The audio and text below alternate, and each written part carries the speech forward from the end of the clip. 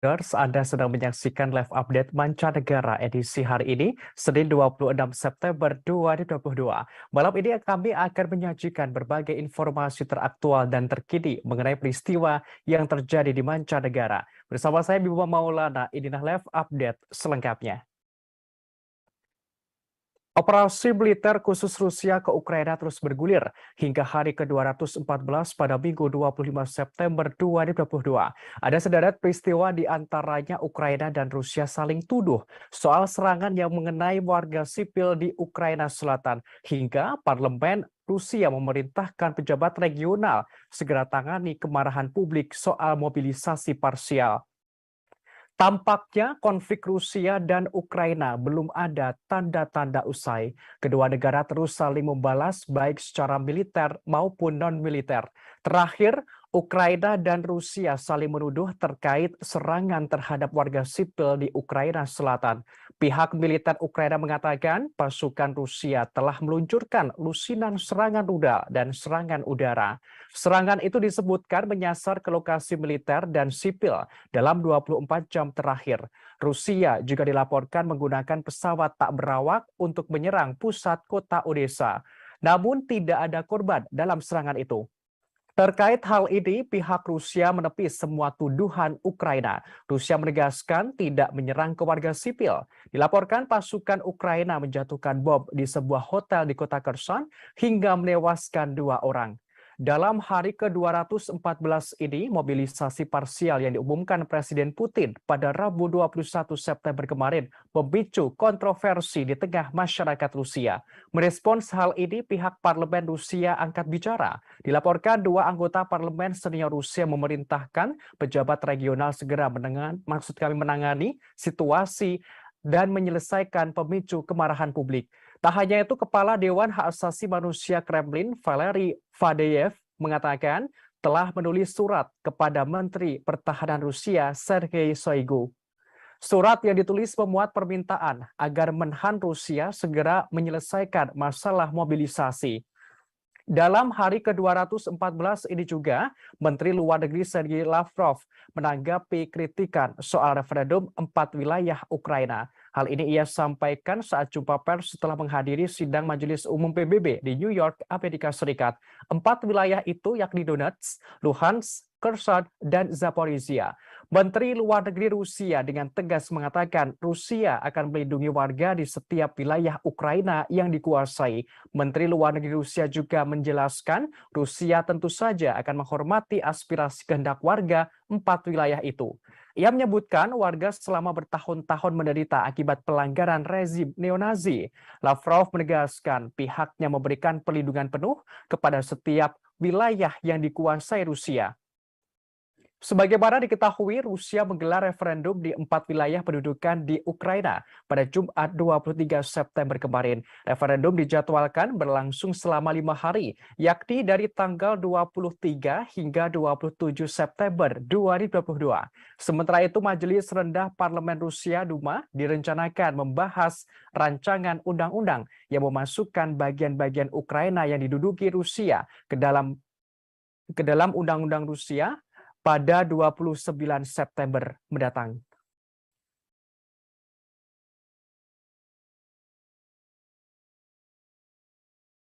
Presiden Putin kembali bertindak tegas kepada jajaran menterinya. Terkini seorang jenderal pangkat tinggi di Kementerian Pertahanan Rusia dicopot dari jabatannya sebagai wakil Menteri Pertahanan. Diketahui sosoknya bernama Jenderal Angkatan Darat Dmitry Bulgakov. Pencopotan ini erat kaitannya soal masalah logistik di perang Ukraina.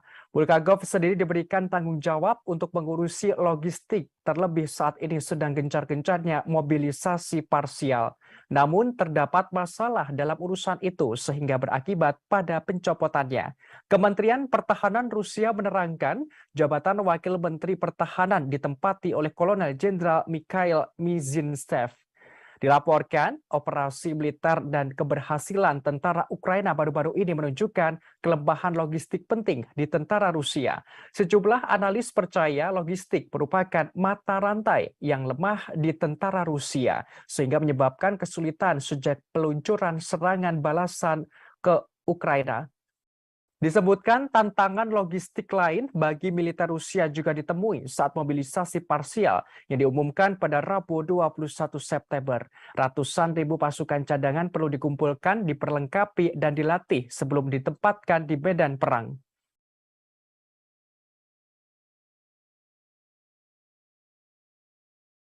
Presiden Ukraina Volodymyr Zelensky shock lantaran Israel tidak bisa memasok bantuan senjata. Ia terkejut dan heran mengapa Israel tak kunjung mengirimkan sistem pertahanan rudal untuk melawan serangan Rusia.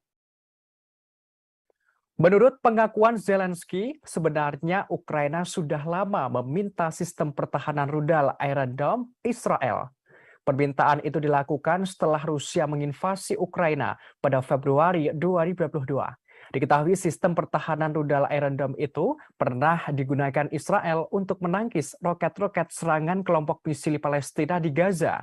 Ungkapan Zelensky kali ini terasa lebih mendalam daripada ungkapannya pada Maret lalu. Saat itu, kepala negara mencela Israel karena keengganannya untuk mengirim senjata. Padahal Israel sempat mengatakan akan membantu Ukraina sebanyak mungkin. Negara itu juga mengikuti langkah negara-negara Barat dengan mengutuk invasi Rusia ke Ukraina.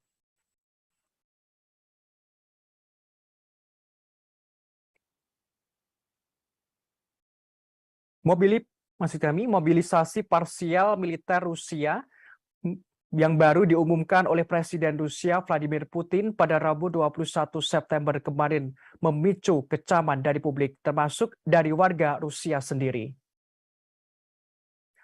Massa turun ke jalan memprotes kebijakan Presiden Putin tersebut. Namun sejumlah pengunjuk rasa ditangkap oleh pihak kepolisian, seperti di wilayah Dagestan, Rusia. Demonstran di sana bentrok dengan polisi. Pemantau hak asasi manusia Rusia mengatakan ada lebih dari 100 orang ditangkap selama protes di ibu kota provinsi Makhachkala. Melihat situasi ini, pihak tersebut merasa prihatin dengan laporan penahanan yang sangat keras di provinsi tersebut. Untuk meredam kemarahan publik, Gubernur Dagestan Sergei Melikov menerangkan mobilisasi parsial harus dilakukan secara ketat sesuai dengan kriteria yang diumumkan oleh Presiden. Atas insiden ini setidaknya 301 tentara dari Dagestan tewas. Jumlah tersebut menjadi 10 kali lebih banyak daripada di Moskow. Diketahui kawasan Dagestan adalah wilayah berpenduduk mayoritas Muslim di Rusia yang pernah terkenal dengan kekerasan yang intens. Sementara itu protes besar juga telah terjadi di kota-kota besar di seluruh Rusia dalam beberapa hari terakhir. Namun penangkapan terus dilakukan oleh pihak polisi. Dilaporkan pada Sabtu 24 September kemarin ada lebih dari 700 pengunjuk rasa yang ditangkap. Lebih dari 2.000 orang telah ditangkap dalam protes massal sejak Presiden Rusia Vladimir Putin mengumumkan mobilisasi parsial pada hari Rabu lalu. Banyak pemuda Rusia berusaha melarikan diri karena tidak mau diikutkan dalam tentara cadangan ke Ukraina. Mereka mencoba menyeberangi perbatasan ke negara tetangga, Finlandia dan Georgia.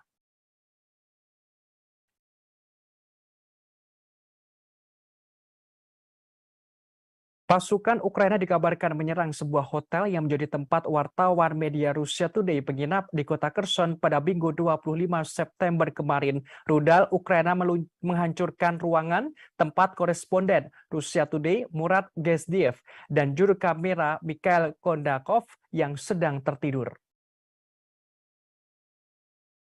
Beruntung dalam insiden ini keduanya tidak mengalami luka parah. Namun juru kamera Mikhail Kodakov sempat terkubur puing-puing bangunan. Ia berhasil ditarik keluar dari puing-puing. Kodakov mengaku saat kejadian ia seolah tersengat listrik dan badannya gemetar. Dikatakan waktu penyerangan ia sedang tertidur untuk beristirahat dari liputan di lokasi itu.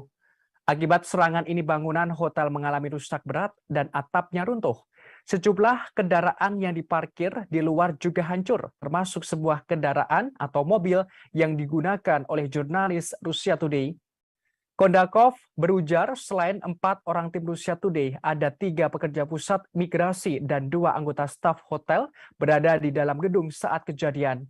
Diakui Sebelumnya ada militer Rusia berada di hotel. Dimungkinkan serangan rudal Ukraina hendak menyasar ke sejumlah militer tersebut. Sementara itu layanan darurat mengonfirmasi ada 2 orang tewas dalam serangan ini. Pejabat senior yang ditunjuk Rusia, Kirill Steremosov, mengonfirmasi seorang mantan anggota parlemen Ukraina, Alexei Zuravkov, maksud kami, adalah salah satu menjadi korban.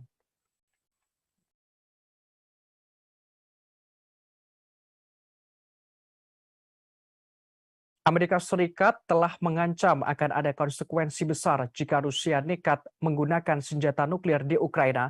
Hal ini disampaikan oleh penasehat keamanan nasional Amerika Serikat Jake Sullivan pada Minggu 26 September kemarin. Dikatakan Amerika Serikat akan menanggapi dengan tegas setiap penggunaan senjata nuklir Rusia terhadap Ukraina. Rusia akan menemui bencana besar jika Rusia nekat menyerang dengan nuklir. Ia menuturkan Rusia kelewatan batas. Diketahui peringatan baru dari Amerika Serikat muncul karena pernyataan Presiden Rusia Vladimir Putin pada Rabu 21 September kemarin. Saat itu Putin mengatakan bahwa negaranya akan menggunakan senjata apapun untuk mempertahankan wilayahnya.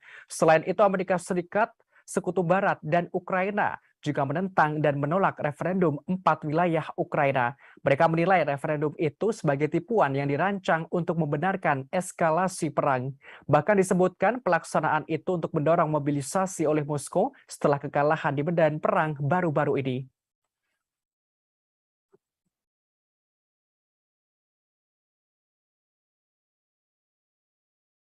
Menteri Luar Negeri Rusia Sergei Lavrov menepis kecaman Ukraina dan Sekutu Barat soal referendum palsu di 4 wilayah Ukraina yang dikuasai Moskwa. Ia menerangkan hasil pemungutan suara yang dimulai Jumat lalu itu adalah bagian dari doktrin keamanan nuklir Rusia. Hal ini Lavrov jelaskan kepada awak media setelah berpidato di Majelis Umum PBB di Amerika Serikat. Diketahui di 4 wilayah Ukraina yang menggelar referendum itu adalah Luhansk, Kherson, Zaporizhia, serta Donetsk. Keempatnya kini masih dalam penguasaan Rusia. Ia menegaskan Rusia akan melakukan perlindungan penuh di setiap wilayah Ukraina yang dikuasai. Sebagaimana diketahui Rusia menggelar referendum di 4 wilayah pendudukan di Ukraina pada Jumat 23 September kemarin. Referendum dijadwalkan berlangsung selama 5 hari, yakni 23 hingga 27 September 2022.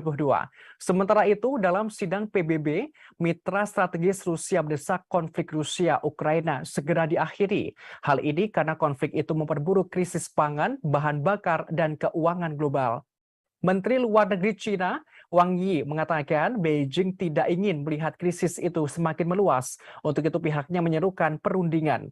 Hal ini senada dengan pihak India. Menteri Luar Negeri India, Subrahmanyam Jaishankar, memandang dialog dan diplomasi sebagai satu-satunya jalan keluar untuk mengakhiri konflik.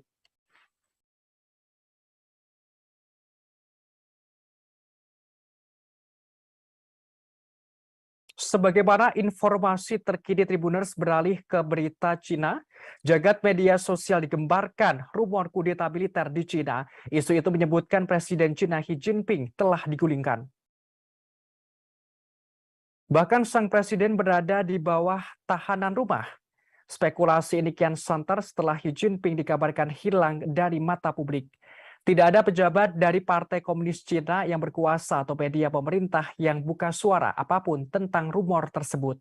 Namun akun media sosial mereka menampilkan rutinitas biasa di negara itu, terlebih menjelang Kongres 5 tahunan partai yang digelar 16 Oktober mendatang.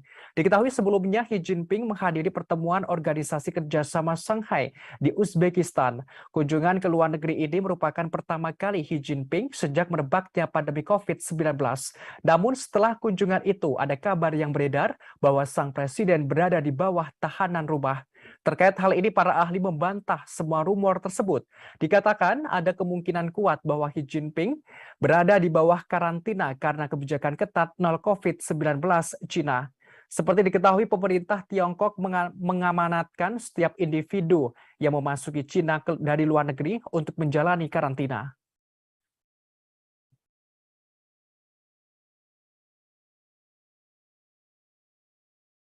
Belakangan ini media sosial dihebohkan dengan rumor liar bahwa Presiden Cina Xi Jinping menjadi tahanan rumah dan dikudeta oleh militer. Bahkan isu semakin santer bahwa Xi Jinping digulingkan seorang jenderal tentara pembebasan rakyat Cina Li Xiaoming maksud kami. Hal ini membuat sebagian besar pakar Cina angkat bicara. Mereka mengatakan bahwa tidak ada tanda-tanda kudeta di Cina seperti yang dirumorkan di media sosial. Seorang pakar Cina, Adil Brar, mengatakan sang presiden kemungkinan menjalani karantina karena kebijakan ketat nol COVID-19 Cina setelah kembali dari KTT Organisasi Kerjasama Shanghai di Uzbekistan. Hal ini ia sampaikan melalui media sosial pribadinya pada Senin 26 September. Ia tegas mengatakan desas-desus mengenai kudeta militer terhadap Xi berasal dari media luar Cina. Brar juga mengatakan tidak ada gangguan terhadap layanan penerbangan di sana. Hal ini menjawab rumor adanya pembatalan penerbangan. Bahkan ia juga membagikan visual briefing publik oleh pejabat senior Cina. Hal ini menunjukkan bahwa pemerintah berfungsi normal. Sebagaimana informasi terkini jagat media sosial digemparkan rumor kudeta militer di Cina. Isu ini menyebutkan Presiden Cina Xi Jinping telah digulingkan. Bahkan sang presiden berada di bawah tahanan rumah. Spekulasi ini kian santer setelah Xi Jinping dikabarkan hilang dari mata publik. Diketahui sebelumnya, Xi Jinping menghadiri pertemuan Organisasi Kerjasama Shanghai di Uzbekistan. Kunjungan ke luar negeri ini merupakan pertama kali Xi Jinping sejak merebaknya pandemi COVID-19.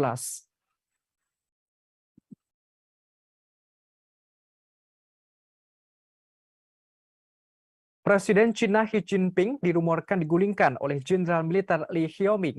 Hal ini menyusul isu kudeta militer di Cina yang santer yang beredar di media sosial. Li Xiaoming merupakan jenderal tentara pembebasan rakyat dari militer Cina. Ia diisukan menggantikan Xi Jinping untuk menduduki jabatan Presiden Cina. Terkait sosoknya, Li Xiaoming lahir di Yanxi, Provinsi Henan pada tahun 1961 silam. Ia terdaftar di Tentara Pembebasan Rakyat pada tahun 1976. Kini, Li menjabat sebagai Komandan Komando Teater Utara sejak September 2017. Terkait jabatannya yang berpangkat tertinggi perwira, Li bersama 6 perwira militer Tiongkok lainnya dipromosikan pada Desember 2019. Selama karirnya, Li Xiaoming pernah menjabat sebagai Kepala Staf Resimen ke-361, Komandan Resimen ke-364, Kepala Staf Divisi ke-124, Wakil Kepala Staf Angkatan Darat Grup ke-42, dan Komandan Divisi ke-124 Angkatan Darat ke-42. Pada tahun 2010, ia diangkat menjadi Kepala Staf Angkatan Darat Grup ke-41. Pada Juli 2011, ia dianugerahi pangkat Mayor Jenderal dan dipromosikan menjadi Panglima Angkatan Darat ke-41 pada September 2013. Pada Februari 2016, ia menjadi Komandan Angkatan Darat Komando Teater Utara dan dianugerahi pangkat Letnan Jenderal beberapa bulan kemudian. Selanjutnya pada September 2017, ia dipromosikan lagi menjadi Komandan Komando Teater Utara. Kemudian diangkat sebagai Direktur Departemen Dukungan Logistik Komisi Militer Pusat. Selain militer, ia juga anggota Pusat Komite Partai Komunis Tiongkok atau PKT atau anggota Komite Sentral ke-19 Partai Komunis Tiongkok.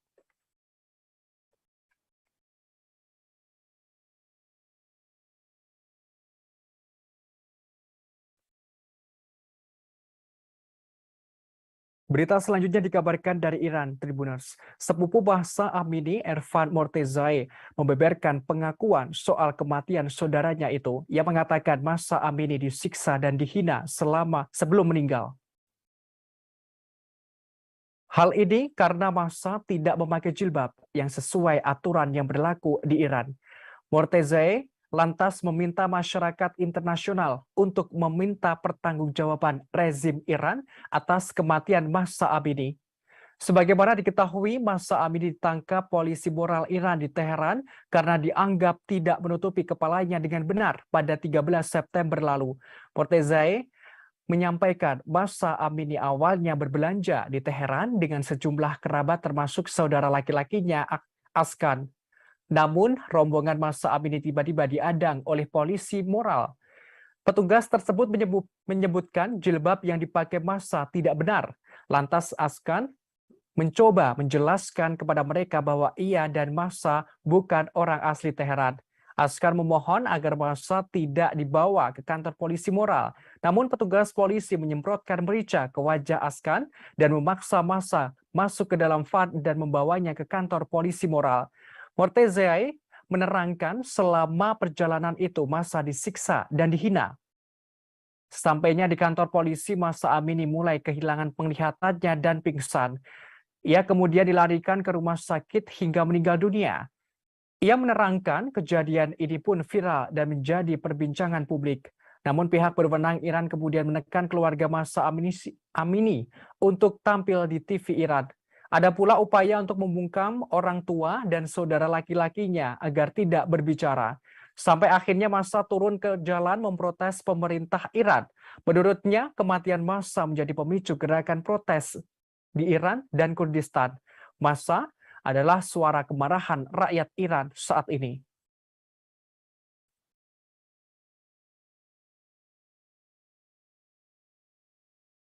Kematian Mahsa Amini yang mendapatkan kekerasan polisi moral Iran usai ditangkap karena tidak memakai jilbab dengan benar memunculkan gelombang protes.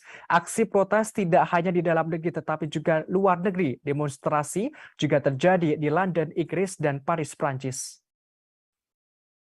Di Paris, Prancis, beberapa pengunjuk rasa meneriakkan slogan-slogan menentang pemimpin tertinggi Iran, Ayatullah Ali Khamenei. Mereka menunjukkan solidaritas dengan demo Iran yang menewaskan setidaknya 41 nyawa. Polisi Paris mengatakan sekitar 4.000 orang berkumpul untuk demonstrasi. Dalam aksi itu, satu orang ditangkap karena marah dan memberontak, sedangkan satu petugas terluka ringan. Selain itu dilaporkan, polisi Prancis juga menyemprotkan gas air mata dan taktik anti huru-hara. Hal ini untuk mencegah ratusan pendemo di ibu kota bergerak ke Kedubes, Iran. Sementara itu di London, Inggris, polisi melakukan 12 penangkapan. Akibat aksi ini ada 5 petugas terluka serius.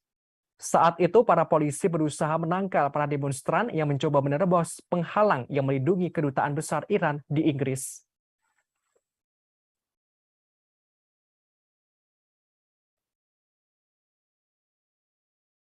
Berita selanjutnya dikabarkan dari Jepang, Tribuners. Upacara pemakaman kenegaraan mantan Perdana Menteri Jepang Shinzo Abe akan berlangsung di Tokyo pada Selasa 27 September besok. Total ada 6.000 tamu undangan akan menghadiri pemakaman tersebut. Dari jumlah itu, 700 undangan diantaranya dari luar negeri dipastikan hadir. Sementara dari dalam negeri Jepang, undangan yang akan hadir sekitar 3.600 orang. Di antaranya yang tidak hadir adalah Seiichiro Murakami. Ia adalah politisi senior Partai Demokrat Liberal. Seiichiro Murakami merupakan salah satu pihak yang menentang upacara kenegaraan Shinzo Abe. Ia menganggap aneh pemakaman Abe yang dilakukan secara kenegaraan. Murakami menilai menggambarkan mantan Perdana Menteri Shinzo Abe sebagai bandit nasional. Hal ini karena Abe menyerukan hukuman keras di dalam partai, terutama kalangan anggota parlemen dari fraksi Abe. Sementara itu, Perdana Menteri Fumio Kishida telah menekankan pentingnya diplomasi bela sungkawa. Sejumlah pejabat asing akan menghadiri pemakaman kenegaraan dan mereka tiba di Jepang. Di antaranya Wakil Presiden Indonesia Ma'ruf Amin, Wakil Presiden Amerika Serikat Kamala Harris, Perdana Menteri India Narendra Modi, hingga Perdana Menteri Australia Albanese.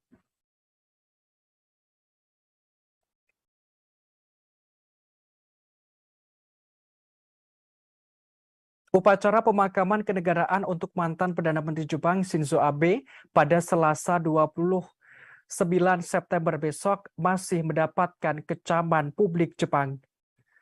Salah satu alasan aksi protes karena biaya upacara pemakaman kenegaraan Shinzo Abe menelan biaya 1,65 miliar yen atau setara 173 miliar rupiah. Penentangan terhadap pemakaman kenegaraan Abe semakin meningkat dalam beberapa hari ini. Jajak pendapat menunjukkan lebih dari setengah populasi Jepang sekarang menentang upacara pemakaman kenegaraan Shinzo Abe. Dilaporkan sekitar 10.000 pendemo berbaris melalui jalan-jalan ibu kota Tokyo menuntut pemakaman dibatalkan. Selain faktor biaya, ternyata upacara pemakaman kenegaraan merupakan bukan acara biasa. Di Jepang, pemakaman kenegaraan disediakan untuk anggota keluarga kaisaran.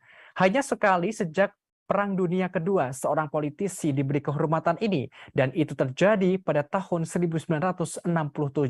Sehingga ketika Abe diberi pemakaman kenegaraan adalah masalah besar. Menurut jajak pendapat, Abe tidak pernah sangat populer.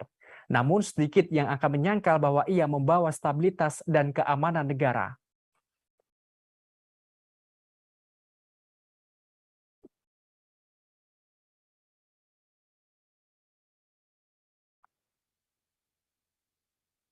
Berita selanjutnya dikabarkan dari Inggris Tribuners. Inggris dilaporkan mengalami krisis tenaga kerja. Kekurangan tenaga kerja akut ini terjadi di industri-industri utama.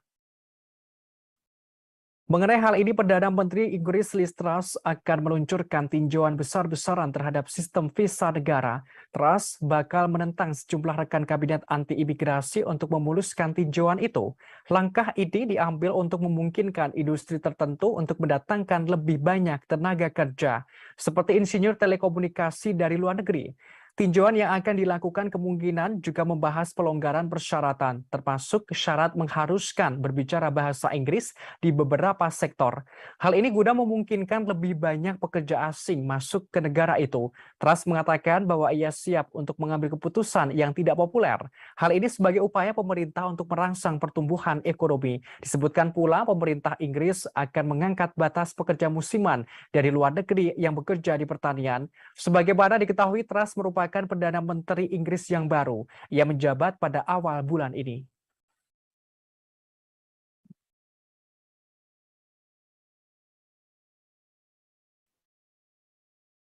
Informasi tadi sekaligus menutup perjumpaan kita dalam live update mancanegara hari ini. Jangan lupa saksikan terus live update di seluruh kanal YouTube dan Facebook Tribun Network. Saya Bima Maulana beserta kru yang bertugas pamit undur diri. Terima kasih dan sampai jumpa.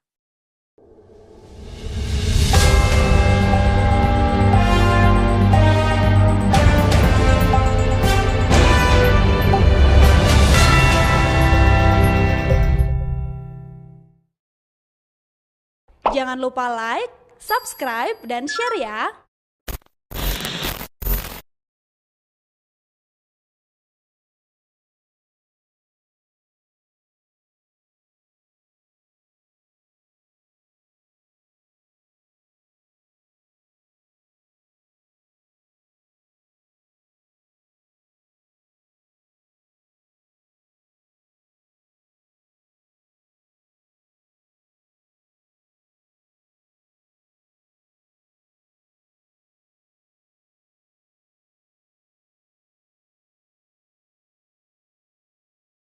Sumbernya hanya cukup untuk satu orang.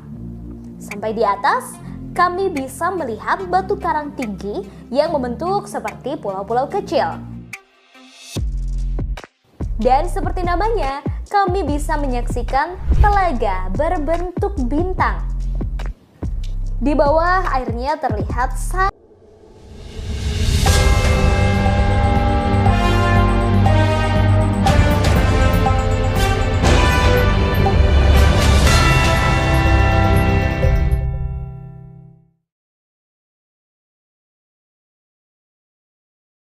Anda sedang menyaksikan live update mancanegara edisi hari ini, Senin 26 September 2022. Malam ini kami akan menyajikan berbagai informasi teraktual dan terkini mengenai peristiwa yang terjadi di mancanegara. Bersama saya Bima Maulana, inilah live update selengkapnya. Operasi militer khusus Rusia ke Ukraina terus bergulir hingga hari ke-214 pada Minggu 25 September 2022. Ada sederet peristiwa di antaranya Ukraina dan Rusia saling tuduh soal serangan yang mengenai warga sipil di Ukraina Selatan, hingga parlemen Rusia memerintahkan pejabat regional segera tangani kemarahan publik soal mobilisasi parsial. Tampaknya konflik Rusia dan Ukraina belum ada tanda-tanda usai. Kedua negara terus saling membalas baik secara militer maupun non-militer.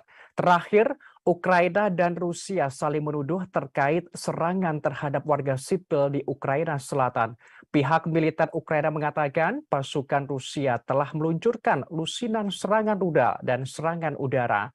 Serangan itu disebutkan menyasar ke lokasi militer dan sipil dalam 24 jam terakhir. Rusia juga dilaporkan menggunakan pesawat tak berawak untuk menyerang pusat kota Odessa. Namun tidak ada korban dalam serangan itu. Terkait hal ini, pihak Rusia menepis semua tuduhan Ukraina.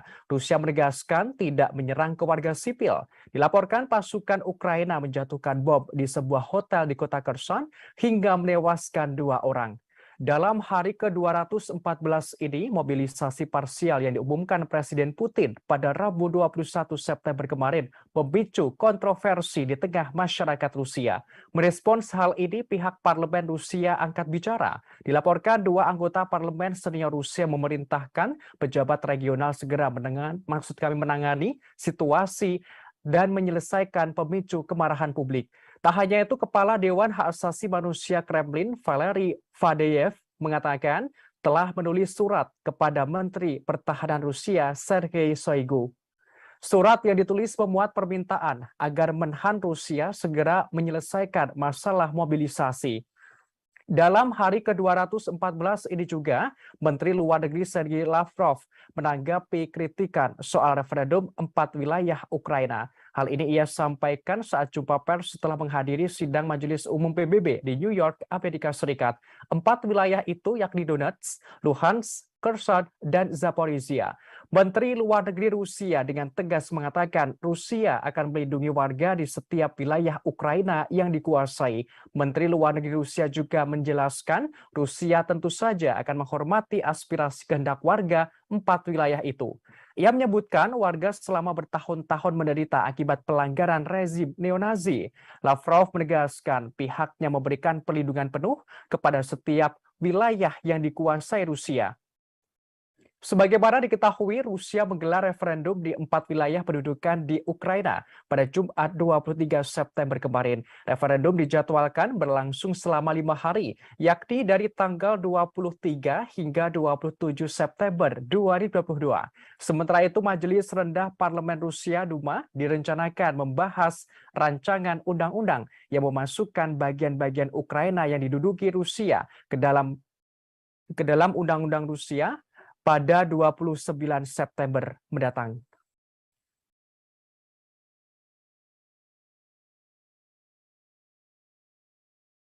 Presiden Putin kembali bertindak tegas kepada jajaran menterinya. Terkini seorang jenderal pangkat tinggi di Kementerian Pertahanan Rusia dicopot dari jabatannya sebagai Wakil Menteri Pertahanan. Diketahui sosoknya bernama Jenderal Angkatan Darat Dmitry Bulgakov. Pencopotan ini erat kaitannya soal masalah logistik di perang Ukraina. Bulgakov sendiri diberikan tanggung jawab untuk mengurusi logistik, terlebih saat ini sedang gencar-gencarnya mobilisasi parsial. Namun terdapat masalah dalam urusan itu sehingga berakibat pada pencopotannya. Kementerian Pertahanan Rusia menerangkan jabatan Wakil Menteri Pertahanan ditempati oleh Kolonel Jenderal Mikhail Mizintsev. Dilaporkan, operasi militer dan keberhasilan tentara Ukraina baru-baru ini menunjukkan kelemahan logistik penting di tentara Rusia. Sejumlah analis percaya logistik merupakan mata rantai yang lemah di tentara Rusia, sehingga menyebabkan kesulitan sejak peluncuran serangan balasan ke Ukraina. Disebutkan tantangan logistik lain bagi militer Rusia juga ditemui saat mobilisasi parsial yang diumumkan pada Rabu 21 September. Ratusan ribu pasukan cadangan perlu dikumpulkan, diperlengkapi, dan dilatih sebelum ditempatkan di medan perang.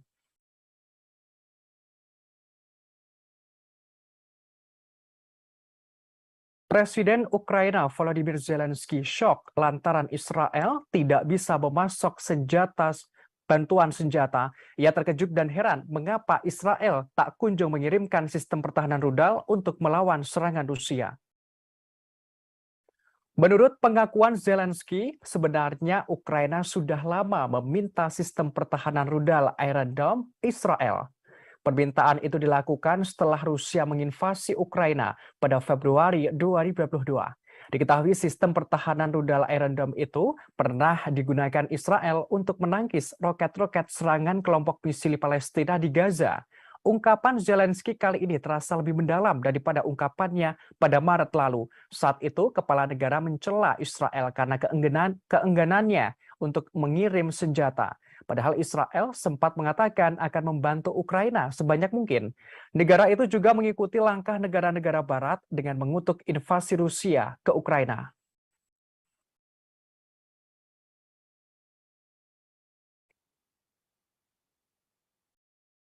Mobilisasi parsial militer Rusia yang baru diumumkan oleh Presiden Rusia Vladimir Putin pada Rabu 21 September kemarin memicu kecaman dari publik, termasuk dari warga Rusia sendiri. Massa turun ke jalan memprotes kebijakan Presiden Putin tersebut. Namun sejumlah pengunjuk rasa ditangkap oleh pihak kepolisian, seperti di wilayah Dagestan, Rusia. Demonstran di sana bentrok dengan polisi. Pemantau hak asasi manusia Rusia mengatakan ada lebih dari 100 orang ditangkap selama protes di ibu kota provinsi Makhachkala. Melihat situasi ini, pihak tersebut merasa prihatin dengan laporan penahanan yang sangat keras di provinsi tersebut. Untuk meredam kemarahan publik, Gubernur Dagestan Sergei Melikov menerangkan mobilisasi parsial harus dilakukan secara ketat sesuai dengan kriteria yang diumumkan oleh Presiden. Atas insiden ini setidaknya 301 tentara dari Dagestan tewas. Jumlah tersebut menjadi 10 kali lebih banyak daripada di Moskow. Diketahui kawasan Dagestan adalah wilayah berpenduduk mayoritas Muslim di Rusia yang pernah terkenal dengan kekerasan yang intens. Sementara itu protes besar juga telah terjadi di kota-kota besar di seluruh Rusia dalam beberapa hari terakhir. Namun penangkapan terus dilakukan oleh pihak polisi. Dilaporkan pada Sabtu 24 September kemarin ada lebih dari 700 pengunjuk rasa yang ditangkap. Lebih dari 2.000 orang telah ditangkap dalam protes massal sejak Presiden Rusia Vladimir Putin mengumumkan mobilisasi parsial pada hari Rabu lalu. Banyak pemuda Rusia berusaha melarikan diri karena tidak mau diikutkan dalam tentara cadangan ke Ukraina. Mereka mencoba menyeberangi perbatasan ke negara tetangga Finlandia dan Georgia.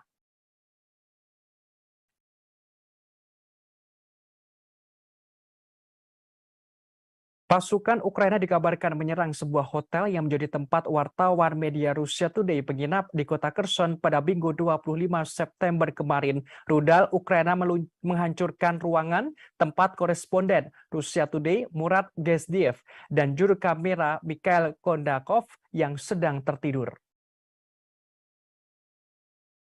Beruntung dalam insiden ini keduanya tidak mengalami luka parah. Namun juru kamera Mikhail Kondakov sempat terkubur puing-puing bangunan. Ia berhasil ditarik keluar dari puing-puing. Kondakov mengaku saat kejadian ia seolah tersengat listrik dan badannya gemetar. Dikatakan waktu penyerangan ia sedang tertidur untuk beristirahat dari liputan di lokasi itu. Akibat serangan ini bangunan hotel mengalami rusak berat dan atapnya runtuh.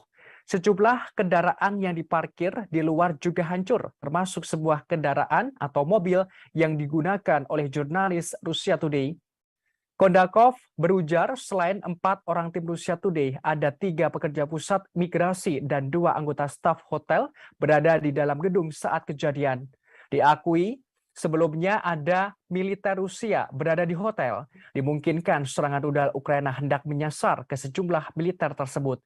Sementara itu layanan darurat mengonfirmasi ada 2 orang tewas dalam serangan ini. Pejabat senior yang ditunjuk Rusia, Kirill Steremosov, mengonfirmasi seorang mantan anggota parlemen Ukraina, Alexei Zuravkov, adalah salah satu menjadi korban.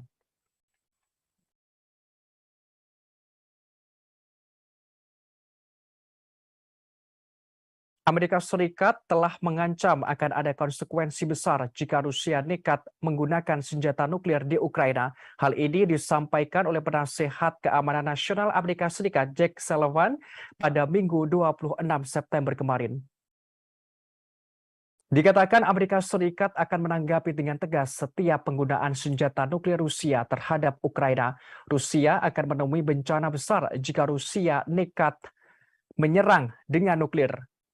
Ia menuturkan Rusia kelewatan batas. Diketahui peringatan baru dari Amerika Serikat muncul karena pernyataan Presiden Rusia Vladimir Putin pada Rabu 21 September kemarin. Saat itu Putin mengatakan bahwa negaranya akan menggunakan senjata apapun untuk mempertahankan wilayahnya. Selain itu Amerika Serikat, Sekutu Barat, dan Ukraina juga menentang dan menolak referendum 4 wilayah Ukraina. Mereka menilai referendum itu sebagai tipuan yang dirancang untuk membenarkan eskalasi perang. Bahkan disebutkan pelaksanaan itu untuk mendorong mobilisasi oleh Moskow setelah kekalahan di medan perang baru-baru ini.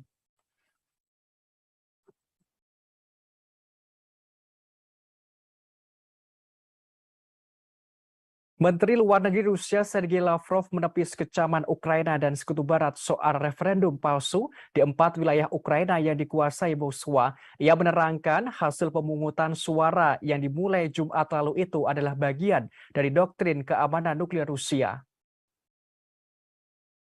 Hal ini Lavrov jelaskan kepada awak media setelah berpidato di Majelis Umum PBB di Amerika Serikat. Diketahui di 4 wilayah Ukraina yang menggelar referendum itu adalah Luhansk, Kherson, Zaporizhia, serta Donetsk.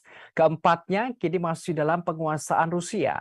Ia menegaskan Rusia akan melakukan perlindungan penuh di setiap wilayah Ukraina yang dikuasai. Sebagaimana diketahui Rusia menggelar referendum di 4 wilayah pendudukan di Ukraina pada Jumat 23 September kemarin. Referendum dijadwalkan berlangsung selama 5 hari, yakni 23 hingga 27 September 2022. Sementara itu, dalam sidang PBB, mitra strategis Rusia mendesak konflik Rusia-Ukraina segera diakhiri. Hal ini karena konflik itu memperburuk krisis pangan, bahan bakar, dan keuangan global. Menteri Luar Negeri China, Wang Yi, mengatakan Beijing tidak ingin melihat krisis itu semakin meluas. Untuk itu pihaknya menyerukan perundingan. Hal ini senada dengan pihak India.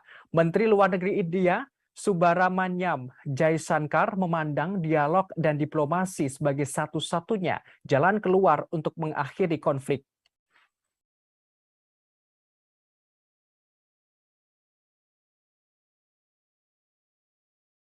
Sebagaimana informasi terkini Tribuners beralih ke berita Cina, jagat media sosial digembarkan rumor kudeta militer di Cina. Isu itu menyebutkan Presiden Cina Xi Jinping telah digulingkan. Bahkan sang presiden berada di bawah tahanan rumah. Spekulasi ini kian santer setelah Xi Jinping dikabarkan hilang dari mata publik. Tidak ada pejabat dari Partai Komunis Cina yang berkuasa atau media pemerintah yang buka suara apapun tentang rumor tersebut. Namun akun media sosial mereka menampilkan rutinitas biasa di negara itu, terlebih menjelang Kongres 5 tahunan partai yang digelar 16 Oktober mendatang. Diketahui sebelumnya Xi Jinping menghadiri pertemuan Organisasi Kerjasama Shanghai di Uzbekistan. Kunjungan ke luar negeri ini merupakan pertama kali Xi Jinping sejak merebaknya pandemi COVID-19. Namun setelah kunjungan itu, ada kabar yang beredar bahwa sang presiden berada di bawah tahanan rumah. Terkait hal ini, para ahli membantah semua rumor tersebut. Dikatakan ada kemungkinan kuat bahwa Xi Jinping berada di bawah karantina karena kebijakan ketat nol COVID-19 Cina.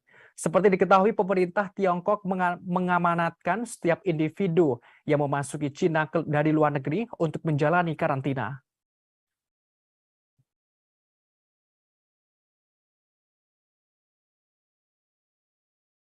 Belakangan ini media sosial dihebohkan dengan rumor liar bahwa Presiden Cina Xi Jinping menjadi tahanan rumah dan dikudeta oleh militer.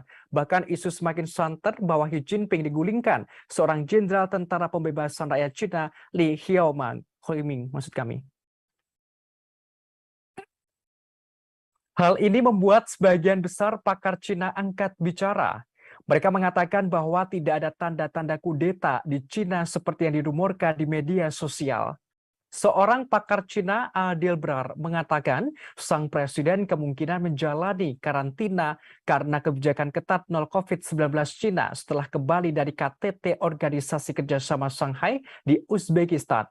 Hal ini ia sampaikan melalui media sosial pribadinya pada Senin 26 September. Ia tegas mengatakan desas-desus mengenai kudeta militer terhadap Xi berasal dari media luar Cina.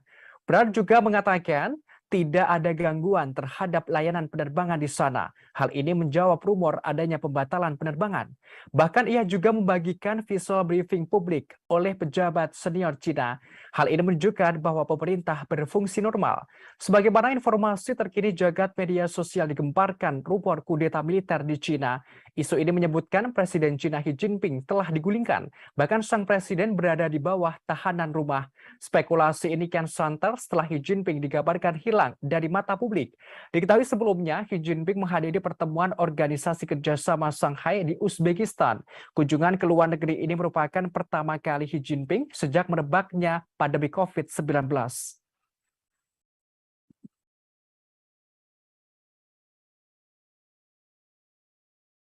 Presiden Cina Xi Jinping dirumorkan digulingkan oleh Jenderal Militer Li Xiaoming. Hal ini menyusul isu kudeta militer di Cina yang santer yang beredar di media sosial.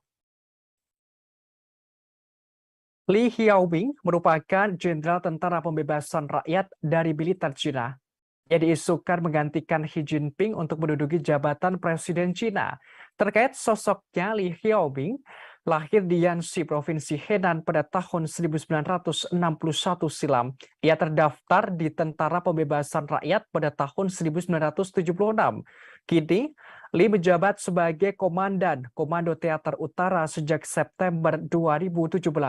Terkait jabatannya yang berpangkat tertinggi perwira, Li bersama 6 perwira militer Tiongkok lainnya dipromosikan pada Desember 2019. Selama karirnya, Li Xiaoming pernah menjabat sebagai Kepala Staf Resimen ke-361, Komandan Resimen ke-364, Kepala Staf Divisi ke-124, Wakil Kepala Staf Angkatan Darat Grup ke-42, dan Komandan Divisi ke-124 Angkatan Darat ke-42. Pada tahun 2010, ia diangkat jadi Kepala Staf Angkatan Darat Grup ke-41. Pada Juli 2011, ia dianugerahi pangkat Mayor Jenderal dan dipromosikan menjadi Panglima Angkatan Darat ke-41 pada September 2013.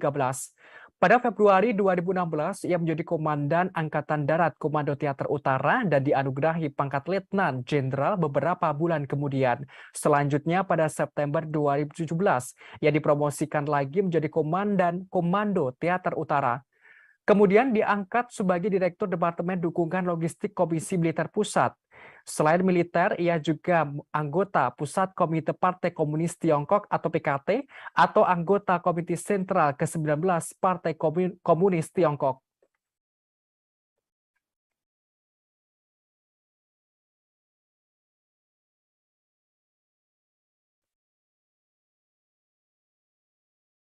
Berita selanjutnya dikabarkan dari Iran, Tribuners. Sepupu Mahsa Amini, Ervan Mortezai, membeberkan pengakuan soal kematian saudaranya itu. Ia mengatakan Mahsa Amini disiksa dan dihina sebelum meninggal. Hal ini karena Mahsa tidak memakai jilbab yang sesuai aturan yang berlaku di Iran. Mortezai lantas meminta masyarakat internasional untuk meminta pertanggungjawaban rezim Iran atas kematian Mahsa Amini. Sebagaimana diketahui, Mahsa Amini ditangkap polisi moral Iran di Teheran karena dianggap tidak menutupi kepalanya dengan benar pada 13 September lalu. Mortezai menyampaikan Mahsa Amini awalnya berbelanja di Teheran dengan sejumlah kerabat termasuk saudara laki-lakinya Askan. Namun, rombongan Mahsa Amini tiba-tiba diadang oleh polisi moral. Petugas tersebut menyebutkan jilbab yang dipakai Mahsa tidak benar. Lantas Askan mencoba menjelaskan kepada mereka bahwa ia dan Mahsa bukan orang asli Teheran. Askan memohon agar Mahsa tidak dibawa ke kantor polisi moral. Namun petugas polisi menyemprotkan merica ke wajah Askan dan memaksa Mahsa masuk ke dalam van dan membawanya ke kantor polisi moral. Mortezai menerangkan selama perjalanan itu Mahsa disiksa dan dihina. Sampainya di kantor polisi, Mahsa Amini mulai kehilangan penglihatannya dan pingsan. Ia kemudian dilarikan ke rumah sakit hingga meninggal dunia. Ia menerangkan kejadian ini pun viral dan menjadi perbincangan publik. Namun pihak berwenang Iran kemudian menekan keluarga Mahsa Amini untuk tampil di TV Iran. Ada pula upaya untuk membungkam orang tua dan saudara laki-lakinya agar tidak berbicara. Sampai akhirnya Mahsa turun ke jalan memprotes pemerintah Iran. Menurutnya, kematian Mahsa menjadi pemicu gerakan protes di Iran dan Kurdistan. Mahsa adalah suara kemarahan rakyat Iran saat ini.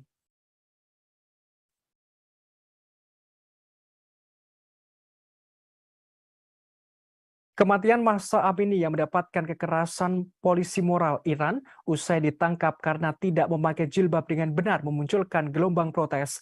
Aksi protes tidak hanya di dalam negeri tetapi juga luar negeri. Demonstrasi juga terjadi di London, Inggris, dan Paris, Prancis.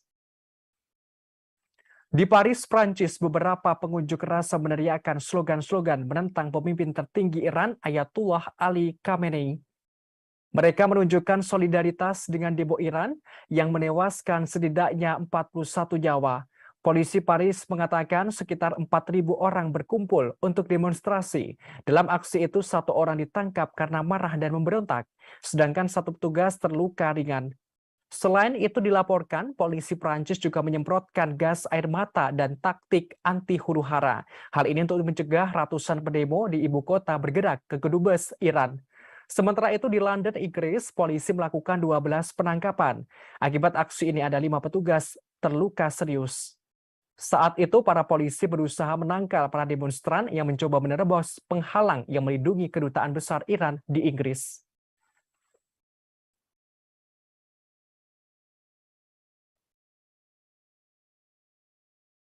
Berita selanjutnya dikabarkan dari Jepang, Tribuners. Upacara pemakaman kenegaraan mantan Perdana Menteri Jepang Shinzo Abe akan berlangsung di Tokyo pada Selasa 27 September besok. Total ada 6.000 tamu undangan akan menghadiri pemakaman tersebut. Dari jumlah itu, 700 undangan diantaranya dari luar negeri dipastikan hadir. Sementara dari dalam negeri Jepang, undangan yang akan hadir sekitar 3.600 orang. Di antaranya yang tidak hadir adalah Seiichiro Murakami. Ia adalah politisi senior Partai Demokrat Liberal. Seiichiro Murakami merupakan salah satu pihak yang menentang upacara kenegaraan Shinzo Abe. Ia menganggap aneh pemakaman Abe yang dilakukan secara kenegaraan. Murakami menilai menggambarkan mantan Perdana Menteri Shinzo Abe sebagai bandit nasional. Hal ini karena Abe menyerukan hukuman keras di dalam partai, terutama kalangan anggota parlemen dari fraksi Abe. Sementara itu, Perdana Menteri Fumio Kishida telah menekankan pentingnya diplomasi bela-sungkawa. Sejumlah pejabat asing akan menghadiri pemakaman kenegaraan dan mereka tiba di Jepang. Di antaranya Wakil Presiden Indonesia Ma'ruf Amin, Wakil Presiden Amerika Serikat Kamala Harris, Perdana Menteri India Narendra Modi, hingga Perdana Menteri Australia Albanese.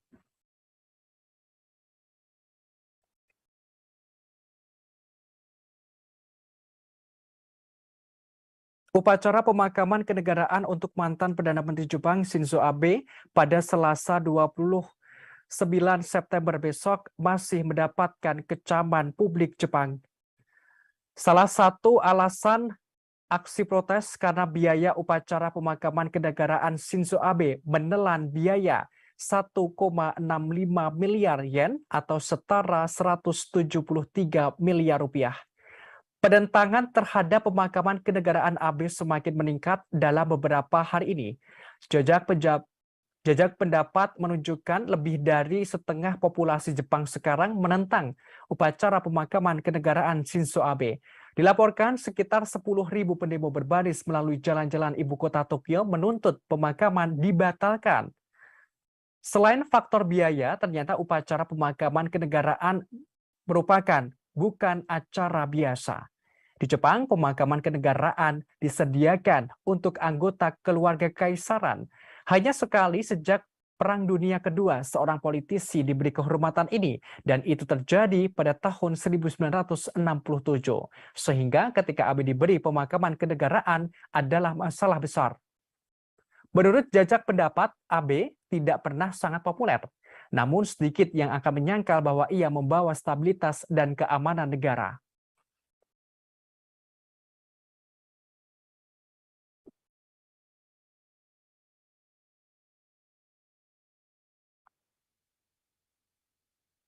Berita selanjutnya dikabarkan dari Inggris Tribuners. Inggris dilaporkan mengalami krisis tenaga kerja. Kekurangan tenaga kerja akut ini terjadi di industri-industri utama.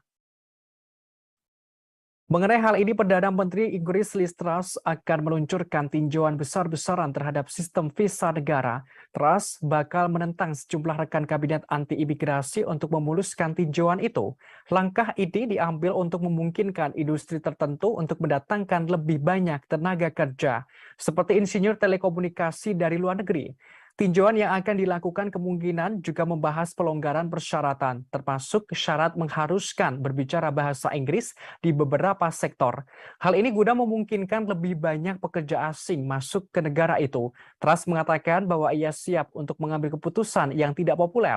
Hal ini sebagai upaya pemerintah untuk merangsang pertumbuhan ekonomi. Disebutkan pula pemerintah Inggris akan mengangkat batas pekerja musiman dari luar negeri yang bekerja di pertanian. Sebagaimana diketahui, Truss merupakan Perdana Menteri Inggris yang baru. Ia menjabat pada awal bulan ini.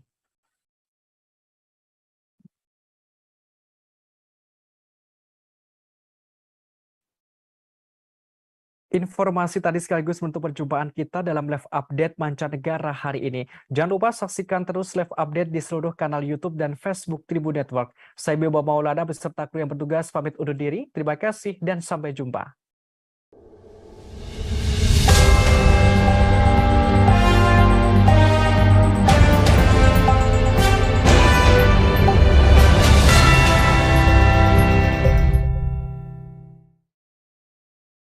Jangan lupa like, subscribe, dan share ya!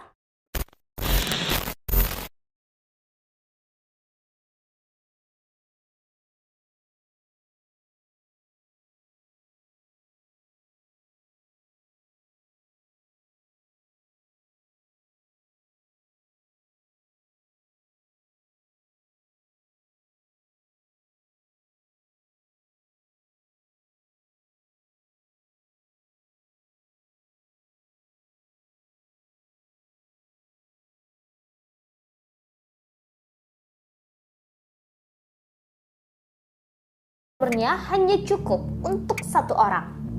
Sampai di atas, kami bisa melihat batu karang tinggi yang membentuk seperti pulau-pulau kecil.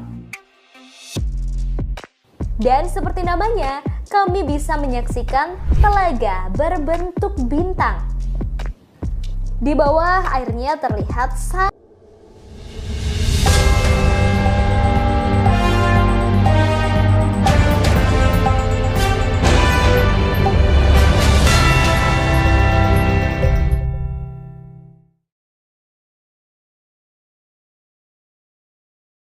Anda sedang menyaksikan live update mancanegara edisi hari ini, Senin 26 September 2022. Malam ini kami akan menyajikan berbagai informasi teraktual dan terkini mengenai peristiwa yang terjadi di mancanegara. Bersama saya Bima Maulana, inilah live update selengkapnya. Operasi militer khusus Rusia ke Ukraina terus bergulir hingga hari ke-214 pada Minggu 25 September 2022. Ada sederet peristiwa di antaranya Ukraina dan Rusia saling tuduh soal serangan yang mengenai warga sipil di Ukraina Selatan, hingga parlemen Rusia memerintahkan pejabat regional segera tangani kemarahan publik soal mobilisasi parsial. Tampaknya konflik Rusia dan Ukraina belum ada tanda-tanda usai. Kedua negara terus saling membalas baik secara militer maupun non-militer. Terakhir, Ukraina dan Rusia saling menuduh terkait serangan terhadap warga sipil di Ukraina Selatan.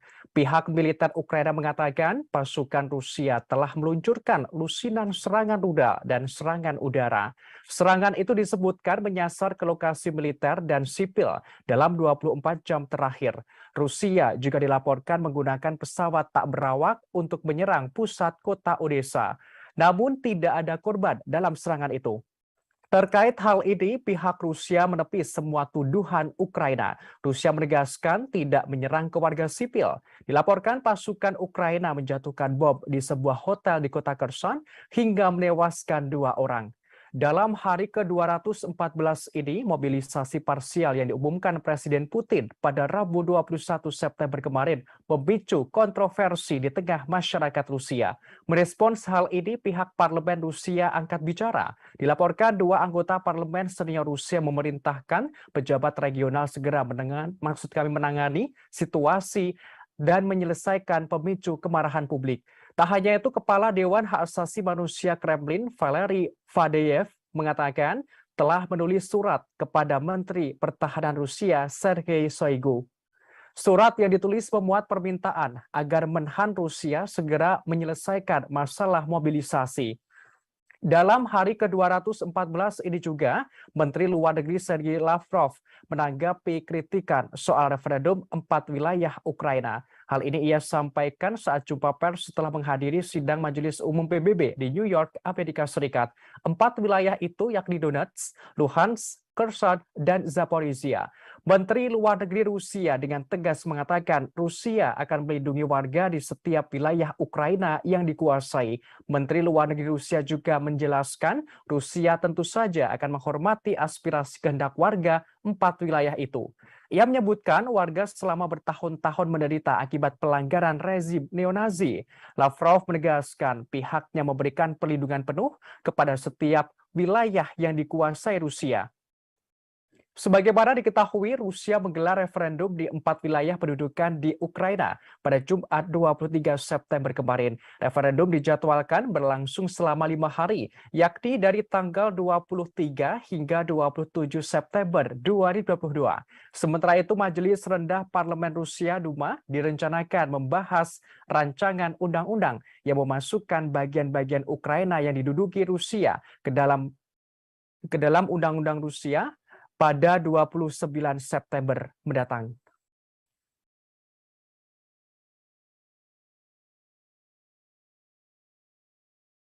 Presiden Putin kembali bertindak tegas kepada jajaran menterinya. Terkini seorang jenderal pangkat tinggi di Kementerian Pertahanan Rusia dicopot dari jabatannya sebagai Wakil Menteri Pertahanan.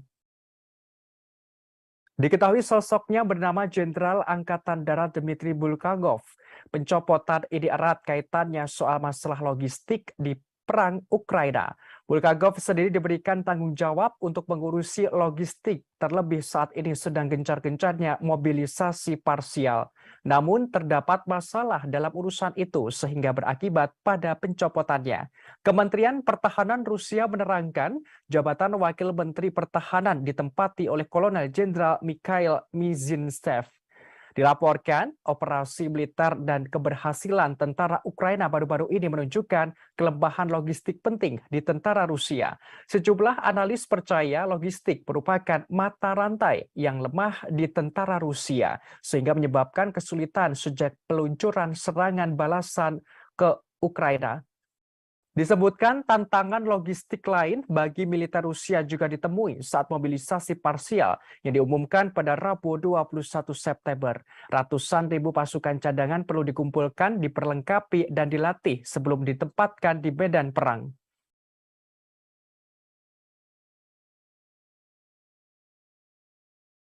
Presiden Ukraina Volodymyr Zelensky shock lantaran Israel tidak bisa memasok bantuan senjata. Ia terkejut dan heran mengapa Israel tak kunjung mengirimkan sistem pertahanan rudal untuk melawan serangan Rusia. Menurut pengakuan Zelensky, sebenarnya Ukraina sudah lama meminta sistem pertahanan rudal Iron Dome Israel. Permintaan itu dilakukan setelah Rusia menginvasi Ukraina pada Februari 2022. Diketahui sistem pertahanan rudal Iron Dome itu pernah digunakan Israel untuk menangkis roket-roket serangan kelompok misil Palestina di Gaza. Ungkapan Zelensky kali ini terasa lebih mendalam daripada ungkapannya pada Maret lalu. Saat itu, kepala negara mencela Israel karena keengganannya untuk mengirim senjata. Padahal Israel sempat mengatakan akan membantu Ukraina sebanyak mungkin. Negara itu juga mengikuti langkah negara-negara Barat dengan mengutuk invasi Rusia ke Ukraina.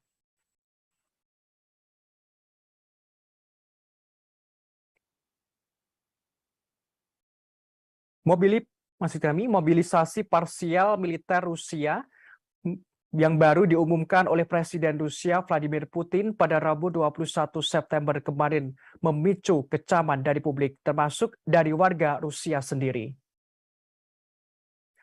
Massa turun ke jalan memprotes kebijakan Presiden Putin tersebut. Namun sejumlah pengunjuk rasa ditangkap oleh pihak kepolisian, seperti di wilayah Dagestan, Rusia. Demonstran di sana bentrok dengan polisi. Pemantau hak asasi manusia Rusia mengatakan ada lebih dari 100 orang ditangkap selama protes di ibu kota provinsi Makhachkala.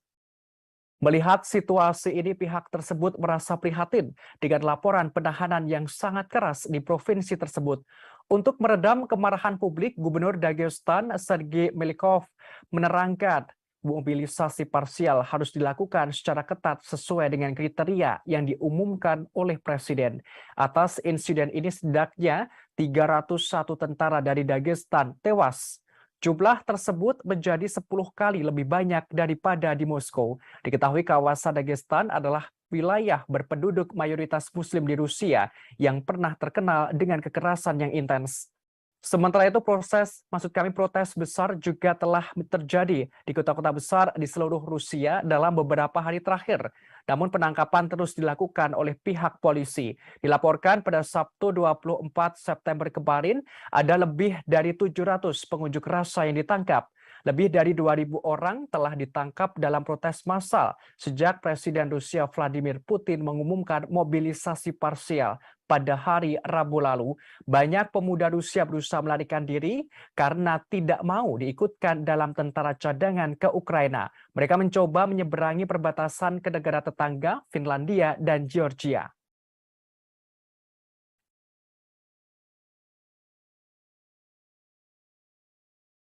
Pasukan Ukraina dikabarkan menyerang sebuah hotel yang menjadi tempat wartawan media Russia Today menginap di kota Kherson pada Minggu 25 September kemarin. Rudal Ukraina menghancurkan ruangan tempat koresponden Russia Today Murat Gezdiev dan juru kamera Mikhail Kondakov yang sedang tertidur.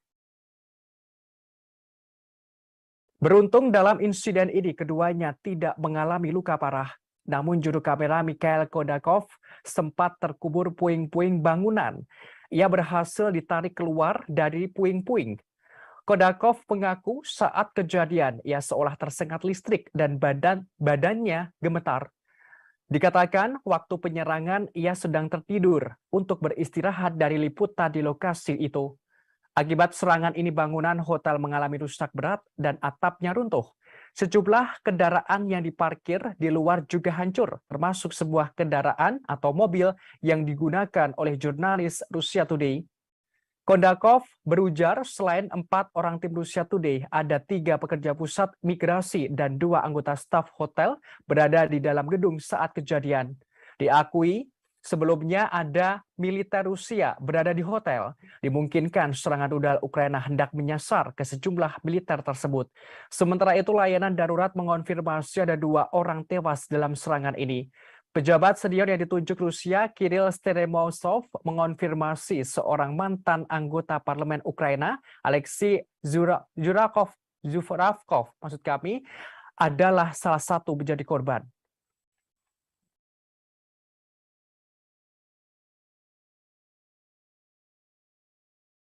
Amerika Serikat telah mengancam akan ada konsekuensi besar jika Rusia nekat menggunakan senjata nuklir di Ukraina. Hal ini disampaikan oleh Penasehat Keamanan Nasional Amerika Serikat Jake Sullivan pada Minggu 26 September kemarin.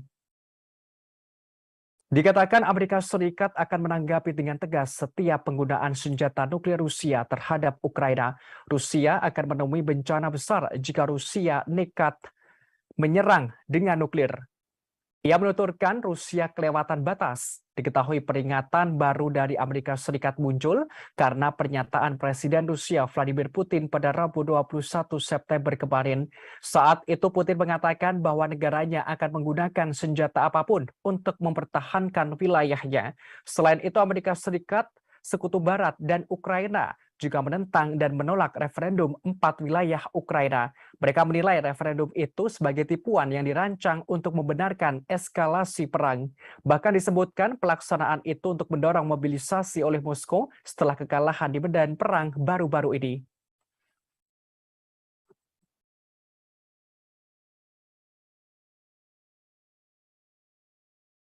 Menteri Luar Negeri Rusia Sergei Lavrov menepis kecaman Ukraina dan Sekutu Barat soal referendum palsu di 4 wilayah Ukraina yang dikuasai Moskwa. Ia menerangkan hasil pemungutan suara yang dimulai Jumat lalu itu adalah bagian dari doktrin keamanan nuklir Rusia. Hal ini Lavrov jelaskan kepada awak media setelah berpidato di Majelis Umum PBB di Amerika Serikat. Diketahui di 4 wilayah Ukraina yang menggelar referendum itu adalah Luhansk, Kherson, Zaporizhia, serta Donetsk. Keempatnya kini masih dalam penguasaan Rusia. Ia menegaskan Rusia akan melakukan perlindungan penuh di setiap wilayah Ukraina yang dikuasai. Sebagaimana diketahui Rusia menggelar referendum di 4 wilayah pendudukan di Ukraina pada Jumat 23 September kemarin. Referendum dijadwalkan berlangsung selama 5 hari, yakni 23 hingga 27 September 2022. Sementara itu, dalam sidang PBB, mitra strategis Rusia mendesak konflik Rusia-Ukraina segera diakhiri. Hal ini karena konflik itu memperburuk krisis pangan, bahan bakar, dan keuangan global. Menteri Luar Negeri China, Wang Yi, mengatakan Beijing tidak ingin melihat krisis itu semakin meluas. Untuk itu pihaknya menyerukan perundingan. Hal ini senada dengan pihak India. Menteri Luar Negeri India, Subrahmanyam Jaishankar, memandang dialog dan diplomasi sebagai satu-satunya jalan keluar untuk mengakhiri konflik.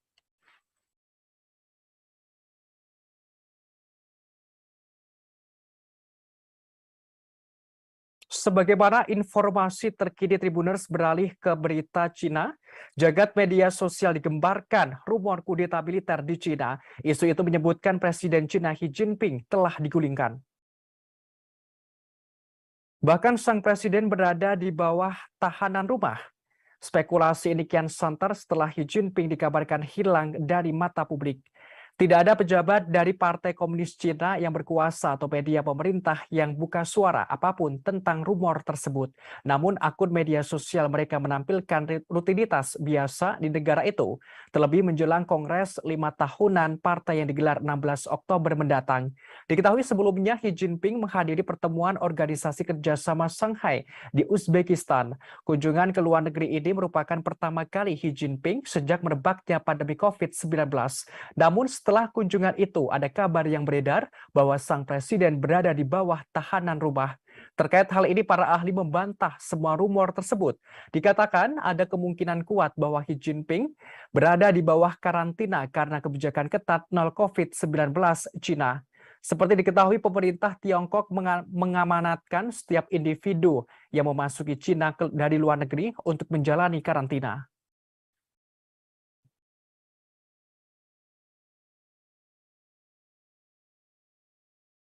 Belakangan ini media sosial dihebohkan dengan rumor liar bahwa Presiden Cina Xi Jinping menjadi tahanan rumah dan dikudeta oleh militer.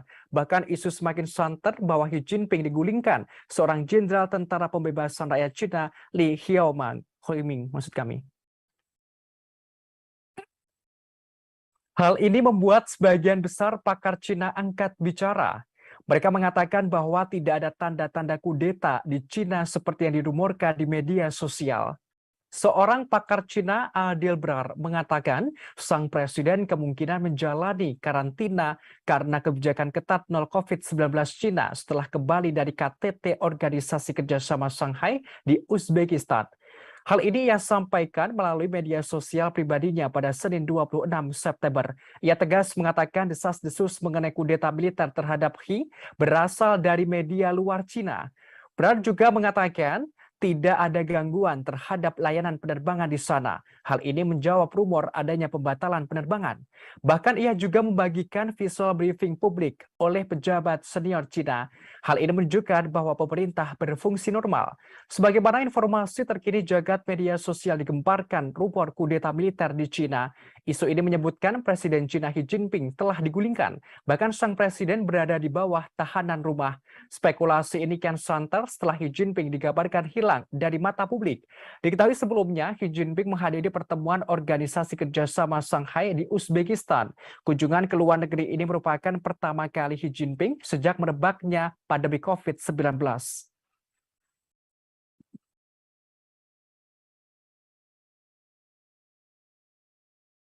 Presiden China Xi Jinping dirumorkan digulingkan oleh Jenderal Militer Li Xiaoming. Hal ini menyusul isu kudeta militer di China yang santer yang beredar di media sosial. Li Xiaoming merupakan Jenderal Tentara Pembebasan Rakyat dari militer China. Ia diisukan menggantikan Xi Jinping untuk menduduki jabatan Presiden China. Terkait sosoknya, Li Xiaoming lahir di Yanxi, Provinsi Henan pada tahun 1961 silam. Ia terdaftar di Tentara Pembebasan Rakyat pada tahun 1976. Kini, Li menjabat sebagai Komandan Komando Teater Utara sejak September 2017. Terkait jabatannya yang berpangkat tertinggi perwira, Li bersama 6 perwira militer Tiongkok lainnya dipromosikan pada Desember 2019. Selama karirnya, Li Xiaoming pernah menjabat sebagai Kepala Staf Resimen ke-361, Komandan Resimen ke-364, Kepala Staf Divisi ke-124, Wakil Kepala Staf Angkatan Darat Grup ke-42, dan Komandan Divisi ke-124 Angkatan Darat ke-42. Pada tahun 2010, ia diangkat menjadi Kepala Staf Angkatan Darat Grup ke-41. Pada Juli 2011, ia dianugerahi pangkat Mayor Jenderal dan dipromosikan menjadi Panglima Angkatan Darat ke-41 pada September 2013. Pada Februari 2016, ia menjadi Komandan Angkatan Darat Komando Teater Utara dan dianugerahi pangkat Letnan Jenderal beberapa bulan kemudian. Selanjutnya pada September 2017, ia dipromosikan lagi menjadi Komandan Komando Teater Utara. Kemudian diangkat sebagai Direktur Departemen Dukungan Logistik Komisi Militer Pusat. Selain militer, ia juga anggota Pusat Komite Partai Komunis Tiongkok atau PKT atau anggota Komite Sentral ke-19 Partai Komunis Tiongkok.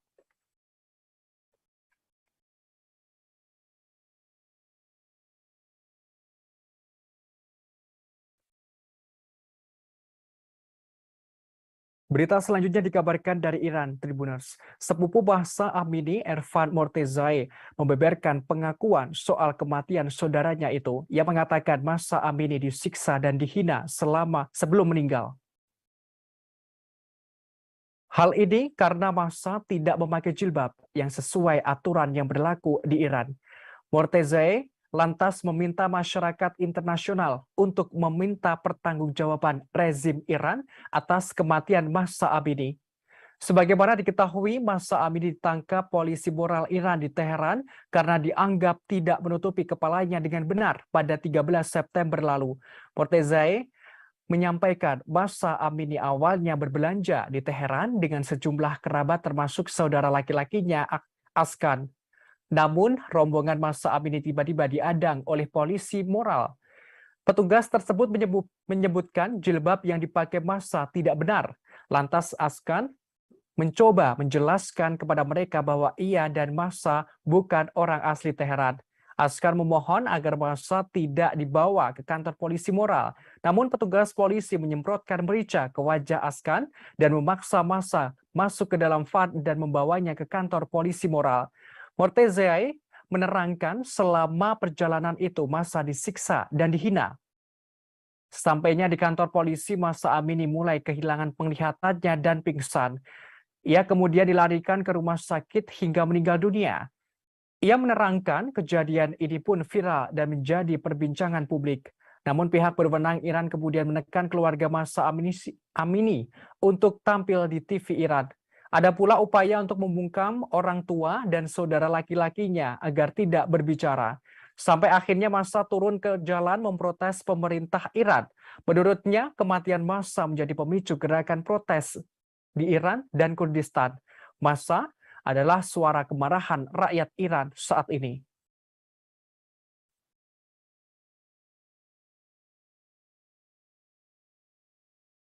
Kematian Mahsa Amini yang mendapatkan kekerasan polisi moral Iran usai ditangkap karena tidak memakai jilbab dengan benar memunculkan gelombang protes.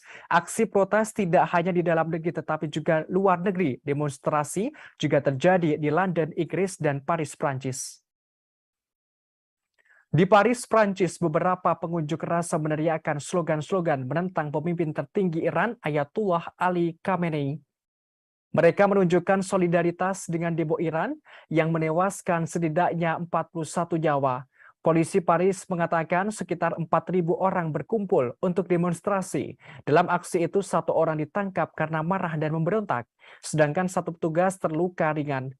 Selain itu dilaporkan, polisi Prancis juga menyemprotkan gas air mata dan taktik anti huru-hara. Hal ini untuk mencegah ratusan pendemo di ibu kota bergerak ke kedubes Iran.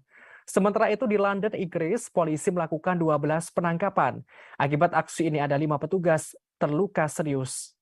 Saat itu para polisi berusaha menangkal para demonstran yang mencoba menerobos penghalang yang melindungi kedutaan besar Iran di Inggris.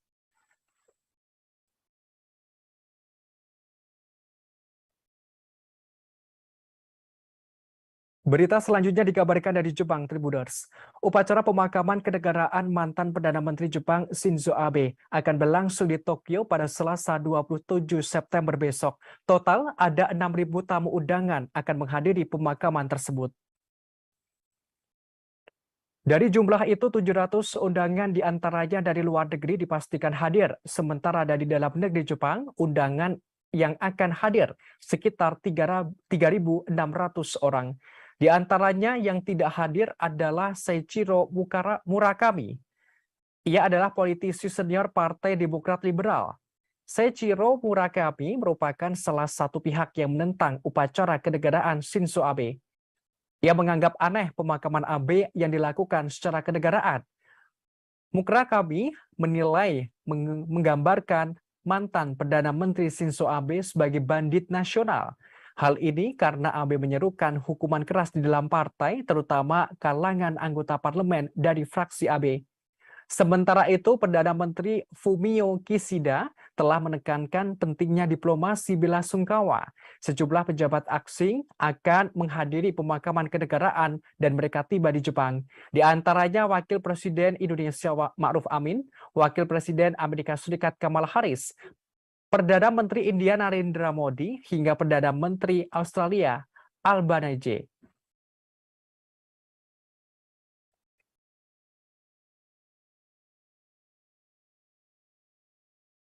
Upacara pemakaman kenegaraan untuk mantan Perdana Menteri Jepang Shinzo Abe pada Selasa 29 September besok masih mendapatkan kecaman publik Jepang.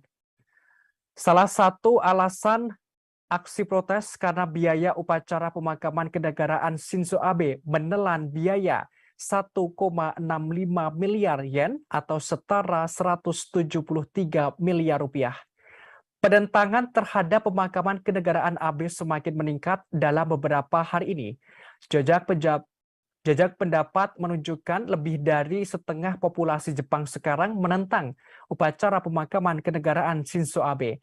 Dilaporkan sekitar 10.000 pendemo berbaris melalui jalan-jalan ibu kota Tokyo menuntut pemakaman dibatalkan. Selain faktor biaya, ternyata upacara pemakaman kenegaraan merupakan bukan acara biasa. Di Jepang, pemakaman kenegaraan disediakan untuk anggota keluarga kaisaran. Hanya sekali sejak Perang Dunia Kedua, seorang politisi diberi kehormatan ini, dan itu terjadi pada tahun 1967. Sehingga ketika Abe diberi pemakaman kenegaraan adalah masalah besar. Menurut jajak pendapat, Abe tidak pernah sangat populer. Namun sedikit yang akan menyangkal bahwa ia membawa stabilitas dan keamanan negara.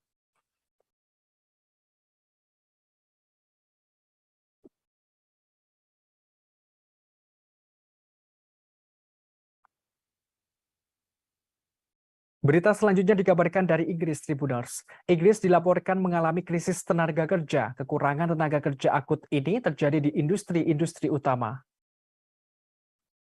Mengenai hal ini, Perdana Menteri Inggris Liz Truss akan meluncurkan tinjauan besar-besaran terhadap sistem visa negara. Truss bakal menentang sejumlah rekan kabinet anti-imigrasi untuk memuluskan tinjauan itu. Langkah ini diambil untuk memungkinkan industri tertentu untuk mendatangkan lebih banyak tenaga kerja, seperti insinyur telekomunikasi dari luar negeri. Tinjauan yang akan dilakukan kemungkinan juga membahas pelonggaran persyaratan, termasuk syarat mengharuskan berbicara bahasa Inggris di beberapa sektor. Hal ini guna memungkinkan lebih banyak pekerja asing masuk ke negara itu. Truss mengatakan bahwa ia siap untuk mengambil keputusan yang tidak populer. Hal ini sebagai upaya pemerintah untuk merangsang pertumbuhan ekonomi. Disebutkan pula pemerintah Inggris akan mengangkat batas pekerja musiman dari luar negeri yang bekerja di pertanian. Sebagaimana diketahui, Truss merupakan Perdana Menteri Inggris yang baru. Ia menjabat pada awal bulan ini.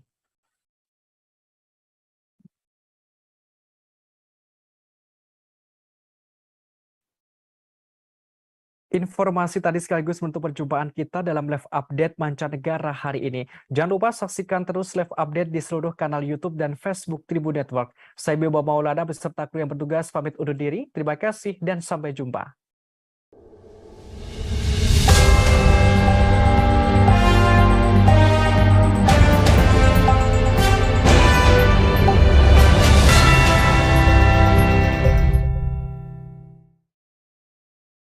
Jangan lupa like, subscribe, dan share ya!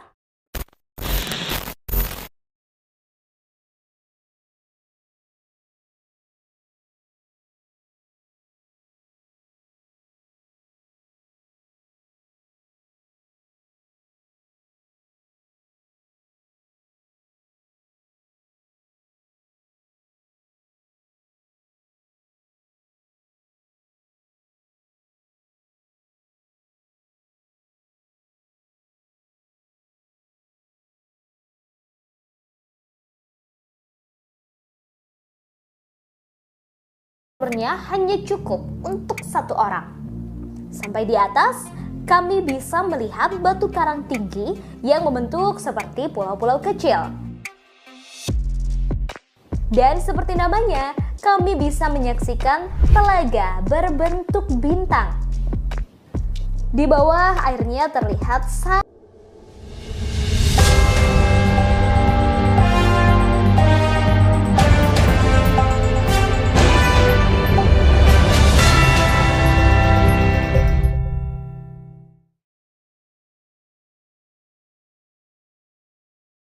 Anda sedang menyaksikan live update mancanegara edisi hari ini, Senin 26 September 2022.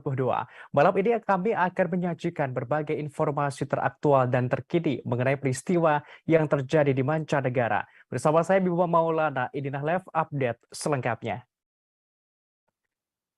Operasi militer khusus Rusia ke Ukraina terus bergulir hingga hari ke-214 pada Minggu 25 September 2022. Ada sederet peristiwa di antaranya Ukraina dan Rusia saling tuduh soal serangan yang mengenai warga sipil di Ukraina Selatan, hingga parlemen Rusia memerintahkan pejabat regional segera tangani kemarahan publik soal mobilisasi parsial.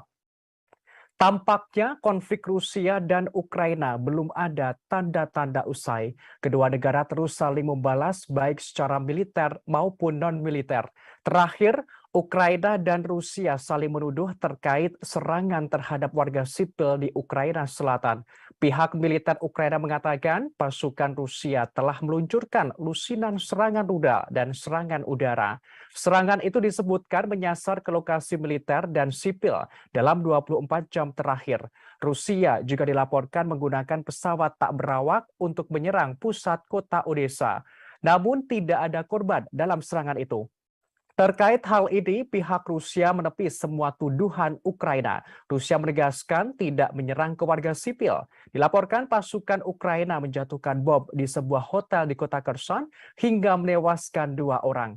Dalam hari ke-214 ini, mobilisasi parsial yang diumumkan Presiden Putin pada Rabu 21 September kemarin memicu kontroversi di tengah masyarakat Rusia. Merespons hal ini, pihak parlemen Rusia angkat bicara. Dilaporkan 2 anggota parlemen senior Rusia memerintahkan pejabat regional segera menangani situasi dan menyelesaikan pemicu kemarahan publik. Tak hanya itu, Kepala Dewan Hak Asasi Manusia Kremlin, Valery Faddeev, mengatakan telah menulis surat kepada Menteri Pertahanan Rusia, Sergei Shoigu. Surat yang ditulis memuat permintaan agar Menhan Rusia segera menyelesaikan masalah mobilisasi. Dalam hari ke-214 ini juga, Menteri Luar Negeri Sergei Lavrov menanggapi kritikan soal referendum 4 wilayah Ukraina. Hal ini ia sampaikan saat jumpa pers setelah menghadiri sidang Majelis Umum PBB di New York, Amerika Serikat. 4 wilayah itu yakni Donetsk, Luhansk, Kherson, dan Zaporizhia. Menteri Luar Negeri Rusia dengan tegas mengatakan Rusia akan melindungi warga di setiap wilayah Ukraina yang dikuasai. Menteri Luar Negeri Rusia juga menjelaskan Rusia tentu saja akan menghormati aspirasi kehendak warga 4 wilayah itu. Ia menyebutkan warga selama bertahun-tahun menderita akibat pelanggaran rezim neonazi. Lavrov menegaskan pihaknya memberikan perlindungan penuh kepada setiap wilayah yang dikuasai Rusia. Sebagaimana diketahui, Rusia menggelar referendum di 4 wilayah pendudukan di Ukraina pada Jumat 23 September kemarin. Referendum dijadwalkan berlangsung selama 5 hari, yakni dari tanggal 23 hingga 27 September 2022. Sementara itu, Majelis Rendah Parlemen Rusia Duma direncanakan membahas rancangan undang-undang yang memasukkan bagian-bagian Ukraina yang diduduki Rusia ke dalam undang-undang Rusia pada 29 September mendatang.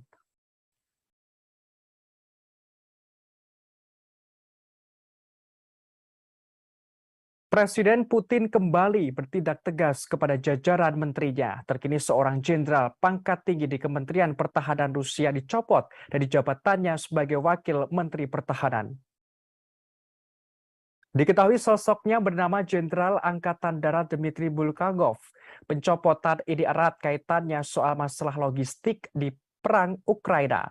Bulgakov sendiri diberikan tanggung jawab untuk mengurusi logistik, terlebih saat ini sedang gencar-gencarnya mobilisasi parsial. Namun terdapat masalah dalam urusan itu sehingga berakibat pada pencopotannya. Kementerian Pertahanan Rusia menerangkan jabatan Wakil Menteri Pertahanan ditempati oleh Kolonel Jenderal Mikhail Mizintsev. Dilaporkan, operasi militer dan keberhasilan tentara Ukraina baru-baru ini menunjukkan kelemahan logistik penting di tentara Rusia. Sejumlah analis percaya logistik merupakan mata rantai yang lemah di tentara Rusia, sehingga menyebabkan kesulitan sejak peluncuran serangan balasan ke Ukraina. Disebutkan tantangan logistik lain bagi militer Rusia juga ditemui saat mobilisasi parsial yang diumumkan pada Rabu 21 September. Ratusan ribu pasukan cadangan perlu dikumpulkan, diperlengkapi, dan dilatih sebelum ditempatkan di medan perang.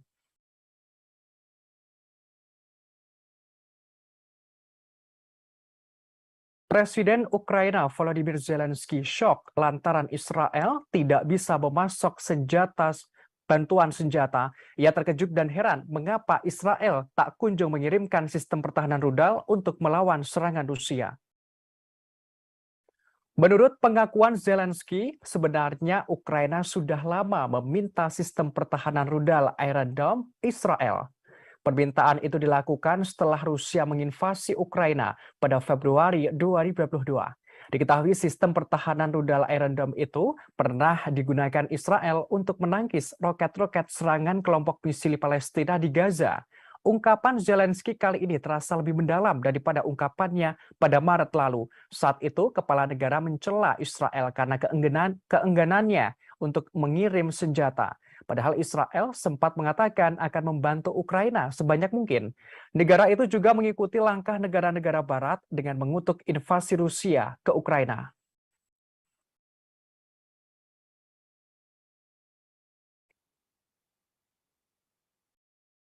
Mobilisasi parsial militer Rusia yang baru diumumkan oleh Presiden Rusia Vladimir Putin pada Rabu 21 September kemarin memicu kecaman dari publik, termasuk dari warga Rusia sendiri. Massa turun ke jalan memprotes kebijakan Presiden Putin tersebut. Namun sejumlah pengunjuk rasa ditangkap oleh pihak kepolisian, seperti di wilayah Dagestan, Rusia. Demonstran di sana bentrok dengan polisi. Pemantau hak asasi manusia Rusia mengatakan ada lebih dari 100 orang ditangkap selama protes di ibu kota provinsi Makachkala. Melihat situasi ini, pihak tersebut merasa prihatin dengan laporan penahanan yang sangat keras di provinsi tersebut.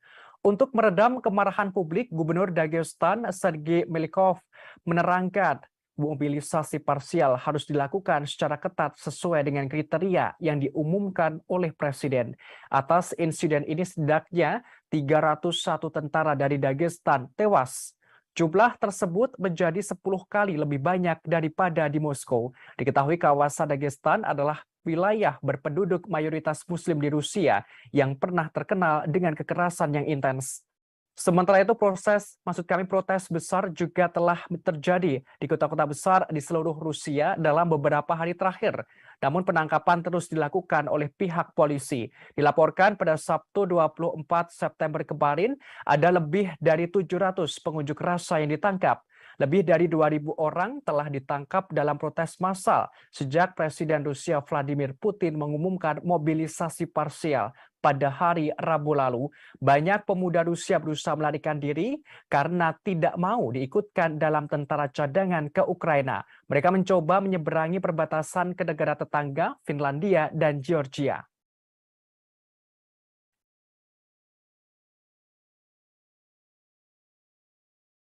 Pasukan Ukraina dikabarkan menyerang sebuah hotel yang menjadi tempat wartawan media Russia Today menginap di kota Kherson pada Minggu 25 September kemarin. Rudal Ukraina menghancurkan ruangan tempat koresponden Russia Today Murat Gezdiev dan juru kamera Mikhail Kondakov yang sedang tertidur.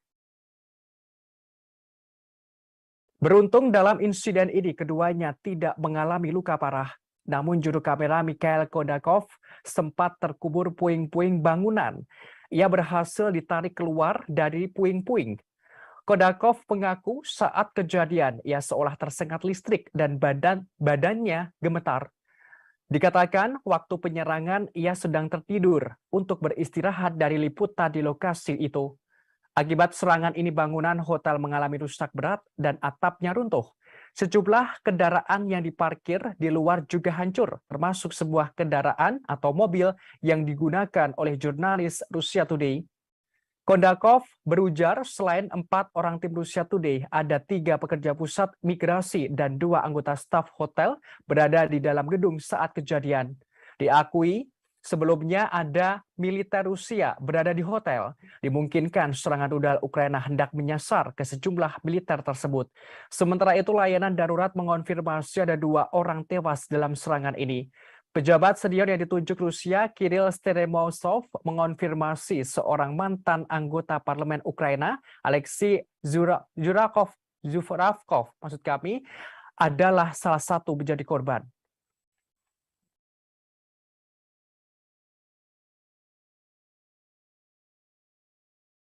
Amerika Serikat telah mengancam akan ada konsekuensi besar jika Rusia nekat menggunakan senjata nuklir di Ukraina. Hal ini disampaikan oleh Penasehat Keamanan Nasional Amerika Serikat Jake Sullivan pada Minggu 26 September kemarin. Dikatakan Amerika Serikat akan menanggapi dengan tegas setiap penggunaan senjata nuklir Rusia terhadap Ukraina. Rusia akan menemui bencana besar jika Rusia nekat menyerang dengan nuklir. Ia menuturkan Rusia kelewatan batas. Diketahui peringatan baru dari Amerika Serikat muncul karena pernyataan Presiden Rusia Vladimir Putin pada Rabu 21 September kemarin. Saat itu Putin mengatakan bahwa negaranya akan menggunakan senjata apapun untuk mempertahankan wilayahnya. Selain itu Amerika Serikat, Sekutu Barat, dan Ukraina juga menentang dan menolak referendum 4 wilayah Ukraina. Mereka menilai referendum itu sebagai tipuan yang dirancang untuk membenarkan eskalasi perang. Bahkan disebutkan pelaksanaan itu untuk mendorong mobilisasi oleh Moskow setelah kekalahan di medan perang baru-baru ini.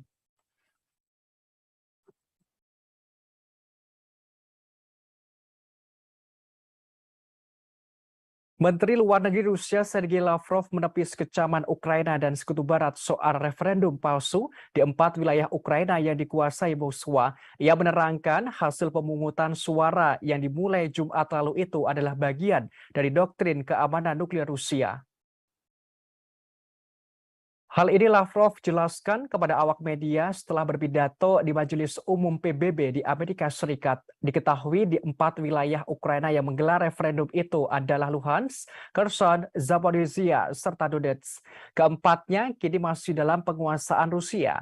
Ia menegaskan Rusia akan melakukan perlindungan penuh di setiap wilayah Ukraina yang dikuasai. Sebagaimana diketahui Rusia menggelar referendum di 4 wilayah pendudukan di Ukraina pada Jumat 23 September kemarin. Referendum dijadwalkan berlangsung selama 5 hari, yakni 23 hingga 27 September 2022. Sementara itu, dalam sidang PBB, mitra strategis Rusia mendesak konflik Rusia-Ukraina segera diakhiri. Hal ini karena konflik itu memperburuk krisis pangan, bahan bakar, dan keuangan global. Menteri Luar Negeri Cina, Wang Yi, mengatakan Beijing tidak ingin melihat krisis itu semakin meluas. Untuk itu pihaknya menyerukan perundingan. Hal ini senada dengan pihak India.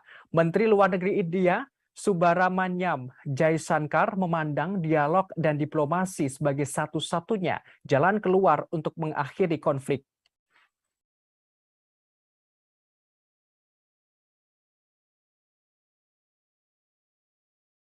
Sebagaimana informasi terkini Tribuners beralih ke berita Cina, jagat media sosial digembarkan rumor kudeta militer di Cina. Isu itu menyebutkan Presiden Cina Xi Jinping telah digulingkan. Bahkan sang presiden berada di bawah tahanan rumah.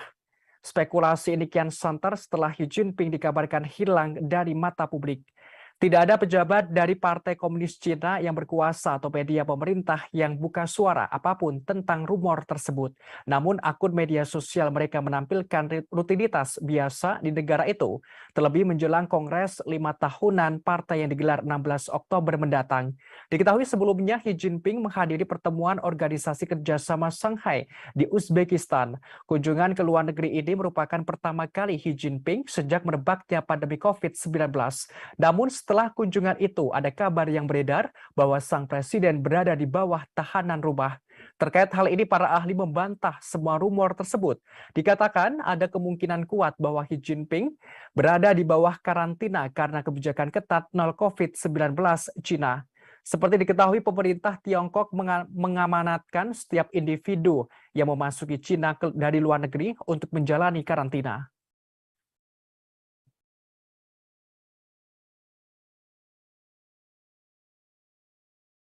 Belakangan ini media sosial dihebohkan dengan rumor liar bahwa Presiden Cina Xi Jinping menjadi tahanan rumah dan dikudeta oleh militer. Bahkan isu semakin santer bahwa Xi Jinping digulingkan seorang jenderal tentara pembebasan rakyat Cina Li Xiaoming maksud kami. Hal ini membuat sebagian besar pakar Cina angkat bicara. Mereka mengatakan bahwa tidak ada tanda-tanda kudeta di Cina seperti yang dirumorkan di media sosial. Seorang pakar Cina, Adil Brar, mengatakan sang presiden kemungkinan menjalani karantina karena kebijakan ketat nol COVID-19 Cina setelah kembali dari KTT Organisasi Kerjasama Shanghai di Uzbekistan. Hal ini ia sampaikan melalui media sosial pribadinya pada Senin 26 September. Ia tegas mengatakan desas-desus mengenai kudeta militer terhadap Xi berasal dari media luar Cina. Brar juga mengatakan tidak ada gangguan terhadap layanan penerbangan di sana. Hal ini menjawab rumor adanya pembatalan penerbangan. Bahkan ia juga membagikan visual briefing publik oleh pejabat senior Cina. Hal ini menunjukkan bahwa pemerintah berfungsi normal.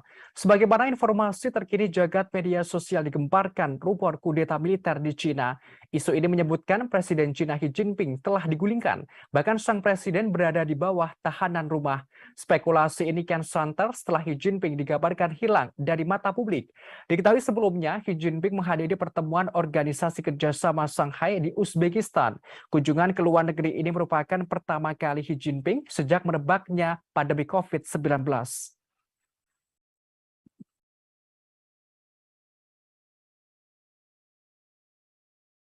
Presiden Cina Xi Jinping dirumorkan digulingkan oleh Jenderal Militer Li Xiaoming. Hal ini menyusul isu kudeta militer di Cina yang santer yang beredar di media sosial. Li Xiaoming merupakan jenderal tentara pembebasan rakyat dari militer Cina. Ia diisukan menggantikan Xi Jinping untuk menduduki jabatan Presiden Cina. Terkait sosoknya, Li Xiaobing lahir di Yanxi, Provinsi Henan pada tahun 1961 silam. Ia terdaftar di Tentara Pembebasan Rakyat pada tahun 1976. Kini, Li menjabat sebagai Komandan Komando Teater Utara sejak September 2017. Terkait jabatannya yang berpangkat tertinggi perwira, Li bersama 6 perwira militer Tiongkok lainnya dipromosikan pada Desember 2019. Selama karirnya, Li Xiaobing pernah menjabat sebagai Kepala Staf Resimen ke-361, Komandan Resimen ke-364, Kepala Staf Divisi ke-124, Wakil Kepala Staf Angkatan Darat Grup ke-42, dan Komandan Divisi ke-124 Angkatan Darat ke-42. Pada tahun 2010, ia diangkat jadi Kepala Staf Angkatan Darat Grup ke-41. Pada Juli 2011, ia dianugerahi pangkat Mayor Jenderal dan dipromosikan menjadi Panglima Angkatan Darat ke-41 pada September 2013. Pada Februari 2016, ia menjadi Komandan Angkatan Darat Komando Teater Utara dan dianugerahi pangkat Letnan Jenderal beberapa bulan kemudian. Selanjutnya pada September 2017, ia dipromosikan lagi menjadi Komandan Komando Teater Utara. Kemudian diangkat sebagai Direktur Departemen Dukungan Logistik Komisi Militer Pusat. Selain militer, ia juga anggota Pusat Komite Partai Komunis Tiongkok atau PKT atau anggota Komite Sentral ke-19 Partai Komunis Tiongkok.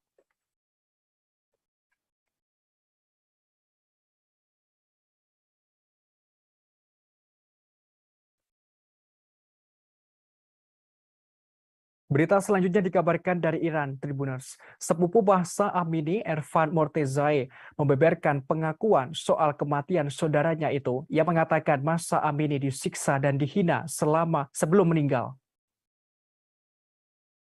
Hal ini karena Mahsa tidak memakai jilbab yang sesuai aturan yang berlaku di Iran.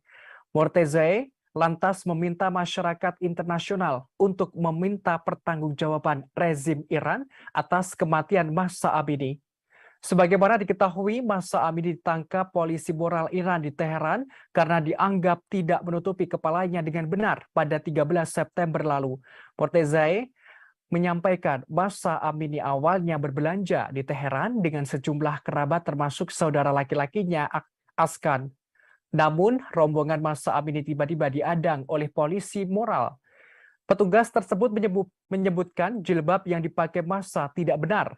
Lantas Askan mencoba menjelaskan kepada mereka bahwa ia dan Mahsa bukan orang asli Teheran. Askan memohon agar Mahsa tidak dibawa ke kantor polisi moral. Namun petugas polisi menyemprotkan merica ke wajah Askan dan memaksa Mahsa masuk ke dalam van dan membawanya ke kantor polisi moral. Mortezai menerangkan selama perjalanan itu Mahsa disiksa dan dihina. Sampainya di kantor polisi, Mahsa Amini mulai kehilangan penglihatannya dan pingsan. Ia kemudian dilarikan ke rumah sakit hingga meninggal dunia. Ia menerangkan kejadian ini pun viral dan menjadi perbincangan publik. Namun pihak berwenang Iran kemudian menekan keluarga Mahsa Amini untuk tampil di TV Iran. Ada pula upaya untuk membungkam orang tua dan saudara laki-lakinya agar tidak berbicara. Sampai akhirnya Mahsa turun ke jalan memprotes pemerintah Iran. Menurutnya, kematian Mahsa menjadi pemicu gerakan protes di Iran dan Kurdistan. Mahsa adalah suara kemarahan rakyat Iran saat ini.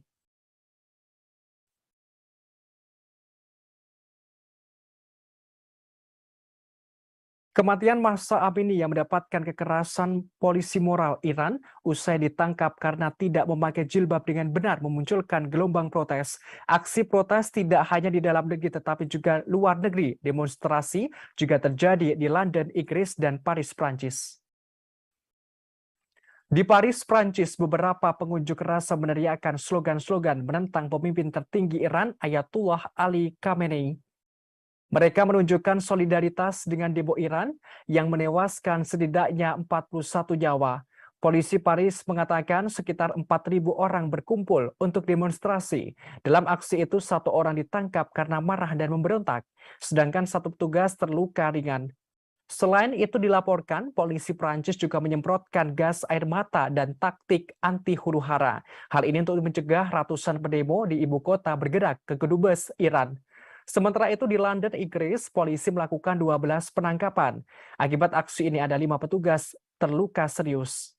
Saat itu para polisi berusaha menangkal para demonstran yang mencoba menerobos penghalang yang melindungi kedutaan besar Iran di Inggris.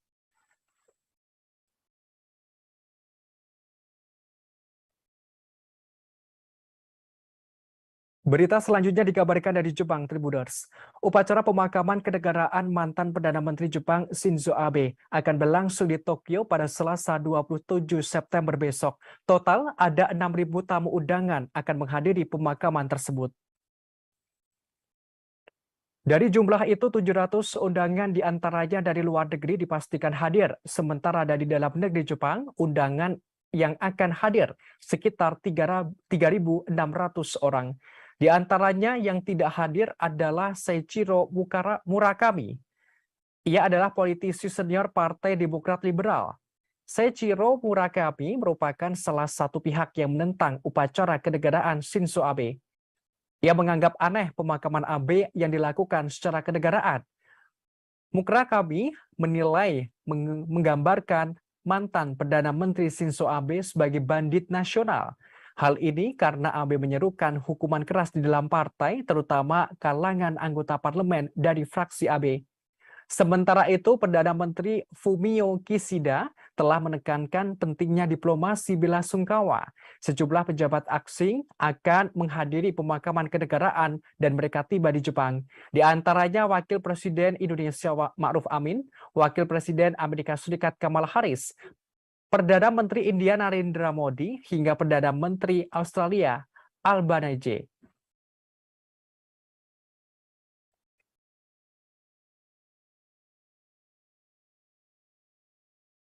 Upacara pemakaman kenegaraan untuk mantan Perdana Menteri Jepang Shinzo Abe pada Selasa 29 September besok masih mendapatkan kecaman publik Jepang. Salah satu alasan aksi protes karena biaya upacara pemakaman kenegaraan Shinzo Abe menelan biaya 1,65 miliar yen atau setara 173 miliar rupiah. Penentangan terhadap pemakaman kenegaraan Abe semakin meningkat dalam beberapa hari ini. Jajak pendapat menunjukkan lebih dari setengah populasi Jepang sekarang menentang upacara pemakaman kenegaraan Shinzo Abe. Dilaporkan sekitar 10.000 pendemo berbaris melalui jalan-jalan ibu kota Tokyo menuntut pemakaman dibatalkan. Selain faktor biaya, ternyata upacara pemakaman kenegaraan merupakan bukan acara biasa. Di Jepang, pemakaman kenegaraan disediakan untuk anggota keluarga kaisaran. Hanya sekali sejak Perang Dunia Kedua, seorang politisi diberi kehormatan ini, dan itu terjadi pada tahun 1967. Sehingga ketika Abe diberi pemakaman kenegaraan adalah masalah besar. Menurut jajak pendapat, Abe tidak pernah sangat populer. Namun sedikit yang akan menyangkal bahwa ia membawa stabilitas dan keamanan negara.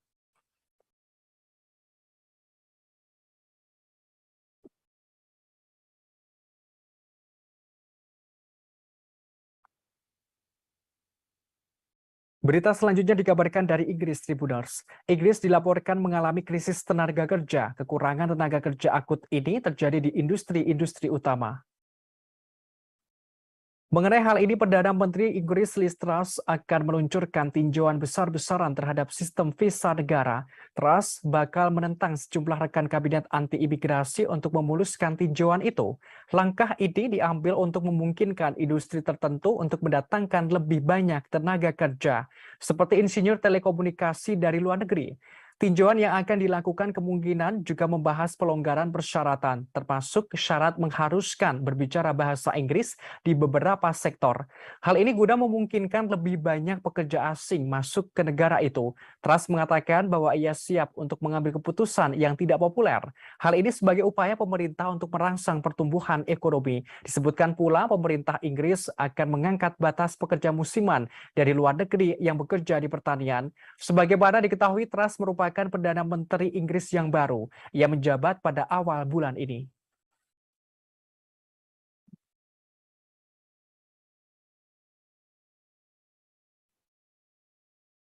Informasi tadi sekaligus menutup perjumpaan kita dalam live update mancanegara hari ini. Jangan lupa saksikan terus live update di seluruh kanal YouTube dan Facebook Tribun Network. Saya Bima Maulana beserta kru yang bertugas pamit undur diri. Terima kasih dan sampai jumpa.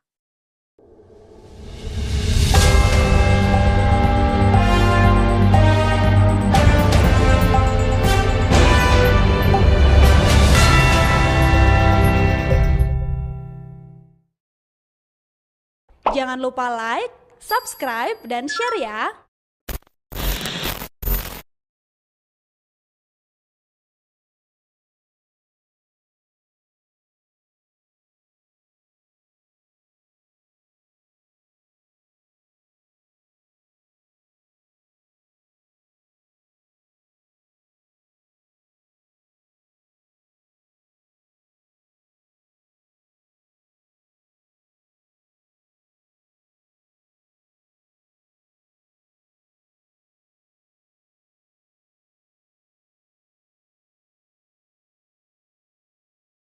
Hanya cukup untuk satu orang.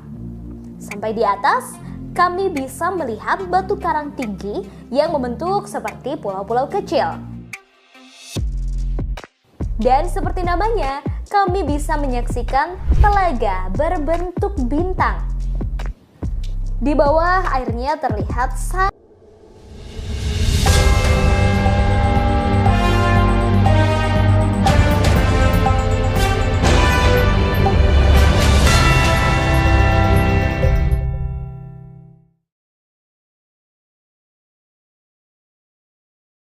Anda sedang menyaksikan live update mancanegara edisi hari ini, Senin 26 September 2022. Malam ini kami akan menyajikan berbagai informasi teraktual dan terkini mengenai peristiwa yang terjadi di mancanegara. Bersama saya Bima Maulana, inilah live update selengkapnya.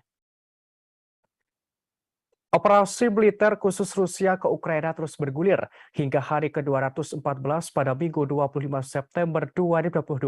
Ada sederet peristiwa di antaranya Ukraina dan Rusia saling tuduh soal serangan yang mengenai warga sipil di Ukraina Selatan, hingga parlemen Rusia memerintahkan pejabat regional segera tangani kemarahan publik soal mobilisasi parsial. Tampaknya konflik Rusia dan Ukraina belum ada tanda-tanda usai. Kedua negara terus saling membalas baik secara militer maupun non-militer. Terakhir, Ukraina dan Rusia saling menuduh terkait serangan terhadap warga sipil di Ukraina Selatan.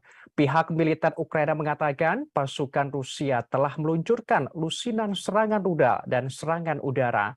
Serangan itu disebutkan menyasar ke lokasi militer dan sipil dalam 24 jam terakhir. Rusia juga dilaporkan menggunakan pesawat tak berawak untuk menyerang pusat kota Odessa. Namun tidak ada korban dalam serangan itu. Terkait hal ini, pihak Rusia menepis semua tuduhan Ukraina. Rusia menegaskan tidak menyerang ke warga sipil. Dilaporkan pasukan Ukraina menjatuhkan bom di sebuah hotel di kota Kherson hingga menewaskan 2 orang. Dalam hari ke-214 ini, mobilisasi parsial yang diumumkan Presiden Putin pada Rabu 21 September kemarin memicu kontroversi di tengah masyarakat Rusia. Merespons hal ini, pihak parlemen Rusia angkat bicara. Dilaporkan 2 anggota parlemen senior Rusia memerintahkan pejabat regional segera menangani situasi dan menyelesaikan pemicu kemarahan publik. Tak hanya itu, Kepala Dewan Hak Asasi Manusia Kremlin, Valery Faddeev, mengatakan telah menulis surat kepada Menteri Pertahanan Rusia, Sergei Shoigu. Surat yang ditulis memuat permintaan agar Menhan Rusia segera menyelesaikan masalah mobilisasi. Dalam hari ke-214 ini juga, Menteri Luar Negeri Sergei Lavrov menanggapi kritikan soal referendum 4 wilayah Ukraina. Hal ini ia sampaikan saat jumpa pers setelah menghadiri sidang Majelis Umum PBB di New York, Amerika Serikat. 4 wilayah itu yakni Donetsk, Luhansk, Kherson, dan Zaporizhia. Menteri Luar Negeri Rusia dengan tegas mengatakan Rusia akan melindungi warga di setiap wilayah Ukraina yang dikuasai. Menteri Luar Negeri Rusia juga menjelaskan Rusia tentu saja akan menghormati aspirasi kehendak warga 4 wilayah itu. Ia menyebutkan warga selama bertahun-tahun menderita akibat pelanggaran rezim neonazi. Lavrov menegaskan pihaknya memberikan perlindungan penuh kepada setiap wilayah yang dikuasai Rusia. Sebagaimana diketahui, Rusia menggelar referendum di 4 wilayah pendudukan di Ukraina pada Jumat 23 September kemarin. Referendum dijadwalkan berlangsung selama 5 hari, yakni dari tanggal 23 hingga 27 September 2022. Sementara itu, Majelis Rendah Parlemen Rusia Duma direncanakan membahas rancangan undang-undang yang memasukkan bagian-bagian Ukraina yang diduduki Rusia ke dalam Undang-Undang Rusia pada 29 September mendatang.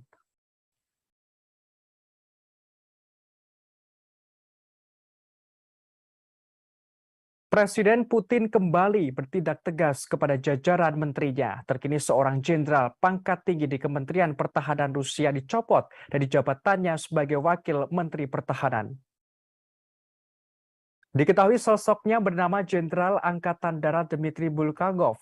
Pencopotan ini erat kaitannya soal masalah logistik di perang Ukraina. Bulgakov sendiri diberikan tanggung jawab untuk mengurusi logistik, terlebih saat ini sedang gencar-gencarnya mobilisasi parsial. Namun terdapat masalah dalam urusan itu sehingga berakibat pada pencopotannya. Kementerian Pertahanan Rusia menerangkan jabatan Wakil Menteri Pertahanan ditempati oleh Kolonel Jenderal Mikhail Mizintsev. Dilaporkan, operasi militer dan keberhasilan tentara Ukraina baru-baru ini menunjukkan kelemahan logistik penting di tentara Rusia. Sejumlah analis percaya logistik merupakan mata rantai yang lemah di tentara Rusia, sehingga menyebabkan kesulitan sejak peluncuran serangan balasan ke Ukraina. Disebutkan tantangan logistik lain bagi militer Rusia juga ditemui saat mobilisasi parsial yang diumumkan pada Rabu 21 September. Ratusan ribu pasukan cadangan perlu dikumpulkan, diperlengkapi, dan dilatih sebelum ditempatkan di medan perang.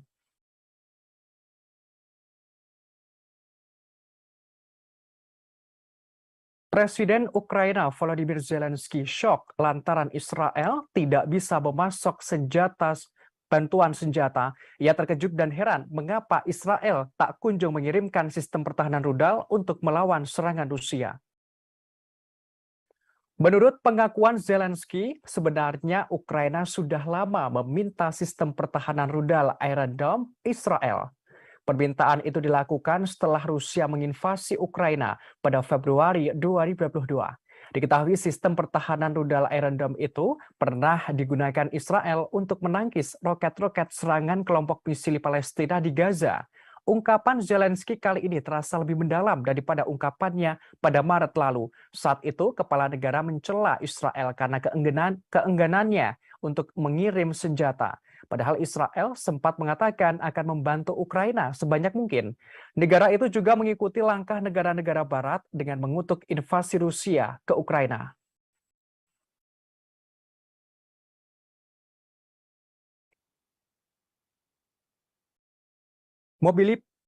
Mobilisasi parsial militer Rusia yang baru diumumkan oleh Presiden Rusia Vladimir Putin pada Rabu 21 September kemarin memicu kecaman dari publik, termasuk dari warga Rusia sendiri.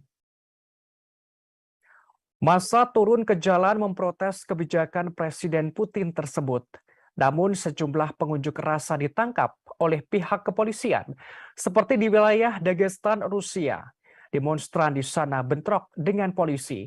Pemantau hak asasi manusia Rusia mengatakan ada lebih dari 100 orang ditangkap selama protes di ibu kota provinsi Makhachkala. Melihat situasi ini, pihak tersebut merasa prihatin dengan laporan penahanan yang sangat keras di provinsi tersebut. Untuk meredam kemarahan publik, Gubernur Dagestan Sergei Melikov menerangkan mobilisasi parsial harus dilakukan secara ketat sesuai dengan kriteria yang diumumkan oleh Presiden. Atas insiden ini setidaknya 301 tentara dari Dagestan tewas. Jumlah tersebut menjadi 10 kali lebih banyak daripada di Moskow. Diketahui kawasan Dagestan adalah wilayah berpenduduk mayoritas Muslim di Rusia yang pernah terkenal dengan kekerasan yang intens. Sementara itu protes besar juga telah terjadi di kota-kota besar di seluruh Rusia dalam beberapa hari terakhir. namun penangkapan terus dilakukan oleh pihak polisi. Dilaporkan pada Sabtu 24 September kemarin, ada lebih dari 700 pengunjuk rasa yang ditangkap.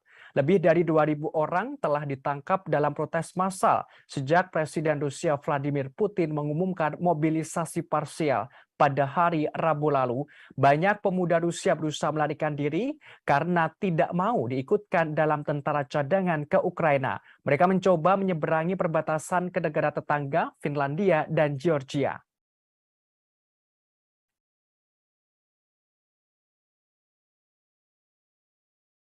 Pasukan Ukraina dikabarkan menyerang sebuah hotel yang menjadi tempat wartawan media Russia Today menginap di kota Kherson pada Minggu 25 September kemarin. Rudal Ukraina menghancurkan ruangan tempat koresponden Russia Today Murat Gezdiev dan juru kamera Mikhail Kondakov yang sedang tertidur.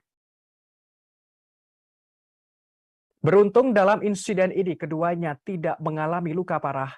Namun juru kamera Mikhail Kondakov sempat terkubur puing-puing bangunan.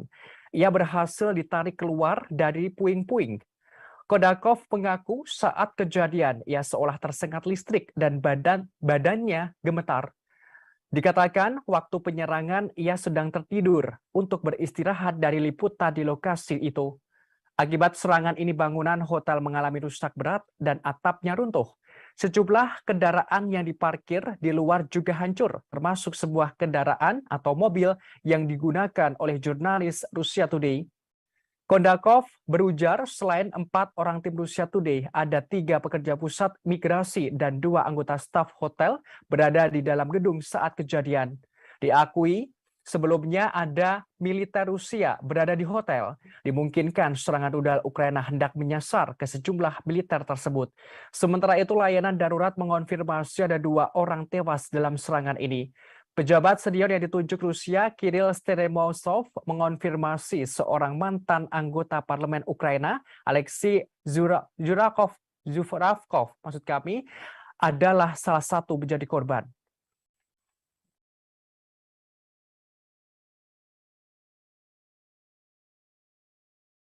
Amerika Serikat telah mengancam akan ada konsekuensi besar jika Rusia nekat menggunakan senjata nuklir di Ukraina. Hal ini disampaikan oleh Penasehat Keamanan Nasional Amerika Serikat Jake Sullivan pada Minggu 26 September kemarin.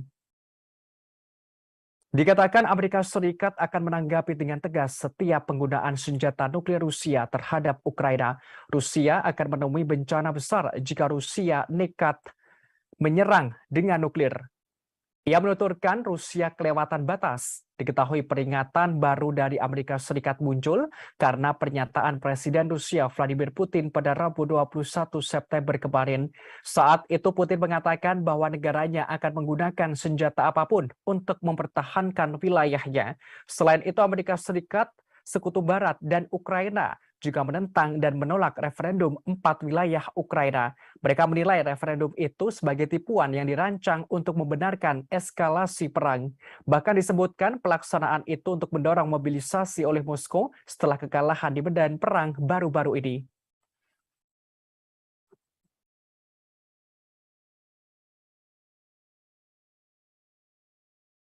Menteri Luar Negeri Rusia Sergei Lavrov menepis kecaman Ukraina dan Sekutu Barat soal referendum palsu di 4 wilayah Ukraina yang dikuasai Moskwa. Ia menerangkan hasil pemungutan suara yang dimulai Jumat lalu itu adalah bagian dari doktrin keamanan nuklir Rusia.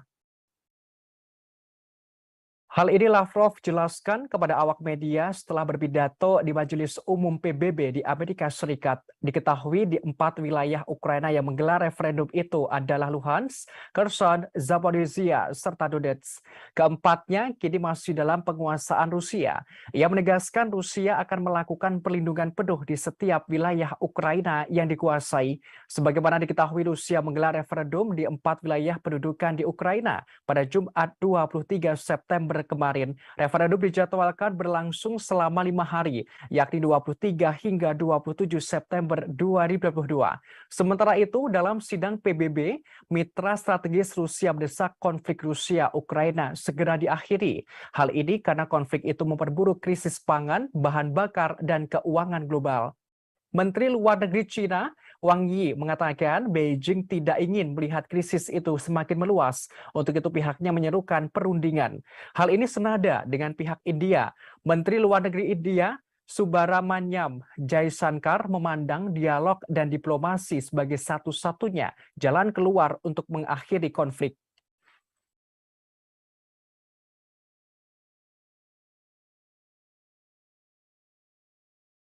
Sebagaimana informasi terkini Tribuners beralih ke berita Cina, jagat media sosial digembarkan rumor kudeta militer di Cina. Isu itu menyebutkan Presiden Cina Xi Jinping telah digulingkan. Bahkan sang presiden berada di bawah tahanan rumah. Spekulasi ini kian santer setelah Xi Jinping dikabarkan hilang dari mata publik. Tidak ada pejabat dari Partai Komunis Cina yang berkuasa atau media pemerintah yang buka suara apapun tentang rumor tersebut. Namun akun media sosial mereka menampilkan rutinitas biasa di negara itu, terlebih menjelang Kongres 5 tahunan partai yang digelar 16 Oktober mendatang. Diketahui sebelumnya Xi Jinping menghadiri pertemuan Organisasi Kerjasama Shanghai di Uzbekistan. Kunjungan ke luar negeri ini merupakan pertama kali Xi Jinping sejak merebaknya pandemi COVID-19. Namun setelah kunjungan itu, ada kabar yang beredar bahwa sang presiden berada di bawah tahanan rumah. Terkait hal ini, para ahli membantah semua rumor tersebut. Dikatakan ada kemungkinan kuat bahwa Xi Jinping berada di bawah karantina karena kebijakan ketat nol COVID-19 Cina. Seperti diketahui, pemerintah Tiongkok mengamanatkan setiap individu yang memasuki Cina dari luar negeri untuk menjalani karantina.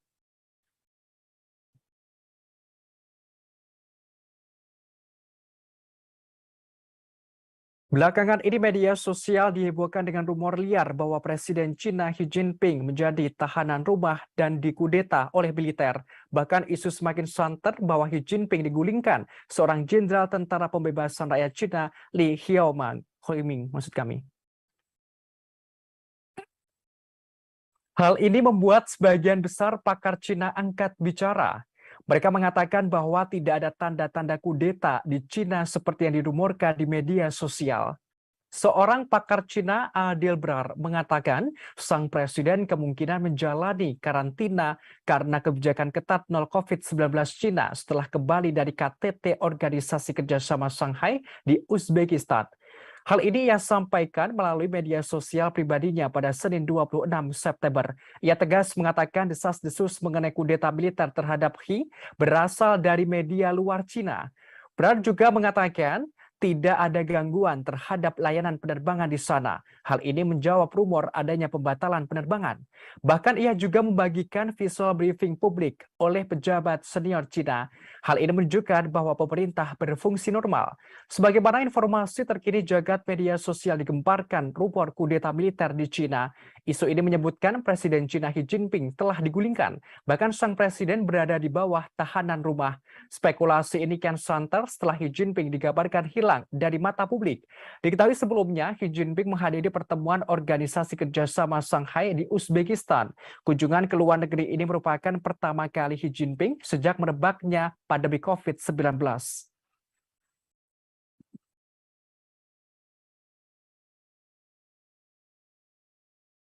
Presiden Cina Xi Jinping dirumorkan digulingkan oleh Jenderal Militer Li Xiaoming. Hal ini menyusul isu kudeta militer di Cina yang santer yang beredar di media sosial. Li Xiaoming merupakan jenderal tentara pembebasan rakyat dari militer Cina. Ia diisukan menggantikan Xi Jinping untuk menduduki jabatan Presiden Cina. Terkait sosoknya, Li Xiaoming lahir di Yanxi, Provinsi Henan pada tahun 1961 silam. Ia terdaftar di Tentara Pembebasan Rakyat pada tahun 1976. Kini, Li menjabat sebagai Komandan Komando Teater Utara sejak September 2017. Terkait jabatannya yang berpangkat tertinggi perwira, Li bersama 6 perwira militer Tiongkok lainnya dipromosikan pada Desember 2019. Selama karirnya, Li Xiaoming pernah menjabat sebagai Kepala Staf Resimen ke-361, Komandan Resimen ke-364, Kepala Staf Divisi ke-124, Wakil Kepala Staf Angkatan Darat Grup ke-42, dan Komandan Divisi ke-124 Angkatan Darat ke-42. Pada tahun 2010, ia diangkat jadi Kepala Staf Angkatan Darat Grup ke-41.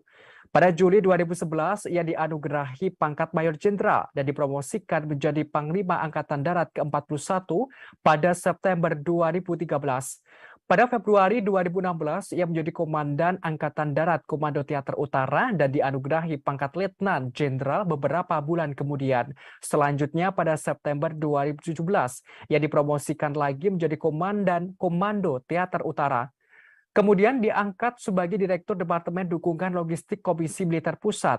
Selain militer, ia juga anggota Pusat Komite Partai Komunis Tiongkok atau PKT atau anggota Komite Sentral ke-19 Partai Komunis Tiongkok.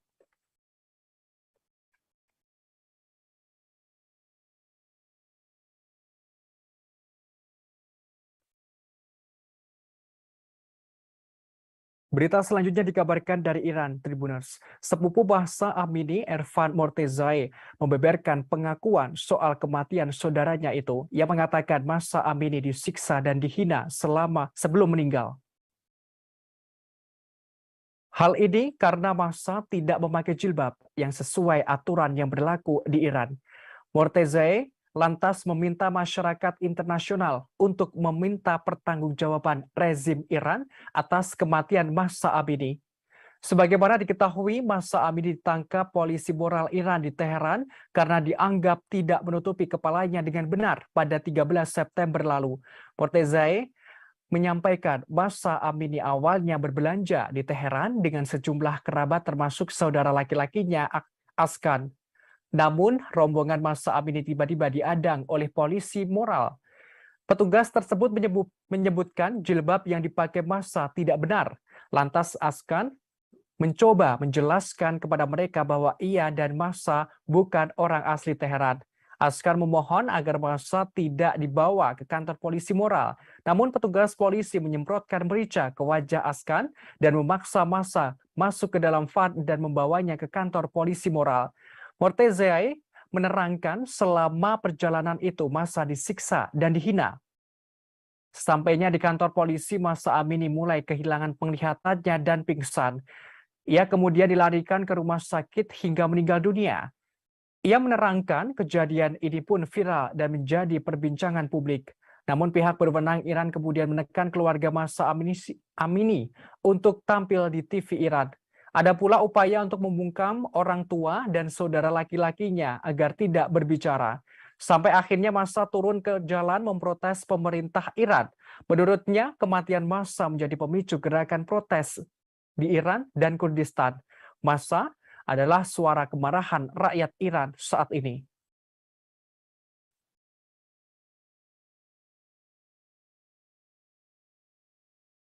Kematian Mahsa Amini yang mendapatkan kekerasan polisi moral Iran usai ditangkap karena tidak memakai jilbab dengan benar memunculkan gelombang protes.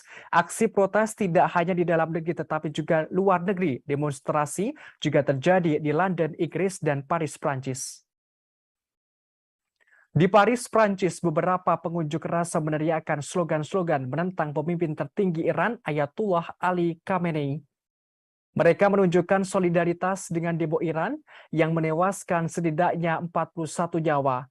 Polisi Paris mengatakan sekitar 4.000 orang berkumpul untuk demonstrasi. Dalam aksi itu, 1 orang ditangkap karena marah dan memberontak, sedangkan 1 petugas terluka ringan. Selain itu dilaporkan, polisi Prancis juga menyemprotkan gas air mata dan taktik anti huru-hara. Hal ini untuk mencegah ratusan pendemo di ibu kota bergerak ke Kedubes, Iran. Sementara itu di London, Inggris, polisi melakukan 12 penangkapan. Akibat aksi ini ada 5 petugas terluka serius. Saat itu para polisi berusaha menangkal para demonstran yang mencoba menerobos penghalang yang melindungi kedutaan besar Iran di Inggris.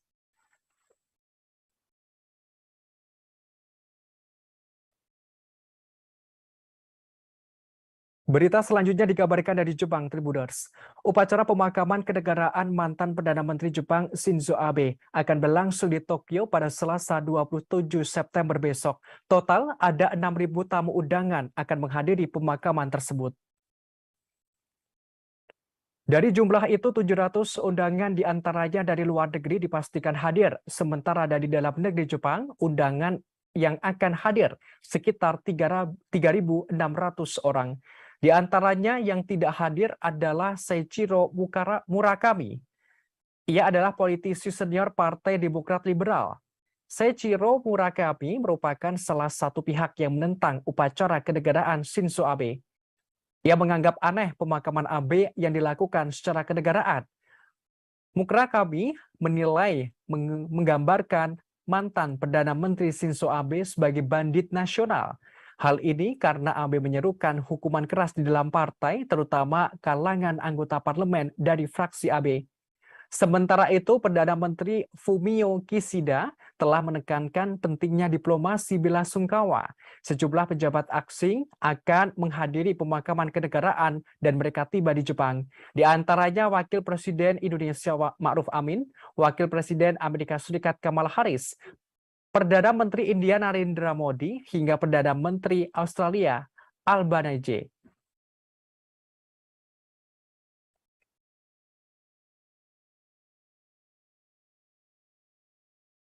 Upacara pemakaman kenegaraan untuk mantan Perdana Menteri Jepang Shinzo Abe pada Selasa 29 September besok masih mendapatkan kecaman publik Jepang. Salah satu alasan aksi protes karena biaya upacara pemakaman kenegaraan Shinzo Abe menelan biaya 1,65 miliar yen atau setara 173 miliar rupiah. Penentangan terhadap pemakaman kenegaraan Abe semakin meningkat dalam beberapa hari ini. Jajak pendapat menunjukkan lebih dari setengah populasi Jepang sekarang menentang upacara pemakaman kenegaraan Shinzo Abe. Dilaporkan sekitar 10.000 pendemo berbaris melalui jalan-jalan ibu kota Tokyo menuntut pemakaman dibatalkan. Selain faktor biaya, ternyata upacara pemakaman kenegaraan merupakan bukan acara biasa. Di Jepang, pemakaman kenegaraan disediakan untuk anggota keluarga kaisaran. Hanya sekali sejak Perang Dunia Kedua, seorang politisi diberi kehormatan ini, dan itu terjadi pada tahun 1967. Sehingga ketika Abe diberi pemakaman kenegaraan adalah masalah besar.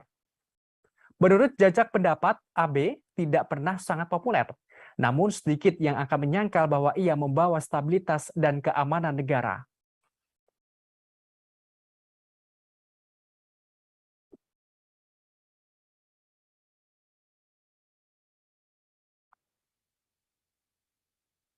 Berita selanjutnya dikabarkan dari Inggris, Tribuners. Inggris dilaporkan mengalami krisis tenaga kerja. Kekurangan tenaga kerja akut ini terjadi di industri-industri utama.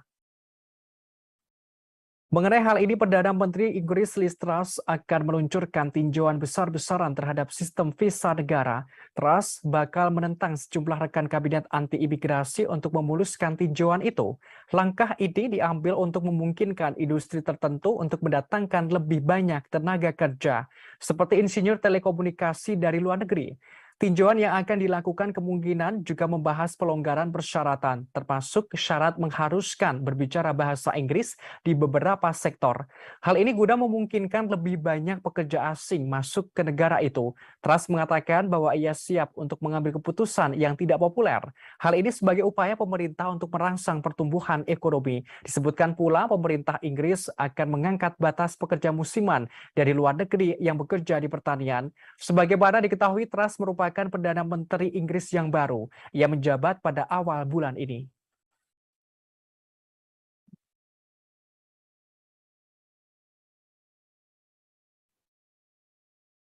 Informasi tadi sekaligus menutup perjumpaan kita dalam live update mancanegara hari ini. Jangan lupa saksikan terus live update di seluruh kanal YouTube dan Facebook Tribun Network. Saya Bima Maulana beserta kru yang bertugas pamit undur diri. Terima kasih dan sampai jumpa.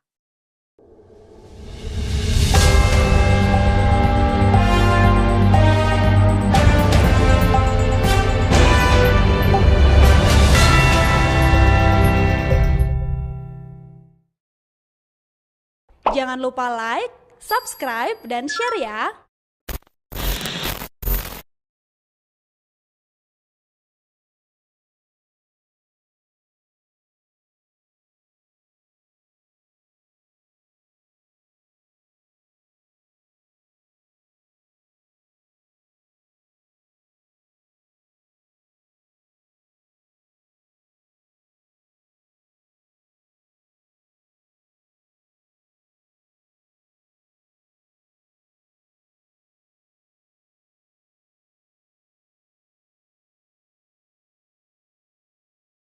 Umurnya hanya cukup untuk satu orang. Sampai di atas, kami bisa melihat batu karang tinggi yang membentuk seperti pulau-pulau kecil. Dan seperti namanya, kami bisa menyaksikan telaga berbentuk bintang. Di bawah airnya terlihat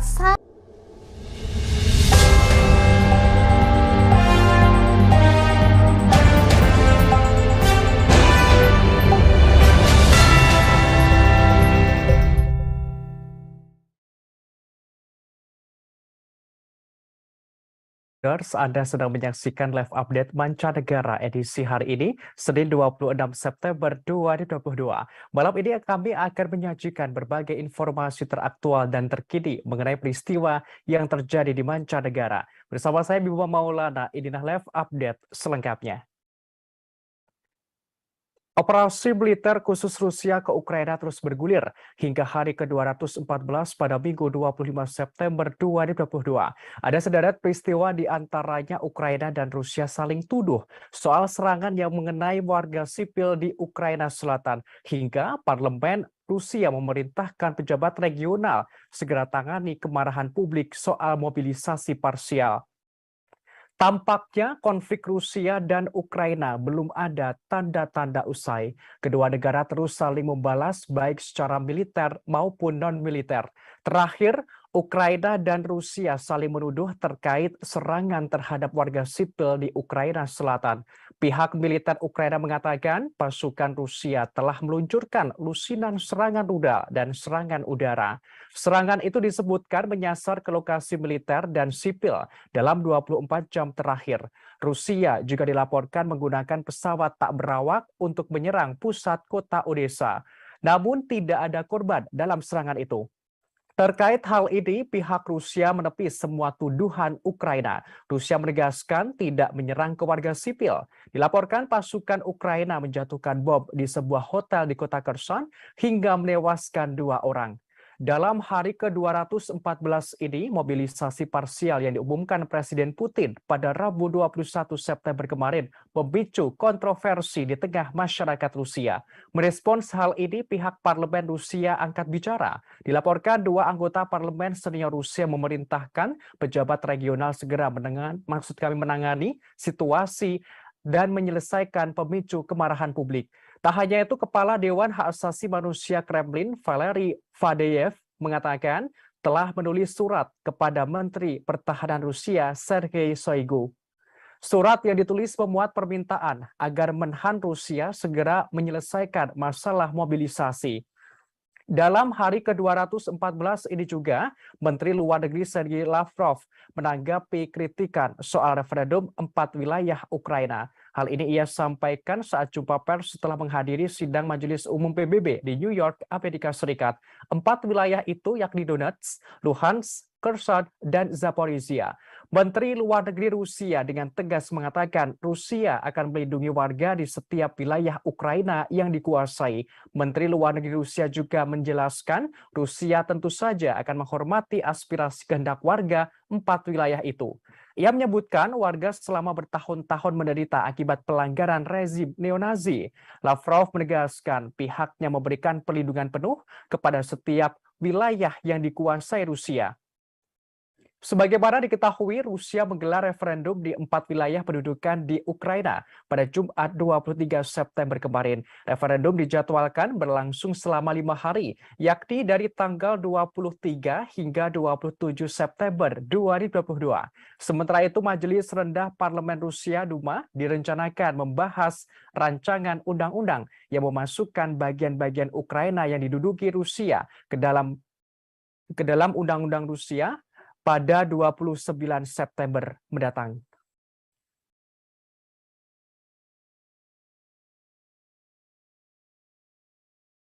Presiden Putin kembali bertindak tegas kepada jajaran menterinya. Terkini seorang jenderal pangkat tinggi di Kementerian Pertahanan Rusia dicopot dari jabatannya sebagai wakil Menteri Pertahanan.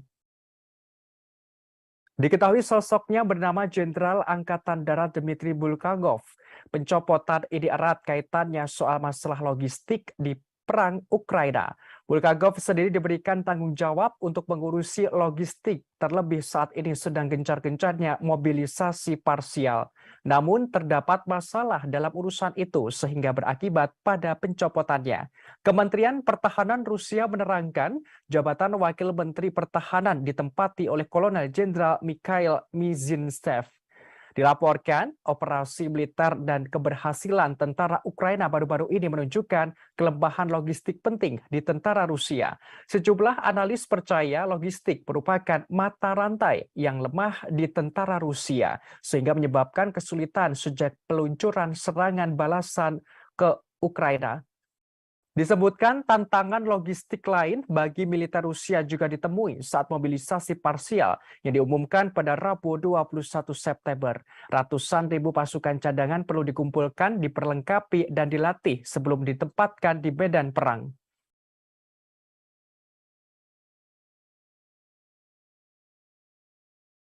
Presiden Ukraina Volodymyr Zelensky shock lantaran Israel tidak bisa memasok bantuan senjata. Ia terkejut dan heran mengapa Israel tak kunjung mengirimkan sistem pertahanan rudal untuk melawan serangan Rusia.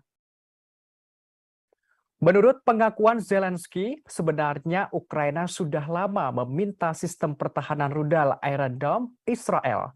Permintaan itu dilakukan setelah Rusia menginvasi Ukraina pada Februari 2022. Diketahui sistem pertahanan rudal Iron Dome itu pernah digunakan Israel untuk menangkis roket-roket serangan kelompok misil Palestina di Gaza. Ungkapan Zelensky kali ini terasa lebih mendalam daripada ungkapannya pada Maret lalu. Saat itu, kepala negara mencela Israel karena keengganannya untuk mengirim senjata. Padahal Israel sempat mengatakan akan membantu Ukraina sebanyak mungkin. Negara itu juga mengikuti langkah negara-negara Barat dengan mengutuk invasi Rusia ke Ukraina.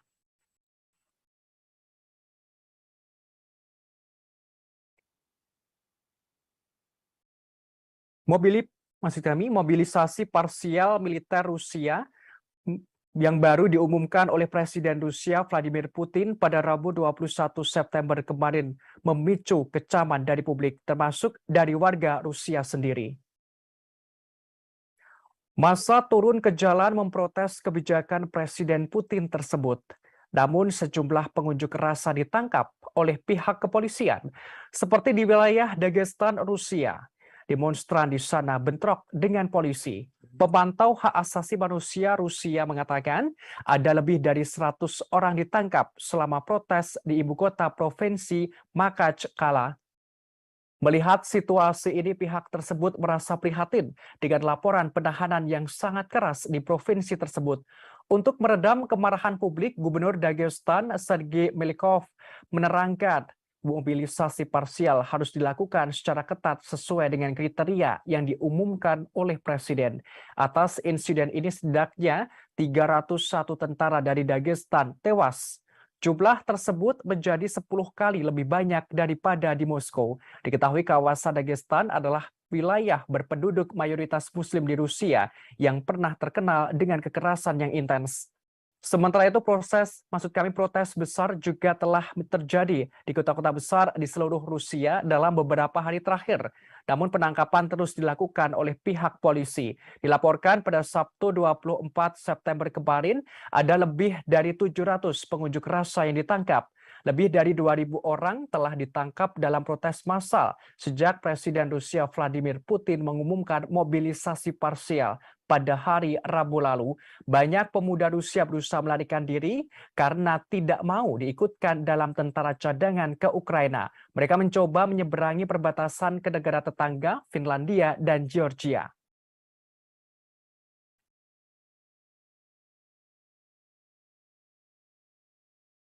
Pasukan Ukraina dikabarkan menyerang sebuah hotel yang menjadi tempat wartawan media Russia Today penginap di kota Kherson pada Minggu 25 September kemarin. Rudal Ukraina menghancurkan ruangan tempat koresponden Russia Today Murat Gezdiev dan juru kamera Mikhail Kondakov yang sedang tertidur.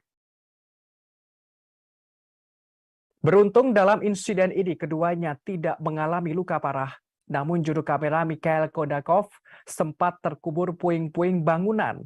Ia berhasil ditarik keluar dari puing-puing. Kodakov mengaku saat kejadian ia seolah tersengat listrik dan badannya gemetar. Dikatakan waktu penyerangan ia sedang tertidur untuk beristirahat dari liputan di lokasi itu. Akibat serangan ini bangunan hotel mengalami rusak berat dan atapnya runtuh. Sejumlah kendaraan yang diparkir di luar juga hancur, termasuk sebuah kendaraan atau mobil yang digunakan oleh jurnalis Russia Today. Kondakov berujar selain 4 orang tim Russia Today, ada 3 pekerja pusat migrasi dan 2 anggota staf hotel berada di dalam gedung saat kejadian. Diakui sebelumnya ada militer Rusia berada di hotel. Dimungkinkan serangan udara Ukraina hendak menyasar ke sejumlah militer tersebut. Sementara itu layanan darurat mengonfirmasi ada 2 orang tewas dalam serangan ini. Pejabat senior yang ditunjuk Rusia, Kirill Steremosov, mengonfirmasi seorang mantan anggota parlemen Ukraina, Alexei Zuravkov, adalah salah satu menjadi korban.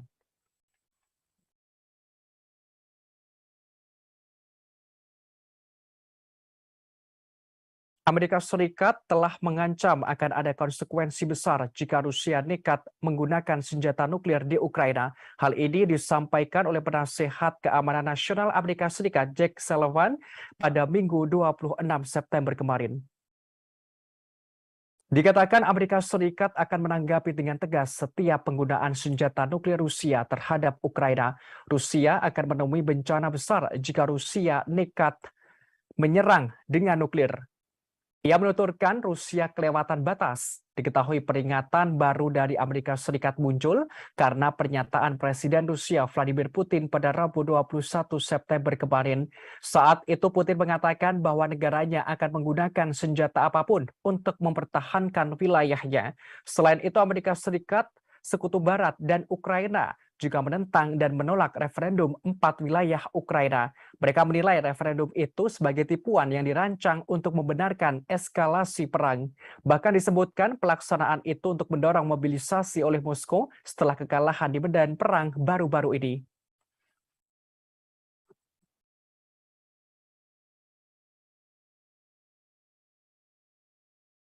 Menteri Luar Negeri Rusia Sergei Lavrov menepis kecaman Ukraina dan Sekutu Barat soal referendum palsu di 4 wilayah Ukraina yang dikuasai Moskwa. Ia menerangkan hasil pemungutan suara yang dimulai Jumat lalu itu adalah bagian dari doktrin keamanan nuklir Rusia. Hal ini Lavrov jelaskan kepada awak media setelah berpidato di Majelis Umum PBB di Amerika Serikat. Diketahui di 4 wilayah Ukraina yang menggelar referendum itu adalah Luhansk, Kherson, Zaporizhia, serta Donetsk. Keempatnya kini masih dalam penguasaan Rusia. Ia menegaskan Rusia akan melakukan perlindungan penuh di setiap wilayah Ukraina yang dikuasai. Sebagaimana diketahui Rusia menggelar referendum di 4 wilayah pendudukan di Ukraina pada Jumat 23 September kemarin. Referendum dijadwalkan berlangsung selama 5 hari, yakni 23 hingga 27 September 2022. Sementara itu, dalam sidang PBB, mitra strategis Rusia mendesak konflik Rusia-Ukraina segera diakhiri. Hal ini karena konflik itu memperburuk krisis pangan, bahan bakar, dan keuangan global. Menteri Luar Negeri China, Wang Yi, mengatakan Beijing tidak ingin melihat krisis itu semakin meluas. Untuk itu pihaknya menyerukan perundingan. Hal ini senada dengan pihak India. Menteri Luar Negeri India, Subrahmanyam Jaishankar, memandang dialog dan diplomasi sebagai satu-satunya jalan keluar untuk mengakhiri konflik.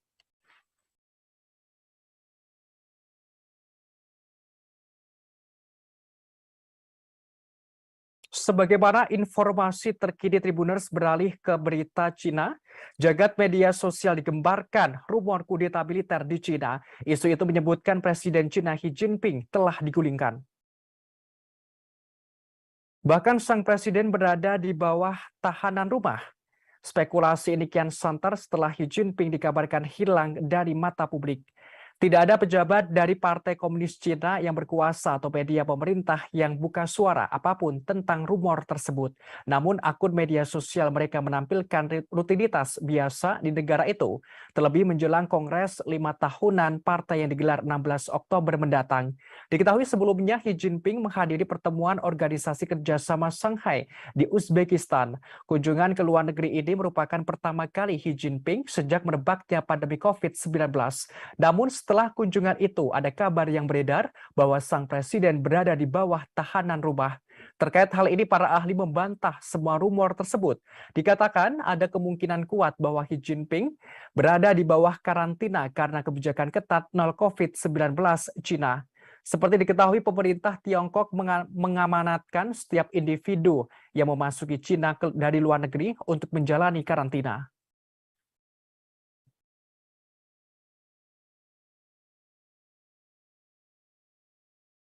Belakangan ini media sosial dihebohkan dengan rumor liar bahwa Presiden Cina Xi Jinping menjadi tahanan rumah dan dikudeta oleh militer.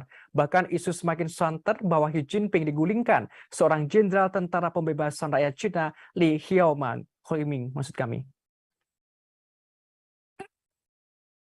Hal ini membuat sebagian besar pakar Cina angkat bicara. Mereka mengatakan bahwa tidak ada tanda-tanda kudeta di Cina seperti yang dirumorkan di media sosial. Seorang pakar Cina, Adil Brar, mengatakan sang presiden kemungkinan menjalani karantina karena kebijakan ketat nol COVID-19 Cina setelah kembali dari KTT Organisasi Kerjasama Shanghai di Uzbekistan. Hal ini ia sampaikan melalui media sosial pribadinya pada Senin 26 September. Ia tegas mengatakan desas-desus mengenai kudeta militer terhadap Xi berasal dari media luar Cina. Brar juga mengatakan tidak ada gangguan terhadap layanan penerbangan di sana. Hal ini menjawab rumor adanya pembatalan penerbangan. Bahkan ia juga membagikan visual briefing publik oleh pejabat senior Cina. Hal ini menunjukkan bahwa pemerintah berfungsi normal.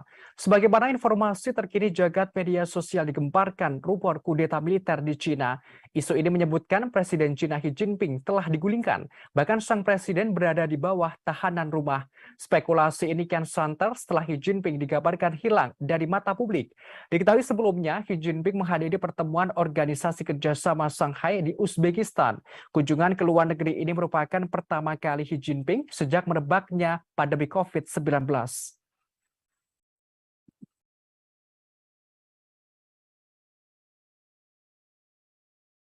Presiden Cina Xi Jinping dirumorkan digulingkan oleh Jenderal Militer Li Xiaoming. Hal ini menyusul isu kudeta militer di Cina yang santer yang beredar di media sosial. Li Xiaoming merupakan jenderal tentara pembebasan rakyat dari militer Cina. Ia diisukan menggantikan Xi Jinping untuk menduduki jabatan Presiden Cina. Terkait sosoknya, Li Xiaoming lahir di Yanxi, Provinsi Henan pada tahun 1961 silam. Ia terdaftar di Tentara Pembebasan Rakyat pada tahun 1976. Kini, Li menjabat sebagai Komandan Komando Teater Utara sejak September 2017. Terkait jabatannya yang berpangkat tertinggi perwira, Li bersama 6 perwira militer Tiongkok lainnya dipromosikan pada Desember 2019. Selama karirnya, Li Xiaoming pernah menjabat sebagai Kepala Staf Resimen ke-361, Komandan Resimen ke-364, Kepala Staf Divisi ke-124, Wakil Kepala Staf Angkatan Darat Grup ke-42, dan Komandan Divisi ke-124 Angkatan Darat ke-42. Pada tahun 2010, ia diangkat jadi Kepala Staf Angkatan Darat Grup ke-41. Pada Juli 2011, ia dianugerahi pangkat Mayor Jenderal dan dipromosikan menjadi Panglima Angkatan Darat ke-41 pada September 2013. Pada Februari 2016, ia menjadi Komandan Angkatan Darat Komando Teater Utara dan dianugerahi pangkat Letnan Jenderal beberapa bulan kemudian. Selanjutnya pada September 2017, ia dipromosikan lagi menjadi Komandan Komando Teater Utara. Kemudian diangkat sebagai Direktur Departemen Dukungan Logistik Komisi Militer Pusat. Selain militer, ia juga anggota Pusat Komite Partai Komunis Tiongkok atau PKT atau anggota Komite Sentral ke-19 Partai Komunis Tiongkok.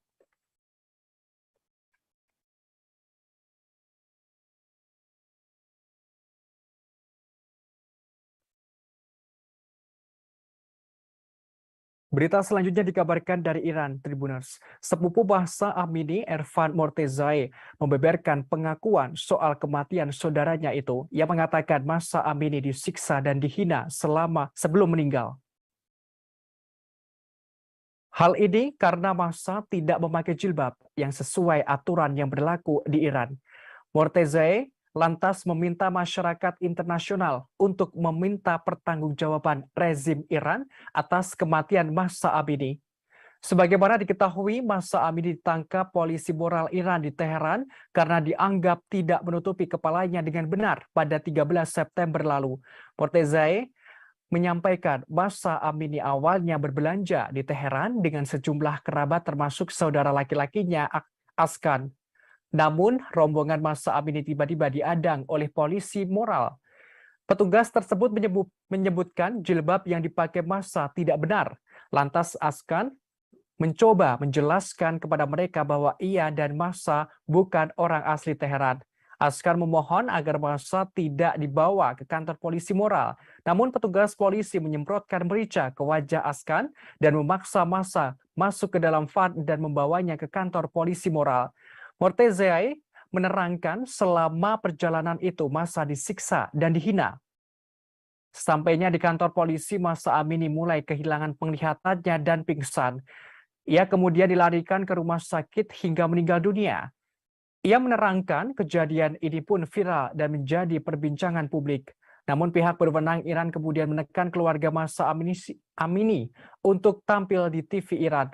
Ada pula upaya untuk membungkam orang tua dan saudara laki-lakinya agar tidak berbicara. Sampai akhirnya Mahsa turun ke jalan memprotes pemerintah Iran. Menurutnya, kematian Mahsa menjadi pemicu gerakan protes di Iran dan Kurdistan. Mahsa adalah suara kemarahan rakyat Iran saat ini.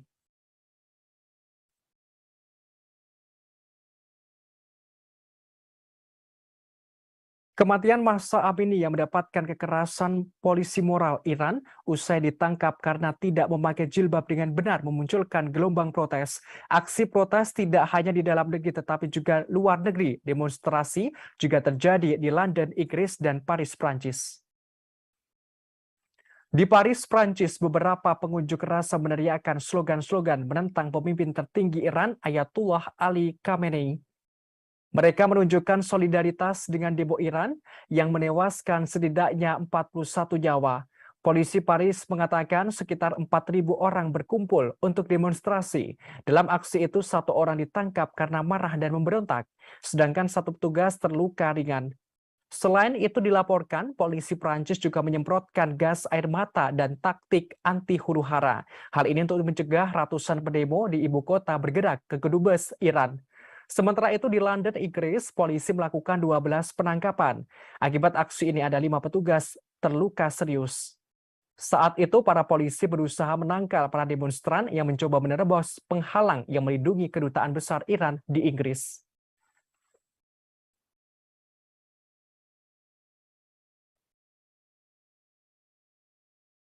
Berita selanjutnya dikabarkan dari Jepang, Tribuners. Upacara pemakaman kenegaraan mantan Perdana Menteri Jepang Shinzo Abe akan berlangsung di Tokyo pada Selasa 27 September besok. Total ada 6.000 tamu undangan akan menghadiri pemakaman tersebut. Dari jumlah itu, 700 undangan diantaranya dari luar negeri dipastikan hadir. Sementara dari dalam negeri Jepang, undangan yang akan hadir sekitar 3.600 orang. Di antaranya yang tidak hadir adalah Seiichiro Murakami. Ia adalah politisi senior Partai Demokrat Liberal. Seiichiro Murakami merupakan salah satu pihak yang menentang upacara kenegaraan Shinzo Abe. Ia menganggap aneh pemakaman Abe yang dilakukan secara kenegaraan. Murakami menilai menggambarkan mantan Perdana Menteri Shinzo Abe sebagai bandit nasional. Hal ini karena Abe menyerukan hukuman keras di dalam partai, terutama kalangan anggota parlemen dari fraksi Abe. Sementara itu, Perdana Menteri Fumio Kishida telah menekankan pentingnya diplomasi bela sungkawa. Sejumlah pejabat asing akan menghadiri pemakaman kenegaraan dan mereka tiba di Jepang. Di antaranya Wakil Presiden Indonesia Ma'ruf Amin, Wakil Presiden Amerika Serikat Kamala Harris, Perdana Menteri India Narendra Modi hingga Perdana Menteri Australia Albanese.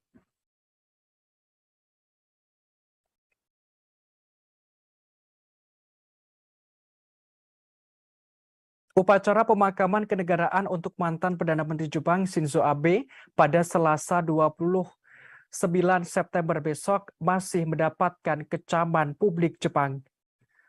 Salah satu alasan aksi protes karena biaya upacara pemakaman kenegaraan Shinzo Abe menelan biaya 1,65 miliar yen atau setara 173 miliar rupiah. Penentangan terhadap pemakaman kenegaraan Abe semakin meningkat dalam beberapa hari ini.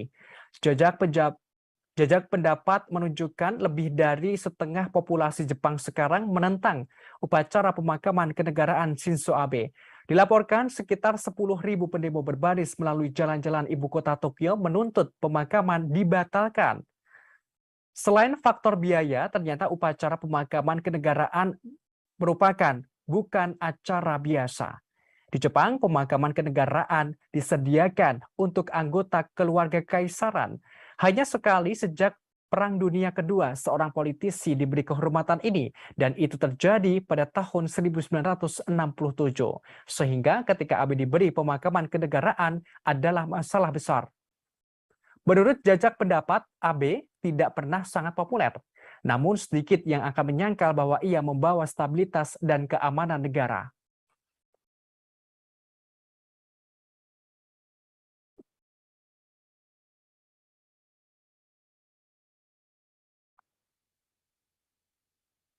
Berita selanjutnya dikabarkan dari Inggris, Tribuners. Inggris dilaporkan mengalami krisis tenaga kerja. Kekurangan tenaga kerja akut ini terjadi di industri-industri utama. Mengenai hal ini, Perdana Menteri Inggris Liz Truss akan meluncurkan tinjauan besar-besaran terhadap sistem visa negara. Truss bakal menentang sejumlah rekan kabinet anti-imigrasi untuk memuluskan tinjauan itu. Langkah ini diambil untuk memungkinkan industri tertentu untuk mendatangkan lebih banyak tenaga kerja, seperti insinyur telekomunikasi dari luar negeri. Tinjauan yang akan dilakukan kemungkinan juga membahas pelonggaran persyaratan, termasuk syarat mengharuskan berbicara bahasa Inggris di beberapa sektor. Hal ini guna memungkinkan lebih banyak pekerja asing masuk ke negara itu. Truss mengatakan bahwa ia siap untuk mengambil keputusan yang tidak populer.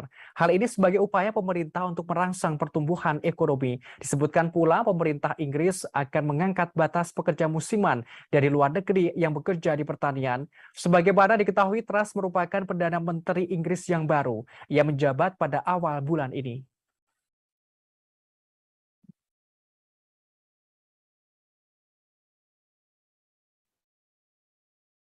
Informasi tadi sekaligus menutup perjumpaan kita dalam live update mancanegara hari ini. Jangan lupa saksikan terus live update di seluruh kanal YouTube dan Facebook Tribun Network. Saya Bebo Maulana beserta kru yang bertugas pamit undur diri. Terima kasih dan sampai jumpa.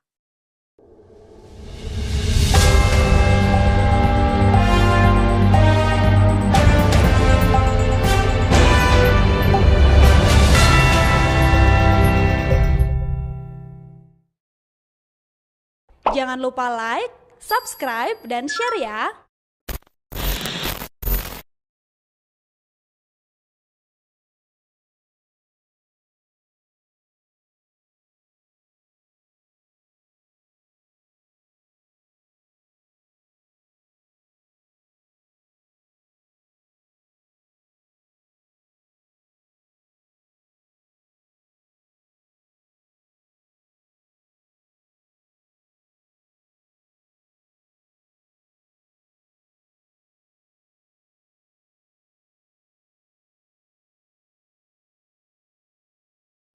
Hanya cukup untuk satu orang.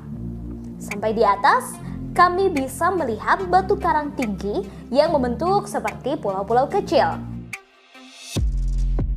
Dan seperti namanya, kami bisa menyaksikan telaga berbentuk bintang.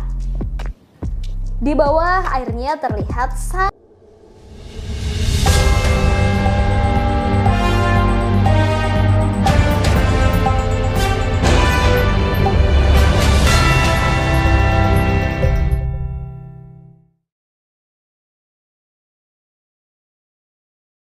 Anda sedang menyaksikan live update mancanegara edisi hari ini, Senin 26 September 2022. Malam ini kami akan menyajikan berbagai informasi teraktual dan terkini mengenai peristiwa yang terjadi di mancanegara. Bersama saya Bima Maulana, inilah live update selengkapnya.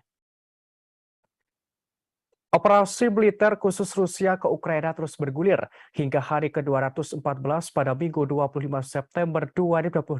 Ada sederet peristiwa di antaranya Ukraina dan Rusia saling tuduh soal serangan yang mengenai warga sipil di Ukraina Selatan hingga parlemen Rusia memerintahkan pejabat regional segera tangani kemarahan publik soal mobilisasi parsial. Tampaknya konflik Rusia dan Ukraina belum ada tanda-tanda usai. Kedua negara terus saling membalas baik secara militer maupun non-militer. Terakhir, Ukraina dan Rusia saling menuduh terkait serangan terhadap warga sipil di Ukraina Selatan. Pihak militer Ukraina mengatakan pasukan Rusia telah meluncurkan lusinan serangan rudal dan serangan udara. Serangan itu disebutkan menyasar ke lokasi militer dan sipil dalam 24 jam terakhir. Rusia juga dilaporkan menggunakan pesawat tak berawak untuk menyerang pusat kota Odessa. Namun tidak ada korban dalam serangan itu. Terkait hal ini, pihak Rusia menepis semua tuduhan Ukraina. Rusia menegaskan tidak menyerang ke warga sipil. Dilaporkan pasukan Ukraina menjatuhkan bom di sebuah hotel di kota Kherson hingga menewaskan 2 orang. Dalam hari ke-214 ini, mobilisasi parsial yang diumumkan Presiden Putin pada Rabu 21 September kemarin memicu kontroversi di tengah masyarakat Rusia. Merespons hal ini, pihak parlemen Rusia angkat bicara. Dilaporkan 2 anggota parlemen senior Rusia memerintahkan pejabat regional segera menangani situasi dan menyelesaikan pemicu kemarahan publik. Tak hanya itu, Kepala Dewan Hak Asasi Manusia Kremlin, Valery Faddeev, mengatakan telah menulis surat kepada Menteri Pertahanan Rusia, Sergei Shoigu. Surat yang ditulis memuat permintaan agar Menhan Rusia segera menyelesaikan masalah mobilisasi. Dalam hari ke-214 ini juga, Menteri Luar Negeri Sergei Lavrov menanggapi kritikan soal referendum 4 wilayah Ukraina. Hal ini ia sampaikan saat jumpa pers setelah menghadiri sidang Majelis Umum PBB di New York, Amerika Serikat. 4 wilayah itu yakni Donetsk, Luhansk, Kherson, dan Zaporizhia. Menteri Luar Negeri Rusia dengan tegas mengatakan Rusia akan melindungi warga di setiap wilayah Ukraina yang dikuasai. Menteri Luar Negeri Rusia juga menjelaskan Rusia tentu saja akan menghormati aspirasi kehendak warga 4 wilayah itu. Ia menyebutkan warga selama bertahun-tahun menderita akibat pelanggaran rezim neonazi. Lavrov menegaskan pihaknya memberikan perlindungan penuh kepada setiap wilayah yang dikuasai Rusia.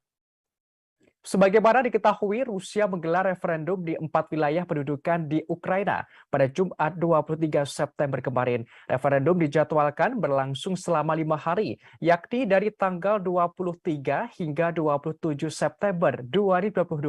Sementara itu, Majelis Rendah Parlemen Rusia Duma direncanakan membahas rancangan undang-undang yang memasukkan bagian-bagian Ukraina yang diduduki Rusia ke dalam Undang-Undang Rusia pada 29 September mendatang.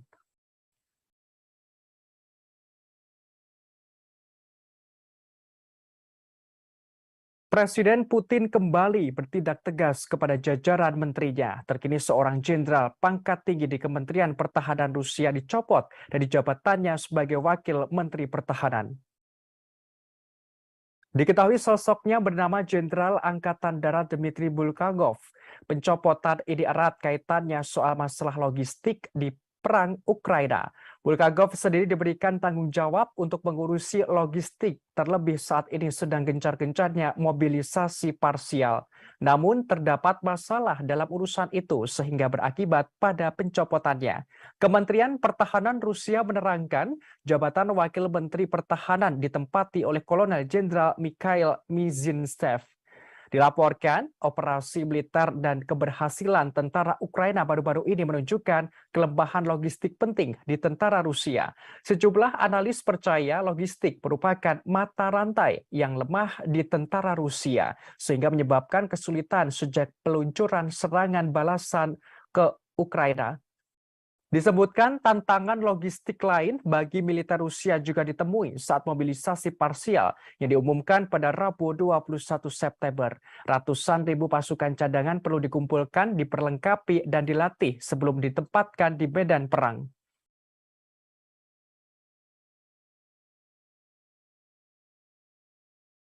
Presiden Ukraina Volodymyr Zelensky shock lantaran Israel tidak bisa memasok bantuan senjata. Ia terkejut dan heran mengapa Israel tak kunjung mengirimkan sistem pertahanan rudal untuk melawan serangan Rusia. Menurut pengakuan Zelensky, sebenarnya Ukraina sudah lama meminta sistem pertahanan rudal Iron Dome Israel. Permintaan itu dilakukan setelah Rusia menginvasi Ukraina pada Februari 2022. Diketahui sistem pertahanan rudal Iron Dome itu pernah digunakan Israel untuk menangkis roket-roket serangan kelompok misil Palestina di Gaza. Ungkapan Zelensky kali ini terasa lebih mendalam daripada ungkapannya pada Maret lalu. Saat itu, kepala negara mencela Israel karena keengganannya untuk mengirim senjata. Padahal Israel sempat mengatakan akan membantu Ukraina sebanyak mungkin. Negara itu juga mengikuti langkah negara-negara Barat dengan mengutuk invasi Rusia ke Ukraina.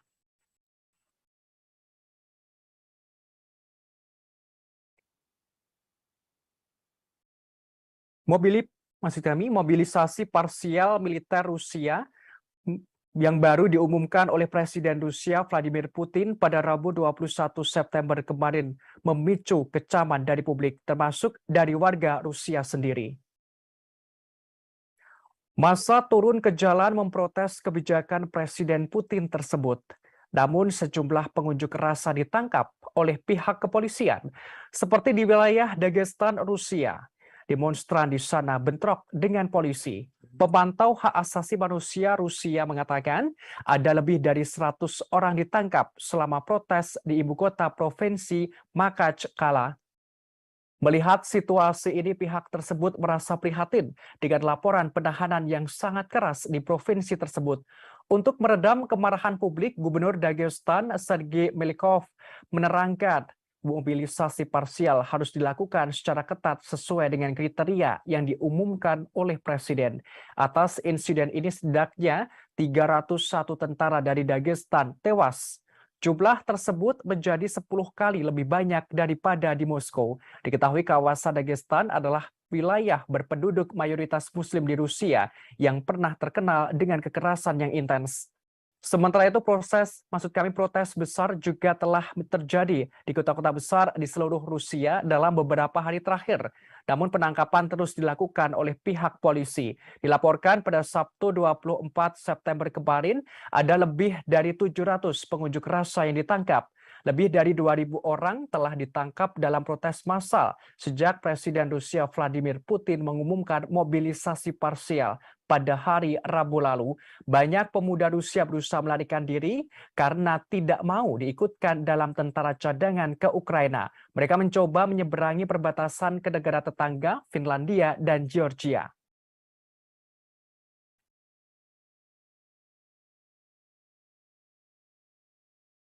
Pasukan Ukraina dikabarkan menyerang sebuah hotel yang menjadi tempat wartawan media Russia Today menginap di kota Kherson pada Minggu 25 September kemarin. Rudal Ukraina menghancurkan ruangan tempat koresponden Russia Today Murat Gezdiev dan juru kamera Mikhail Kondakov yang sedang tertidur. Beruntung dalam insiden ini keduanya tidak mengalami luka parah. Namun juru kamera Mikhail Kondakov sempat terkubur puing-puing bangunan. Ia berhasil ditarik keluar dari puing-puing. Kondakov mengaku saat kejadian ia seolah tersengat listrik dan badannya gemetar. Dikatakan waktu penyerangan ia sedang tertidur untuk beristirahat dari liputan di lokasi itu. Akibat serangan ini bangunan hotel mengalami rusak berat dan atapnya runtuh. Sejumlah kendaraan yang diparkir di luar juga hancur, termasuk sebuah kendaraan atau mobil yang digunakan oleh jurnalis Russia Today. Kondakov berujar selain 4 orang tim Russia Today, ada 3 pekerja pusat migrasi dan 2 anggota staf hotel berada di dalam gedung saat kejadian. Diakui Sebelumnya ada militer Rusia berada di hotel. Dimungkinkan serangan rudal Ukraina hendak menyasar ke sejumlah militer tersebut. Sementara itu layanan darurat mengonfirmasi ada 2 orang tewas dalam serangan ini. Pejabat senior yang ditunjuk Rusia, Kirill Steremosov, mengonfirmasi seorang mantan anggota parlemen Ukraina, Alexei Zuravkov, maksud kami, adalah salah satu menjadi korban.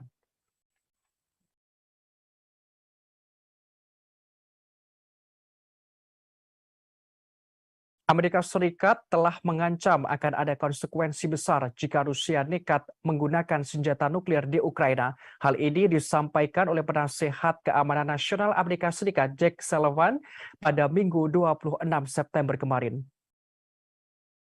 Dikatakan Amerika Serikat akan menanggapi dengan tegas setiap penggunaan senjata nuklir Rusia terhadap Ukraina. Rusia akan menemui bencana besar jika Rusia nekat menyerang dengan nuklir. Ia menuturkan Rusia kelewatan batas. Diketahui peringatan baru dari Amerika Serikat muncul karena pernyataan Presiden Rusia Vladimir Putin pada Rabu 21 September kemarin.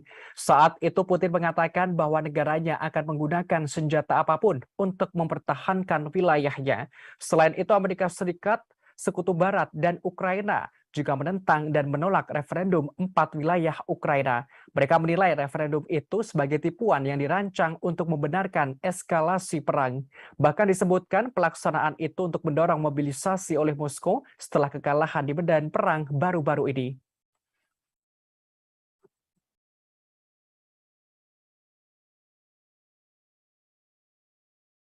Menteri Luar Negeri Rusia Sergei Lavrov menepis kecaman Ukraina dan Sekutu Barat soal referendum palsu di 4 wilayah Ukraina yang dikuasai Moskwa. Ia menerangkan hasil pemungutan suara yang dimulai Jumat lalu itu adalah bagian dari doktrin keamanan nuklir Rusia. Hal ini Lavrov jelaskan kepada awak media setelah berpidato di Majelis Umum PBB di Amerika Serikat. Diketahui di 4 wilayah Ukraina yang menggelar referendum itu adalah Luhansk, Kherson, Zaporizhia, serta Donetsk. Keempatnya kini masih dalam penguasaan Rusia. Ia menegaskan Rusia akan melakukan perlindungan penuh di setiap wilayah Ukraina yang dikuasai. Sebagaimana diketahui Rusia menggelar referendum di 4 wilayah pendudukan di Ukraina pada Jumat 23 September kemarin. Referendum dijadwalkan berlangsung selama 5 hari, yakni 23 hingga 27 September 2022. Sementara itu, dalam sidang PBB, mitra strategis Rusia mendesak konflik Rusia-Ukraina segera diakhiri. Hal ini karena konflik itu memperburuk krisis pangan, bahan bakar, dan keuangan global. Menteri Luar Negeri China, Wang Yi, mengatakan Beijing tidak ingin melihat krisis itu semakin meluas. Untuk itu pihaknya menyerukan perundingan. Hal ini senada dengan pihak India.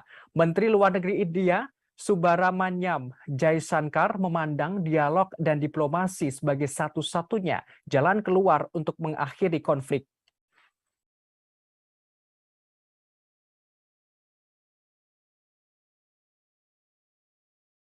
Sebagaimana informasi terkini Tribuners beralih ke berita Cina, jagat media sosial digembarkan rumor kudeta militer di Cina. Isu itu menyebutkan Presiden Cina Xi Jinping telah digulingkan.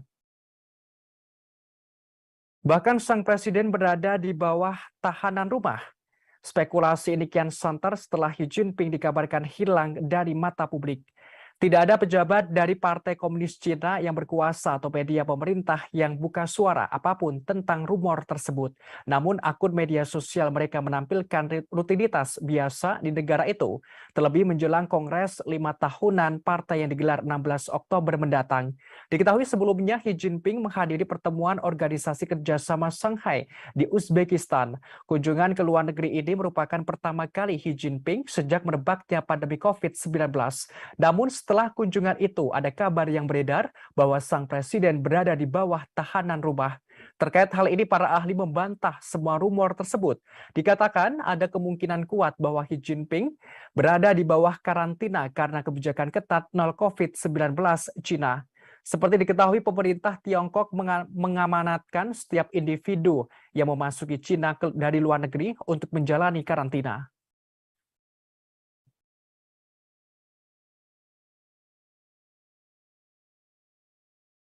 Belakangan ini media sosial dihebohkan dengan rumor liar bahwa Presiden Cina Xi Jinping menjadi tahanan rumah dan dikudeta oleh militer.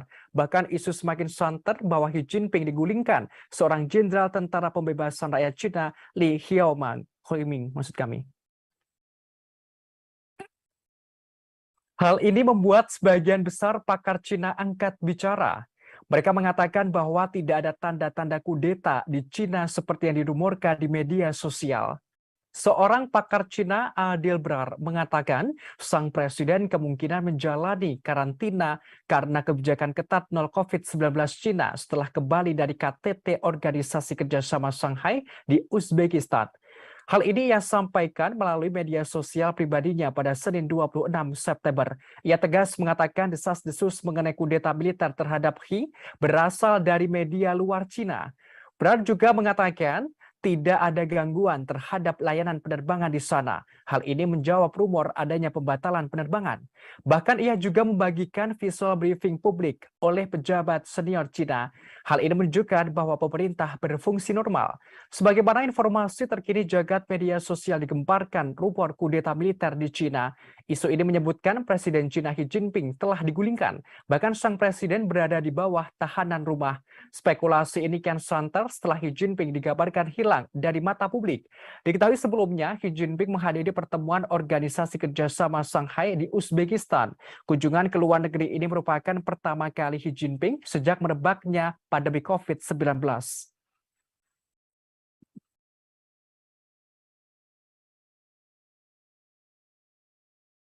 Presiden Cina Xi Jinping dirumorkan digulingkan oleh Jenderal Militer Li Xiaoming. Hal ini menyusul isu kudeta militer di Cina yang santer yang beredar di media sosial.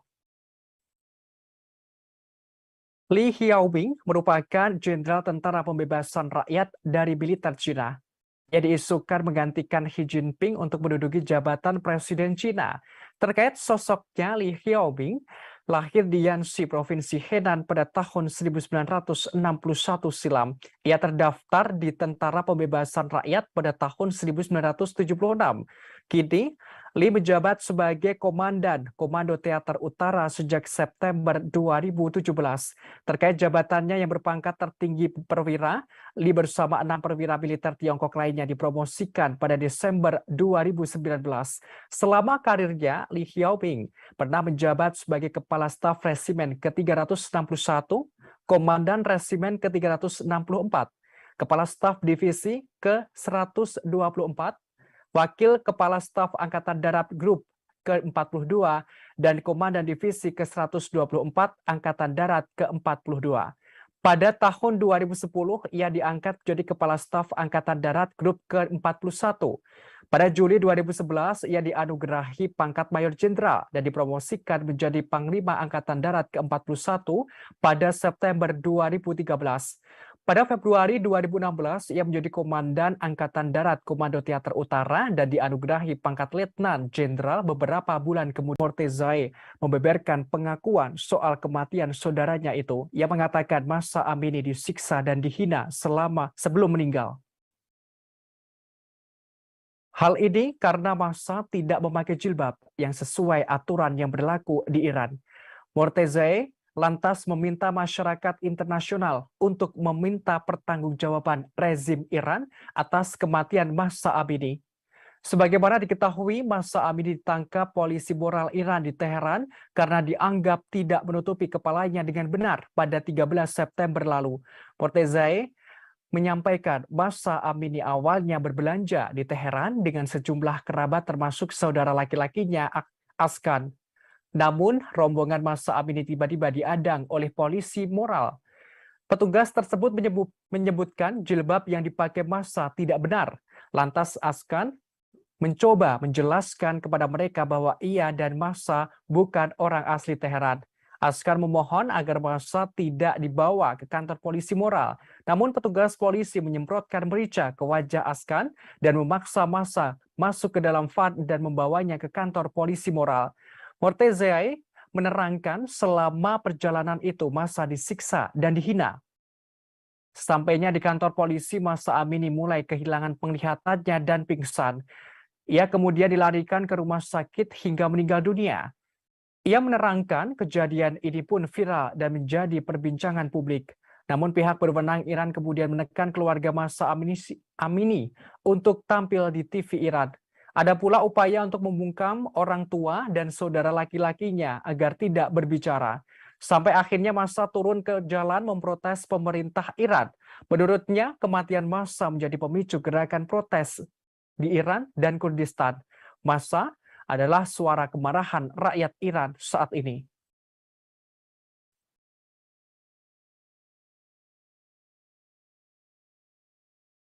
Kematian Mahsa Amini yang mendapatkan kekerasan polisi moral Iran usai ditangkap karena tidak memakai jilbab dengan benar memunculkan gelombang protes. Aksi protes tidak hanya di dalam negeri tetapi juga luar negeri. Demonstrasi juga terjadi di London, Inggris, dan Paris, Prancis. Di Paris, Prancis, beberapa pengunjuk rasa meneriakkan slogan-slogan menentang pemimpin tertinggi Iran, Ayatullah Ali Khamenei. Mereka menunjukkan solidaritas dengan demo Iran yang menewaskan setidaknya 41 nyawa. Polisi Paris mengatakan sekitar 4.000 orang berkumpul untuk demonstrasi. Dalam aksi itu, 1 orang ditangkap karena marah dan memberontak, sedangkan 1 petugas terluka ringan. Selain itu dilaporkan, polisi Prancis juga menyemprotkan gas air mata dan taktik anti huru-hara. Hal ini untuk mencegah ratusan pendemo di ibu kota bergerak ke kedubes Iran. Sementara itu di London, Inggris, polisi melakukan 12 penangkapan. Akibat aksi ini ada 5 petugas terluka serius. Saat itu para polisi berusaha menangkal para demonstran yang mencoba menerobos penghalang yang melindungi kedutaan besar Iran di Inggris.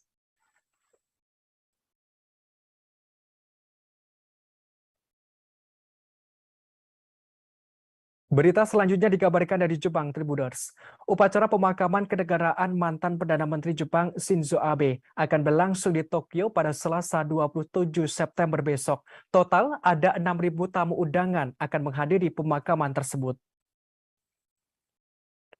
Dari jumlah itu, 700 undangan diantaranya dari luar negeri dipastikan hadir. Sementara dari dalam negeri Jepang, undangan yang akan hadir sekitar 3.600 orang. Di antaranya yang tidak hadir adalah Seiichiro Murakami. Ia adalah politisi senior Partai Demokrat Liberal. Seiichiro Murakami merupakan salah satu pihak yang menentang upacara kenegaraan Shinzo Abe. Ia menganggap aneh pemakaman Abe yang dilakukan secara kenegaraan. Murakami menilai menggambarkan mantan Perdana Menteri Shinzo Abe sebagai bandit nasional. Hal ini karena Abe menyerukan hukuman keras di dalam partai, terutama kalangan anggota parlemen dari fraksi Abe. Sementara itu, Perdana Menteri Fumio Kishida telah menekankan pentingnya diplomasi belasungkawa. Sejumlah pejabat asing akan menghadiri pemakaman kenegaraan dan mereka tiba di Jepang. Di antaranya Wakil Presiden Indonesia Ma'ruf Amin, Wakil Presiden Amerika Serikat Kamala Harris, Perdana Menteri India Narendra Modi, hingga Perdana Menteri Australia Albanese.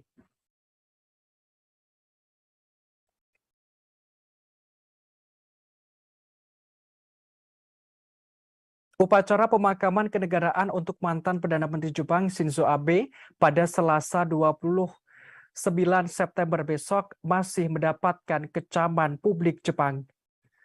Salah satu alasan aksi protes karena biaya upacara pemakaman kenegaraan Shinzo Abe menelan biaya 1,65 miliar yen atau setara 173 miliar rupiah. Penentangan terhadap pemakaman kenegaraan Abe semakin meningkat dalam beberapa hari ini. Jajak pendapat menunjukkan lebih dari setengah populasi Jepang sekarang menentang upacara pemakaman kenegaraan Shinzo Abe. Dilaporkan sekitar 10.000 pendemo berbaris melalui jalan-jalan ibu kota Tokyo menuntut pemakaman dibatalkan. Selain faktor biaya, ternyata upacara pemakaman kenegaraan merupakan bukan acara biasa. Di Jepang, pemakaman kenegaraan disediakan untuk anggota keluarga kaisaran. Hanya sekali sejak Perang Dunia Kedua, seorang politisi diberi kehormatan ini, dan itu terjadi pada tahun 1967. Sehingga ketika Abe diberi pemakaman kenegaraan adalah masalah besar. Menurut jajak pendapat, Abe tidak pernah sangat populer. namun sedikit yang akan menyangkal bahwa ia membawa stabilitas dan keamanan negara.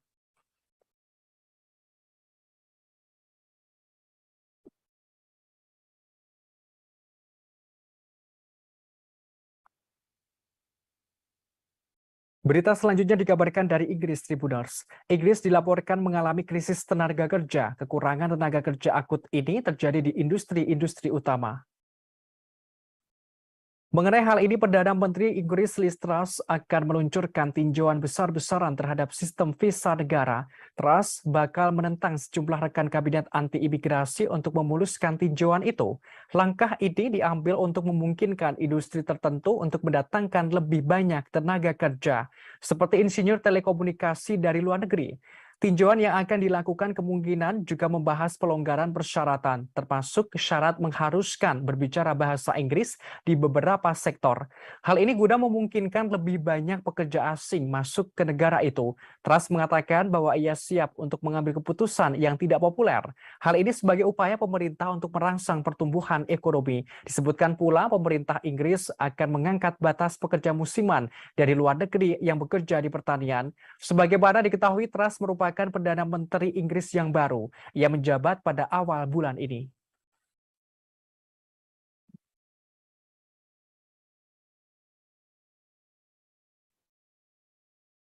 Informasi tadi sekaligus menutup perjumpaan kita dalam live update mancanegara hari ini. Jangan lupa saksikan terus live update di seluruh kanal YouTube dan Facebook Tribun Network. Saya Bima Maulana beserta kru yang bertugas pamit undur diri. Terima kasih dan sampai jumpa.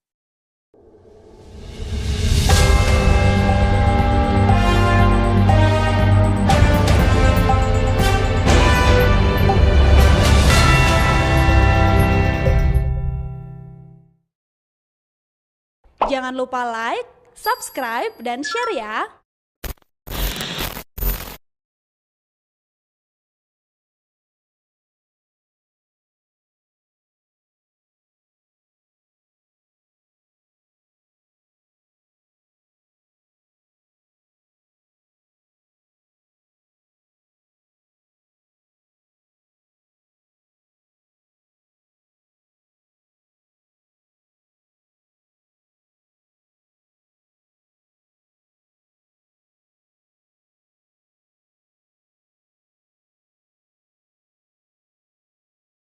Sumbernya hanya cukup untuk satu orang. Sampai di atas, kami bisa melihat batu karang tinggi yang membentuk seperti pulau-pulau kecil.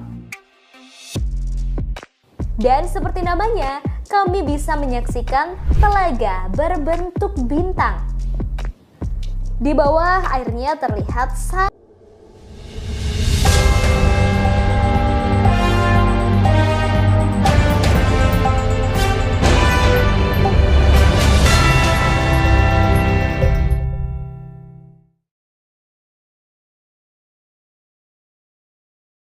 Anda sedang menyaksikan live update mancanegara edisi hari ini, Senin 26 September 2022. Malam ini kami akan menyajikan berbagai informasi teraktual dan terkini mengenai peristiwa yang terjadi di mancanegara. Bersama saya Bima Maulana, inilah live update selengkapnya. Operasi militer khusus Rusia ke Ukraina terus bergulir hingga hari ke-214 pada Minggu 25 September 2022. Ada sederet peristiwa di antaranya Ukraina dan Rusia saling tuduh soal serangan yang mengenai warga sipil di Ukraina Selatan, hingga parlemen Rusia memerintahkan pejabat regional segera tangani kemarahan publik soal mobilisasi parsial. Tampaknya konflik Rusia dan Ukraina belum ada tanda-tanda usai. Kedua negara terus saling membalas baik secara militer maupun non-militer. Terakhir, Ukraina dan Rusia saling menuduh terkait serangan terhadap warga sipil di Ukraina Selatan. Pihak militer Ukraina mengatakan pasukan Rusia telah meluncurkan lusinan serangan rudal dan serangan udara. Serangan itu disebutkan menyasar ke lokasi militer dan sipil dalam 24 jam terakhir. Rusia juga dilaporkan menggunakan pesawat tak berawak untuk menyerang pusat kota Odessa. Namun tidak ada korban dalam serangan itu. Terkait hal ini, pihak Rusia menepis semua tuduhan Ukraina. Rusia menegaskan tidak menyerang ke warga sipil. Dilaporkan pasukan Ukraina menjatuhkan bom di sebuah hotel di kota Kherson hingga menewaskan 2 orang. Dalam hari ke-214 ini, mobilisasi parsial yang diumumkan Presiden Putin pada Rabu 21 September kemarin memicu kontroversi di tengah masyarakat Rusia. Merespons hal ini, pihak parlemen Rusia angkat bicara. Dilaporkan 2 anggota parlemen senior Rusia memerintahkan pejabat regional segera menangani situasi dan menyelesaikan pemicu kemarahan publik. Tak hanya itu, Kepala Dewan Hak Asasi Manusia Kremlin, Valery Faddeev, mengatakan telah menulis surat kepada Menteri Pertahanan Rusia, Sergei Shoigu. Surat yang ditulis memuat permintaan agar Menhan Rusia segera menyelesaikan masalah mobilisasi. Dalam hari ke-214 ini juga, Menteri Luar Negeri Sergei Lavrov menanggapi kritikan soal referendum 4 wilayah Ukraina. Hal ini ia sampaikan saat jumpa pers setelah menghadiri sidang Majelis Umum PBB di New York, Amerika Serikat.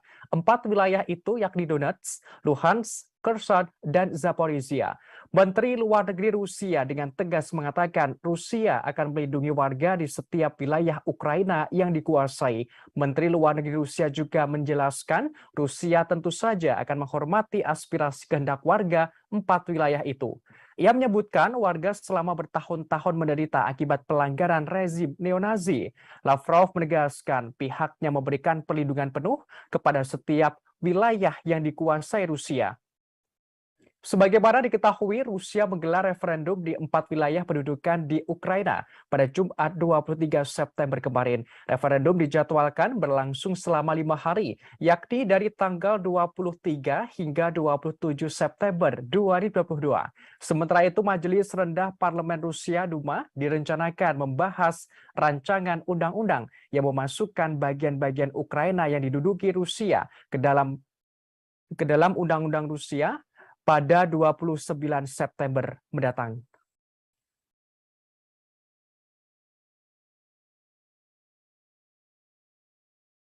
Presiden Putin kembali bertindak tegas kepada jajaran menterinya. Terkini seorang jenderal pangkat tinggi di Kementerian Pertahanan Rusia dicopot dari jabatannya sebagai Wakil Menteri Pertahanan. Diketahui sosoknya bernama Jenderal Angkatan Darat Dmitry Bulgakov. Pencopotan ini erat kaitannya soal masalah logistik di perang Ukraina. Bulgakov sendiri diberikan tanggung jawab untuk mengurusi logistik, terlebih saat ini sedang gencar-gencarnya mobilisasi parsial. Namun terdapat masalah dalam urusan itu sehingga berakibat pada pencopotannya. Kementerian Pertahanan Rusia menerangkan jabatan Wakil Menteri Pertahanan ditempati oleh Kolonel Jenderal Mikhail Mizintsev. Dilaporkan, operasi militer dan keberhasilan tentara Ukraina baru-baru ini menunjukkan kelemahan logistik penting di tentara Rusia. Sejumlah analis percaya logistik merupakan mata rantai yang lemah di tentara Rusia, sehingga menyebabkan kesulitan sejak peluncuran serangan balasan ke Ukraina. Disebutkan tantangan logistik lain bagi militer Rusia juga ditemui saat mobilisasi parsial yang diumumkan pada Rabu 21 September. Ratusan ribu pasukan cadangan perlu dikumpulkan, diperlengkapi, dan dilatih sebelum ditempatkan di medan perang.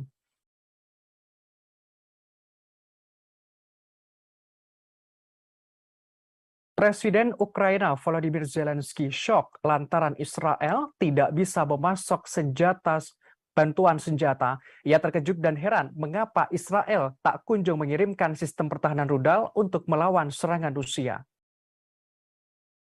Menurut pengakuan Zelensky, sebenarnya Ukraina sudah lama meminta sistem pertahanan rudal Iron Dome Israel. Permintaan itu dilakukan setelah Rusia menginvasi Ukraina pada Februari 2022. Diketahui sistem pertahanan rudal Iron Dome itu pernah digunakan Israel untuk menangkis roket-roket serangan kelompok misil Palestina di Gaza.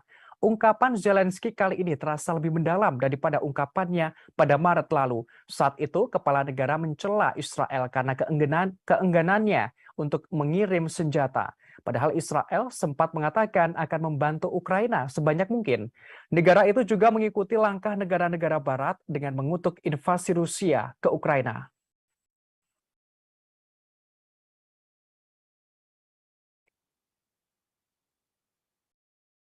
Mobilisasi parsial militer Rusia yang baru diumumkan oleh Presiden Rusia Vladimir Putin pada Rabu 21 September kemarin memicu kecaman dari publik, termasuk dari warga Rusia sendiri.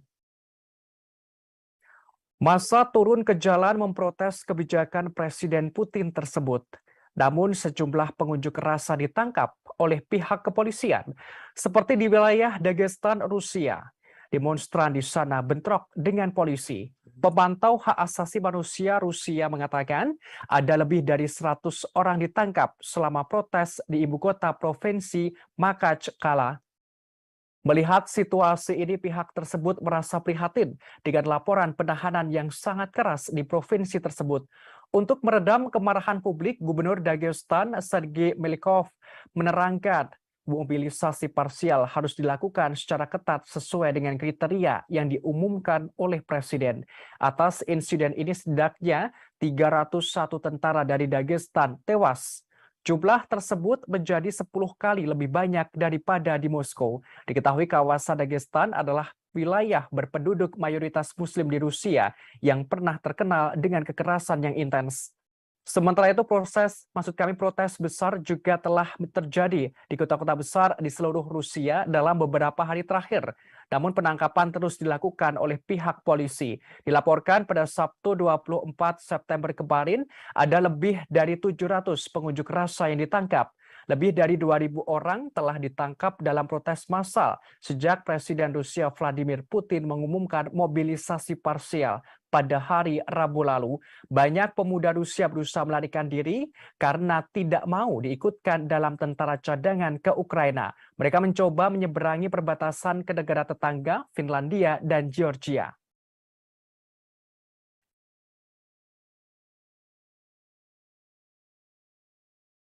Pasukan Ukraina dikabarkan menyerang sebuah hotel yang menjadi tempat wartawan media Russia Today menginap di kota Kherson pada Minggu 25 September kemarin. Rudal Ukraina menghancurkan ruangan tempat koresponden Russia Today Murat Gezdiev dan juru kamera Mikhail Kondakov yang sedang tertidur. Beruntung dalam insiden ini keduanya tidak mengalami luka parah. Namun juru kamera Mikhail Kondakov sempat terkubur puing-puing bangunan. Ia berhasil ditarik keluar dari puing-puing. Kondakov mengaku saat kejadian ia seolah tersengat listrik dan badannya gemetar. Dikatakan waktu penyerangan ia sedang tertidur untuk beristirahat dari liputan di lokasi itu. Akibat serangan ini bangunan hotel mengalami rusak berat dan atapnya runtuh. Sejumlah kendaraan yang diparkir di luar juga hancur, termasuk sebuah kendaraan atau mobil yang digunakan oleh jurnalis Russia Today. Kondakov berujar selain 4 orang tim Russia Today, ada 3 pekerja pusat migrasi dan 2 anggota staf hotel berada di dalam gedung saat kejadian. Diakui sebelumnya ada militer Rusia berada di hotel. Dimungkinkan serangan rudal Ukraina hendak menyasar ke sejumlah militer tersebut. Sementara itu layanan darurat mengonfirmasi ada 2 orang tewas dalam serangan ini. Pejabat senior yang ditunjuk Rusia, Kirill Steremosov, mengonfirmasi seorang mantan anggota parlemen Ukraina, Alexei Zuravkov, adalah salah satu menjadi korban.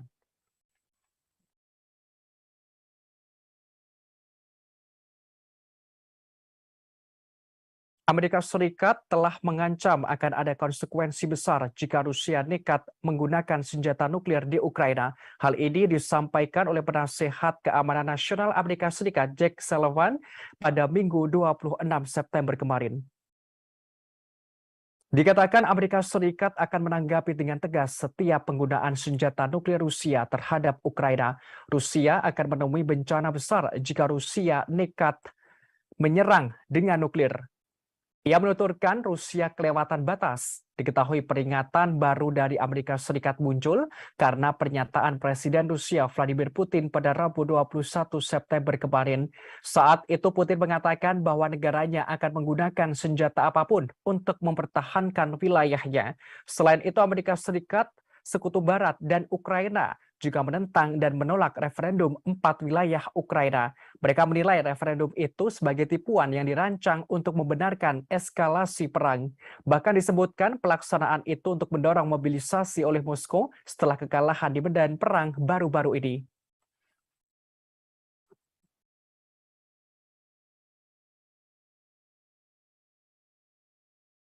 Menteri Luar Negeri Rusia Sergei Lavrov menepis kecaman Ukraina dan Sekutu Barat soal referendum palsu di 4 wilayah Ukraina yang dikuasai Moskwa. Ia menerangkan hasil pemungutan suara yang dimulai Jumat lalu itu adalah bagian dari doktrin keamanan nuklir Rusia. Hal ini Lavrov jelaskan kepada awak media setelah berpidato di Majelis Umum PBB di Amerika Serikat. Diketahui di 4 wilayah Ukraina yang menggelar referendum itu adalah Luhansk, Kherson, Zaporizhia, serta Donetsk. Keempatnya kini masih dalam penguasaan Rusia. Ia menegaskan Rusia akan melakukan perlindungan penuh di setiap wilayah Ukraina yang dikuasai. Sebagaimana diketahui Rusia menggelar referendum di 4 wilayah pendudukan di Ukraina pada Jumat 23 September kemarin. Referendum dijadwalkan berlangsung selama 5 hari, yakni 23 hingga 27 September 2022. Sementara itu, dalam sidang PBB, mitra strategis Rusia mendesak konflik Rusia-Ukraina segera diakhiri. Hal ini karena konflik itu memperburuk krisis pangan, bahan bakar, dan keuangan global. Menteri Luar Negeri Cina, Wang Yi, mengatakan Beijing tidak ingin melihat krisis itu semakin meluas. Untuk itu pihaknya menyerukan perundingan. Hal ini senada dengan pihak India. Menteri Luar Negeri India, Subrahmanyam Jaishankar, memandang dialog dan diplomasi sebagai satu-satunya jalan keluar untuk mengakhiri konflik.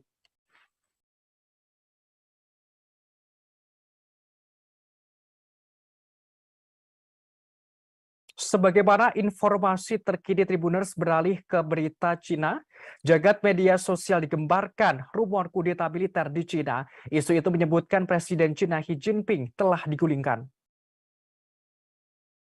Bahkan sang presiden berada di bawah tahanan rumah. Spekulasi ini kian santer setelah Xi Jinping dikabarkan hilang dari mata publik. Tidak ada pejabat dari Partai Komunis Cina yang berkuasa atau media pemerintah yang buka suara apapun tentang rumor tersebut.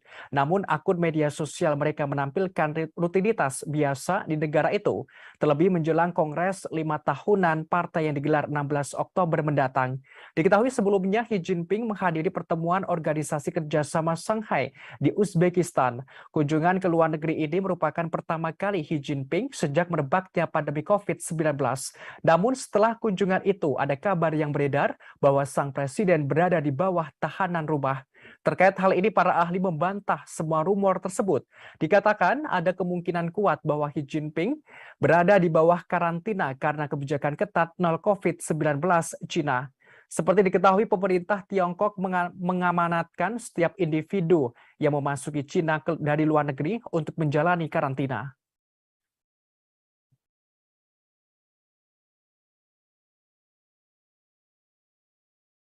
Belakangan ini media sosial dihebohkan dengan rumor liar bahwa Presiden Cina Xi Jinping menjadi tahanan rumah dan dikudeta oleh militer. Bahkan isu semakin santer bahwa Xi Jinping digulingkan seorang jenderal tentara pembebasan rakyat Cina, Li Hoiming maksud kami. Hal ini membuat sebagian besar pakar Cina angkat bicara. Mereka mengatakan bahwa tidak ada tanda-tanda kudeta di Cina seperti yang dirumorkan di media sosial.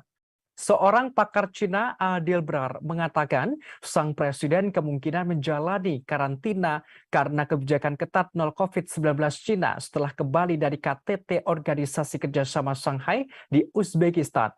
Hal ini ia sampaikan melalui media sosial pribadinya pada Senin 26 September. Ia tegas mengatakan desas-desus mengenai kudeta militer terhadap Xi berasal dari media luar Cina. Brar juga mengatakan tidak ada gangguan terhadap layanan penerbangan di sana. Hal ini menjawab rumor adanya pembatalan penerbangan. Bahkan ia juga membagikan visual briefing publik oleh pejabat senior Cina. Hal ini menunjukkan bahwa pemerintah berfungsi normal.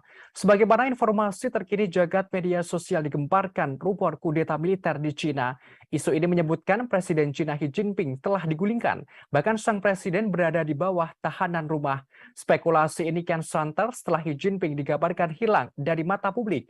Diketahui sebelumnya, Xi Jinping menghadiri pertemuan Organisasi Kerjasama Shanghai di Uzbekistan.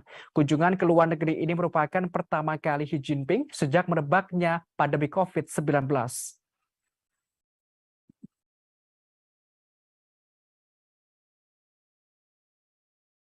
Presiden Cina Xi Jinping dirumorkan digulingkan oleh Jenderal Militer Li Xiaoming.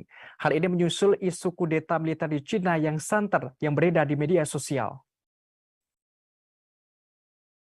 Li Xiaoming merupakan Jenderal Tentara Pembebasan Rakyat dari militer Cina. Ia diisukan menggantikan Xi Jinping untuk menduduki jabatan Presiden Cina. Terkait sosoknya, Li Xiaoming lahir di Yanxi, Provinsi Henan pada tahun 1961 silam. Ia terdaftar di Tentara Pembebasan Rakyat pada tahun 1976. Kini, Li menjabat sebagai Komandan Komando Teater Utara sejak September 2017. Terkait jabatannya yang berpangkat tertinggi perwira, Li bersama 6 perwira militer Tiongkok lainnya dipromosikan pada Desember 2019. Selama karirnya, Li Xiaoming pernah menjabat sebagai Kepala Staf Resimen ke-361, Komandan Resimen ke-364, Kepala Staf Divisi ke-124, Wakil Kepala Staf Angkatan Darat Grup ke-42, dan Komandan Divisi ke-124 Angkatan Darat ke-42. Pada tahun 2010, ia diangkat menjadi Kepala Staf Angkatan Darat Grup ke-41. Pada Juli 2011, ia dianugerahi pangkat Mayor Jenderal dan dipromosikan menjadi Panglima Angkatan Darat ke-41 pada September 2013. Pada Februari 2016, ia menjadi Komandan Angkatan Darat Komando Teater Utara dan dianugerahi pangkat Letnan Jenderal beberapa bulan kemudian. Selanjutnya pada September 2017, ia dipromosikan lagi menjadi Komandan Komando Teater Utara.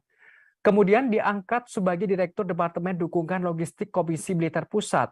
Selain militer, ia juga anggota Pusat Komite Partai Komunis Tiongkok atau PKT atau anggota Komite Sentral ke-19 Partai Komunis Tiongkok.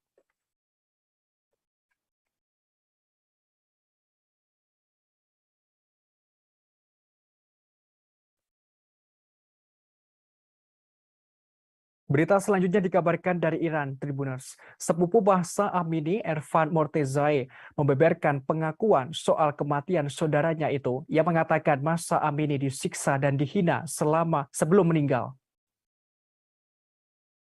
Hal ini karena Mahsa tidak memakai jilbab yang sesuai aturan yang berlaku di Iran. Mortezai lantas meminta masyarakat internasional untuk meminta pertanggungjawaban rezim Iran atas kematian Mahsa Amini. Sebagaimana diketahui, Mahsa Amini ditangkap polisi moral Iran di Teheran karena dianggap tidak menutupi kepalanya dengan benar pada 13 September lalu. Mortezai menyampaikan Mahsa Amini awalnya berbelanja di Teheran dengan sejumlah kerabat termasuk saudara laki-lakinya Askan. Namun, rombongan Mahsa Amini tiba-tiba diadang oleh polisi moral. Petugas tersebut menyebutkan jilbab yang dipakai Mahsa tidak benar. Lantas Askan mencoba menjelaskan kepada mereka bahwa ia dan Mahsa bukan orang asli Teheran. Askan memohon agar Mahsa tidak dibawa ke kantor polisi moral. Namun petugas polisi menyemprotkan merica ke wajah Askan dan memaksa Mahsa masuk ke dalam van dan membawanya ke kantor polisi moral. Mortezai menerangkan selama perjalanan itu Mahsa disiksa dan dihina. Sampainya di kantor polisi, Mahsa Amini mulai kehilangan penglihatannya dan pingsan. Ia kemudian dilarikan ke rumah sakit hingga meninggal dunia. Ia menerangkan kejadian ini pun viral dan menjadi perbincangan publik. Namun pihak berwenang Iran kemudian menekan keluarga Mahsa Amini untuk tampil di TV Iran. Ada pula upaya untuk membungkam orang tua dan saudara laki-lakinya agar tidak berbicara. Sampai akhirnya Mahsa turun ke jalan memprotes pemerintah Iran. Menurutnya, kematian Mahsa menjadi pemicu gerakan protes di Iran dan Kurdistan. Mahsa adalah suara kemarahan rakyat Iran saat ini.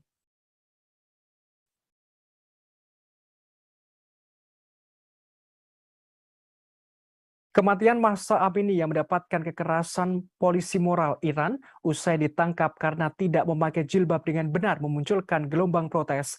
Aksi protes tidak hanya di dalam negeri tetapi juga luar negeri. Demonstrasi juga terjadi di London, Inggris, dan Paris, Prancis.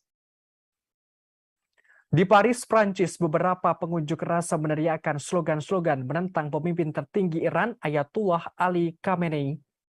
Mereka menunjukkan solidaritas dengan demo Iran yang menewaskan setidaknya 41 nyawa. Polisi Paris mengatakan sekitar 4.000 orang berkumpul untuk demonstrasi. Dalam aksi itu, satu orang ditangkap karena marah dan memberontak, sedangkan satu petugas terluka ringan. Selain itu dilaporkan, polisi Prancis juga menyemprotkan gas air mata dan taktik anti huru-hara. Hal ini untuk mencegah ratusan pendemo di ibu kota bergerak ke Kedubes, Iran. Sementara itu di London, Inggris, polisi melakukan 12 penangkapan. Akibat aksi ini ada 5 petugas terluka serius. Saat itu para polisi berusaha menangkal para demonstran yang mencoba menerobos penghalang yang melindungi kedutaan besar Iran di Inggris.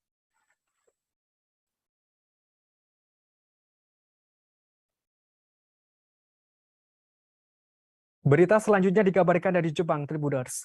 Upacara pemakaman kenegaraan mantan Perdana Menteri Jepang Shinzo Abe akan berlangsung di Tokyo pada Selasa 27 September besok. Total ada 6.000 tamu undangan akan menghadiri pemakaman tersebut. Dari jumlah itu, 700 undangan diantaranya dari luar negeri dipastikan hadir. Sementara dari dalam negeri Jepang, undangan yang akan hadir sekitar 3.600 orang. Di antaranya yang tidak hadir adalah Seiichiro Murakami. Ia adalah politisi senior Partai Demokrat Liberal. Seiichiro Murakami merupakan salah satu pihak yang menentang upacara kenegaraan Shinzo Abe. Ia menganggap aneh pemakaman Abe yang dilakukan secara kenegaraan. Murakami menilai menggambarkan mantan Perdana Menteri Shinzo Abe sebagai bandit nasional. Hal ini karena Abe menyerukan hukuman keras di dalam partai, terutama kalangan anggota parlemen dari fraksi Abe. Sementara itu, Perdana Menteri Fumio Kishida telah menekankan pentingnya diplomasi bela-sungkawa. Sejumlah pejabat asing akan menghadiri pemakaman kenegaraan dan mereka tiba di Jepang. Di antaranya Wakil Presiden Indonesia Ma'ruf Amin, Wakil Presiden Amerika Serikat Kamala Harris, Perdana Menteri India Narendra Modi, hingga Perdana Menteri Australia Albanese.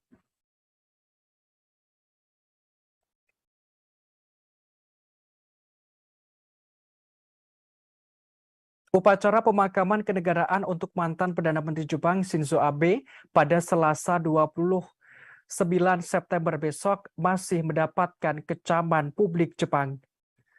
Salah satu alasan aksi protes karena biaya upacara pemakaman kenegaraan Shinzo Abe menelan biaya 1,65 miliar yen atau setara 173 miliar rupiah. Penentangan terhadap pemakaman kenegaraan Abe semakin meningkat dalam beberapa hari ini.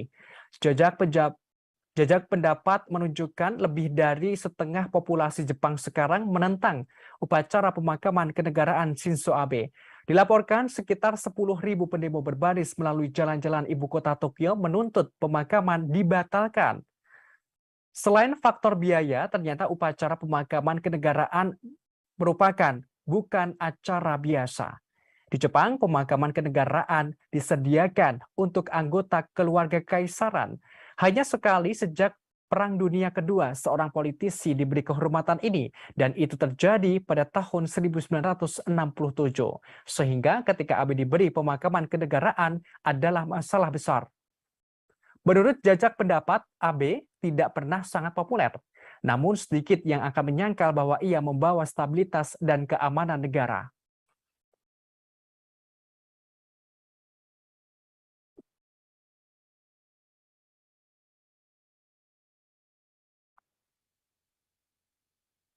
Berita selanjutnya dikabarkan dari Inggris, Tribuners. Inggris dilaporkan mengalami krisis tenaga kerja. Kekurangan tenaga kerja akut ini terjadi di industri-industri utama.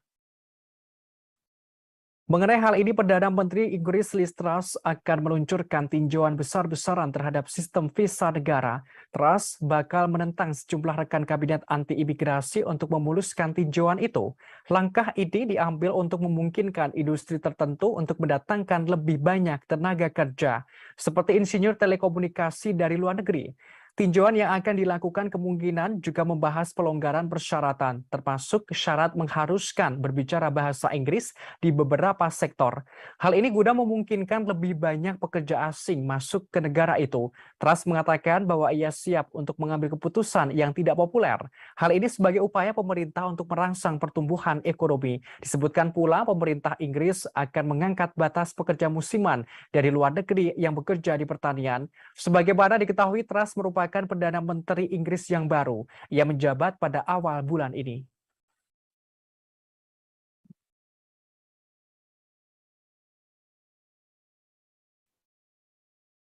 Informasi tadi sekaligus menutup perjumpaan kita dalam live update mancanegara hari ini. Jangan lupa saksikan terus live update di seluruh kanal YouTube dan Facebook Tribun Network. Saya Bima Maulana beserta kru yang bertugas pamit undur diri. Terima kasih dan sampai jumpa.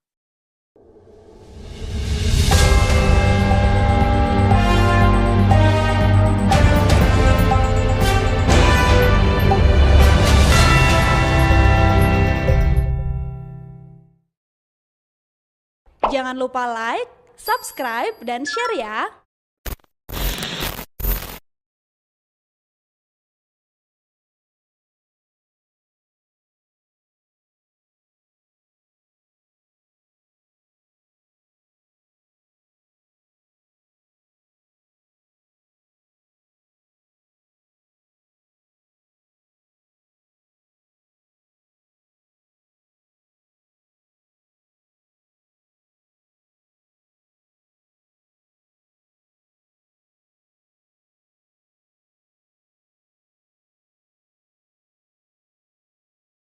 Hanya cukup untuk satu orang. Sampai di atas, kami bisa melihat batu karang tinggi yang membentuk seperti pulau-pulau kecil.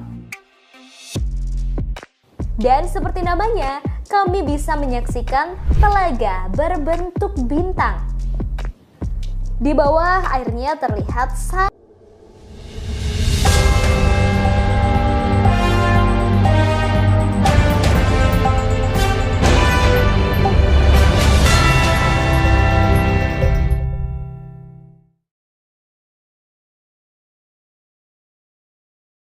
Anda sedang menyaksikan live update mancanegara edisi hari ini, Senin 26 September 2022. Malam ini kami akan menyajikan berbagai informasi teraktual dan terkini mengenai peristiwa yang terjadi di mancanegara. Bersama saya Bima Maulana, inilah live update selengkapnya. Operasi militer khusus Rusia ke Ukraina terus bergulir hingga hari ke-214 pada Minggu 25 September 2022. Ada sederet peristiwa di antaranya Ukraina dan Rusia saling tuduh soal serangan yang mengenai warga sipil di Ukraina Selatan, hingga parlemen Rusia memerintahkan pejabat regional segera tangani kemarahan publik soal mobilisasi parsial. Tampaknya konflik Rusia dan Ukraina belum ada tanda-tanda usai. Kedua negara terus saling membalas baik secara militer maupun non-militer. Terakhir, Ukraina dan Rusia saling menuduh terkait serangan terhadap warga sipil di Ukraina Selatan. Pihak militer Ukraina mengatakan pasukan Rusia telah meluncurkan lusinan serangan rudal dan serangan udara.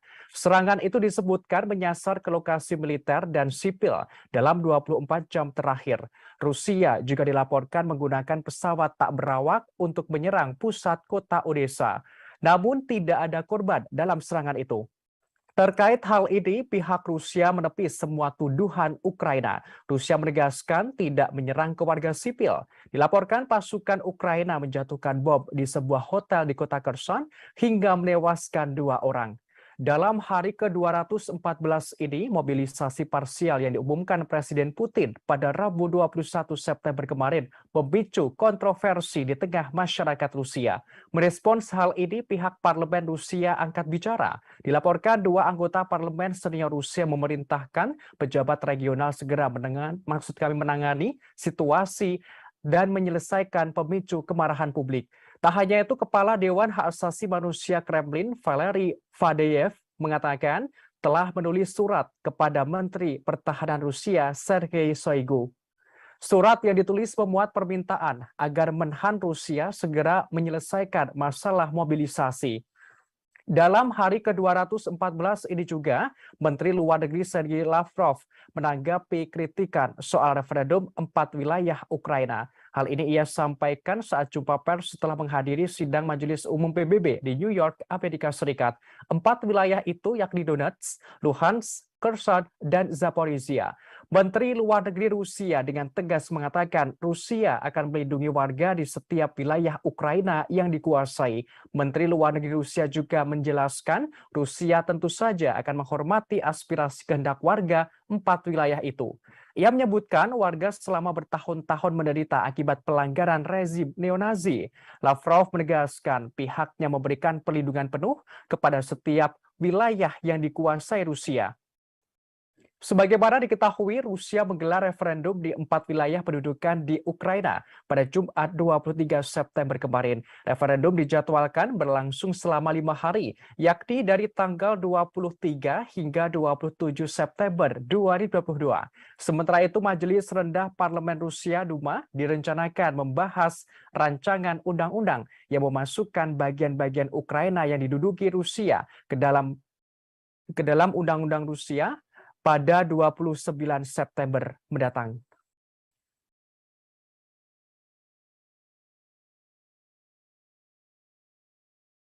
Presiden Putin kembali bertindak tegas kepada jajaran menterinya. Terkini seorang jenderal pangkat tinggi di Kementerian Pertahanan Rusia dicopot dari jabatannya sebagai Wakil Menteri Pertahanan.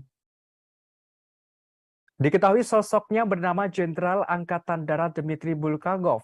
Pencopotan ini erat kaitannya soal masalah logistik di perang Ukraina. Bulgakov sendiri diberikan tanggung jawab untuk mengurusi logistik, terlebih saat ini sedang gencar-gencarnya mobilisasi parsial. Namun terdapat masalah dalam urusan itu sehingga berakibat pada pencopotannya. Kementerian Pertahanan Rusia menerangkan jabatan Wakil Menteri Pertahanan ditempati oleh Kolonel Jenderal Mikhail Mizintsev. Dilaporkan, operasi militer dan keberhasilan tentara Ukraina baru-baru ini menunjukkan kelemahan logistik penting di tentara Rusia. Sejumlah analis percaya logistik merupakan mata rantai yang lemah di tentara Rusia, sehingga menyebabkan kesulitan sejak peluncuran serangan balasan ke Ukraina. Disebutkan tantangan logistik lain bagi militer Rusia juga ditemui saat mobilisasi parsial yang diumumkan pada Rabu 21 September. Ratusan ribu pasukan cadangan perlu dikumpulkan, diperlengkapi, dan dilatih sebelum ditempatkan di medan perang.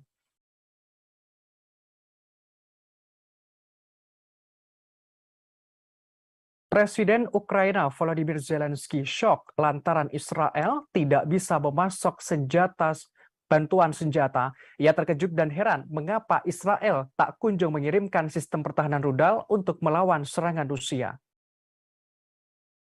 Menurut pengakuan Zelensky, sebenarnya Ukraina sudah lama meminta sistem pertahanan rudal Iron Dome Israel. Permintaan itu dilakukan setelah Rusia menginvasi Ukraina pada Februari 2022. Diketahui sistem pertahanan rudal Iron Dome itu pernah digunakan Israel untuk menangkis roket-roket serangan kelompok misil Palestina di Gaza. Ungkapan Zelensky kali ini terasa lebih mendalam daripada ungkapannya pada Maret lalu. Saat itu, kepala negara mencela Israel karena keengganannya untuk mengirim senjata. Padahal Israel sempat mengatakan akan membantu Ukraina sebanyak mungkin. Negara itu juga mengikuti langkah negara-negara Barat dengan mengutuk invasi Rusia ke Ukraina.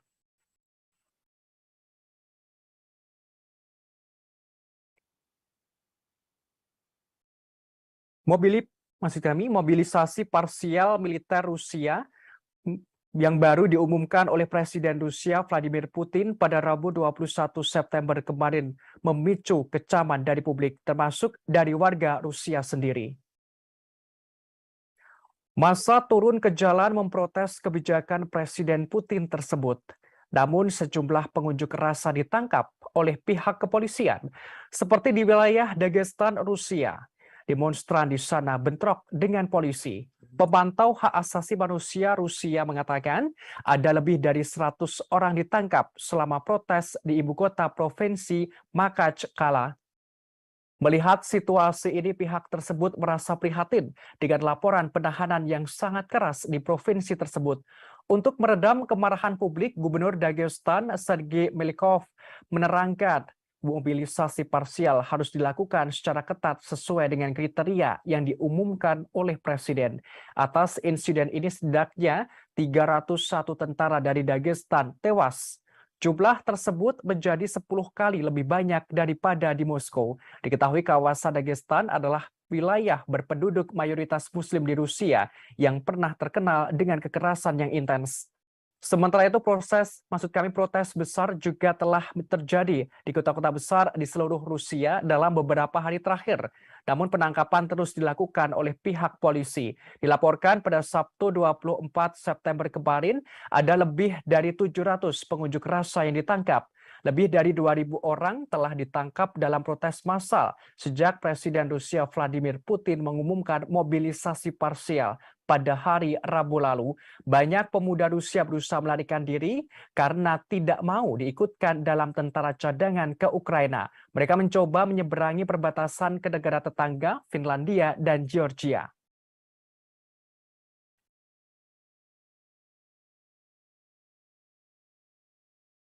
Pasukan Ukraina dikabarkan menyerang sebuah hotel yang menjadi tempat wartawan media Rusia Today menginap di kota Kherson pada Minggu 25 September kemarin. Rudal Ukraina menghancurkan ruangan tempat koresponden Rusia Today Murat Gezdiev dan juru kamera Mikhail Kondakov yang sedang tertidur. Beruntung dalam insiden ini keduanya tidak mengalami luka parah. Namun juru kamera Mikhail Kondakov sempat terkubur puing-puing bangunan. Ia berhasil ditarik keluar dari puing-puing. Kondakov mengaku saat kejadian ia seolah tersengat listrik dan badannya gemetar. Dikatakan waktu penyerangan ia sedang tertidur untuk beristirahat dari liputan di lokasi itu. Akibat serangan ini bangunan hotel mengalami rusak berat dan atapnya runtuh. Sejumlah kendaraan yang diparkir di luar juga hancur, termasuk sebuah kendaraan atau mobil yang digunakan oleh jurnalis Rusia Today. Kondakov berujar selain 4 orang tim Rusia Today, ada 3 pekerja pusat migrasi dan 2 anggota staf hotel berada di dalam gedung saat kejadian. Diakui sebelumnya ada militer Rusia berada di hotel. Dimungkinkan serangan rudal Ukraina hendak menyasar ke sejumlah militer tersebut. Sementara itu layanan darurat mengonfirmasi ada 2 orang tewas dalam serangan ini.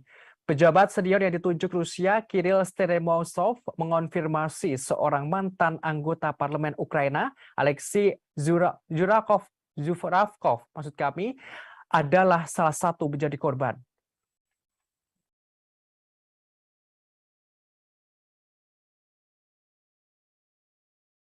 Amerika Serikat telah mengancam akan ada konsekuensi besar jika Rusia nekat menggunakan senjata nuklir di Ukraina. Hal ini disampaikan oleh Penasehat Keamanan Nasional Amerika Serikat Jake Sullivan pada Minggu 26 September kemarin.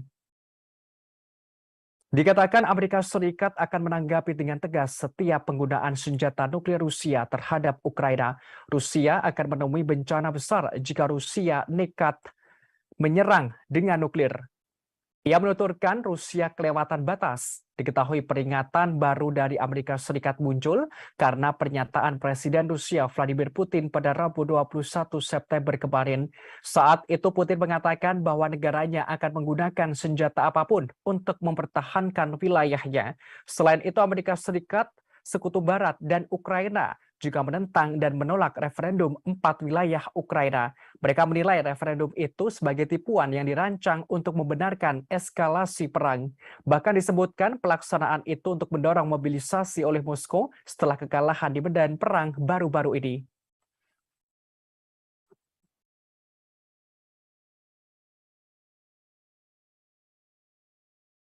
Menteri Luar Negeri Rusia Sergei Lavrov menepis kecaman Ukraina dan Sekutu Barat soal referendum palsu di 4 wilayah Ukraina yang dikuasai Moskwa. Ia menerangkan hasil pemungutan suara yang dimulai Jumat lalu itu adalah bagian dari doktrin keamanan nuklir Rusia.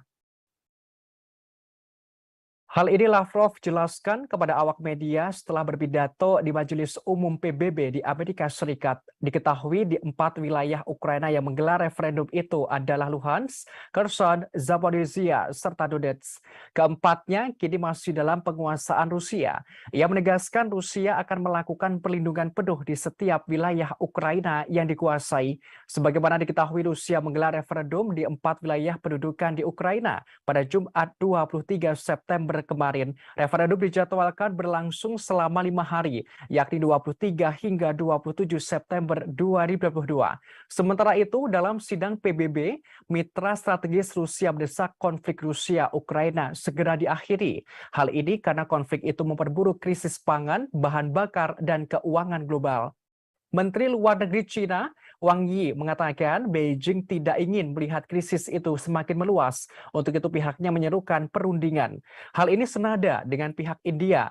Menteri Luar Negeri India, Subrahmanyam Jaishankar, memandang dialog dan diplomasi sebagai satu-satunya jalan keluar untuk mengakhiri konflik.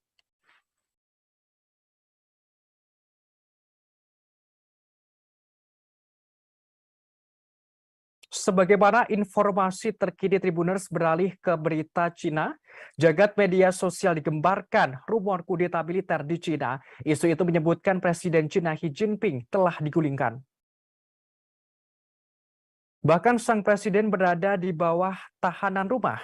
Spekulasi ini kian santer setelah Xi Jinping dikabarkan hilang dari mata publik. Tidak ada pejabat dari Partai Komunis Cina yang berkuasa atau media pemerintah yang buka suara apapun tentang rumor tersebut. Namun akun media sosial mereka menampilkan rutinitas biasa di negara itu, terlebih menjelang Kongres 5 tahunan partai yang digelar 16 Oktober mendatang. Diketahui sebelumnya Xi Jinping menghadiri pertemuan Organisasi Kerjasama Shanghai di Uzbekistan. Kunjungan ke luar negeri ini merupakan pertama kali Xi Jinping sejak merebaknya pandemi COVID-19. Namun setelah kunjungan itu, ada kabar yang beredar bahwa sang presiden berada di bawah tahanan rumah. Terkait hal ini, para ahli membantah semua rumor tersebut. Dikatakan ada kemungkinan kuat bahwa Xi Jinping berada di bawah karantina karena kebijakan ketat nol COVID-19 Cina. Seperti diketahui, pemerintah Tiongkok mengamanatkan setiap individu yang memasuki Cina dari luar negeri untuk menjalani karantina.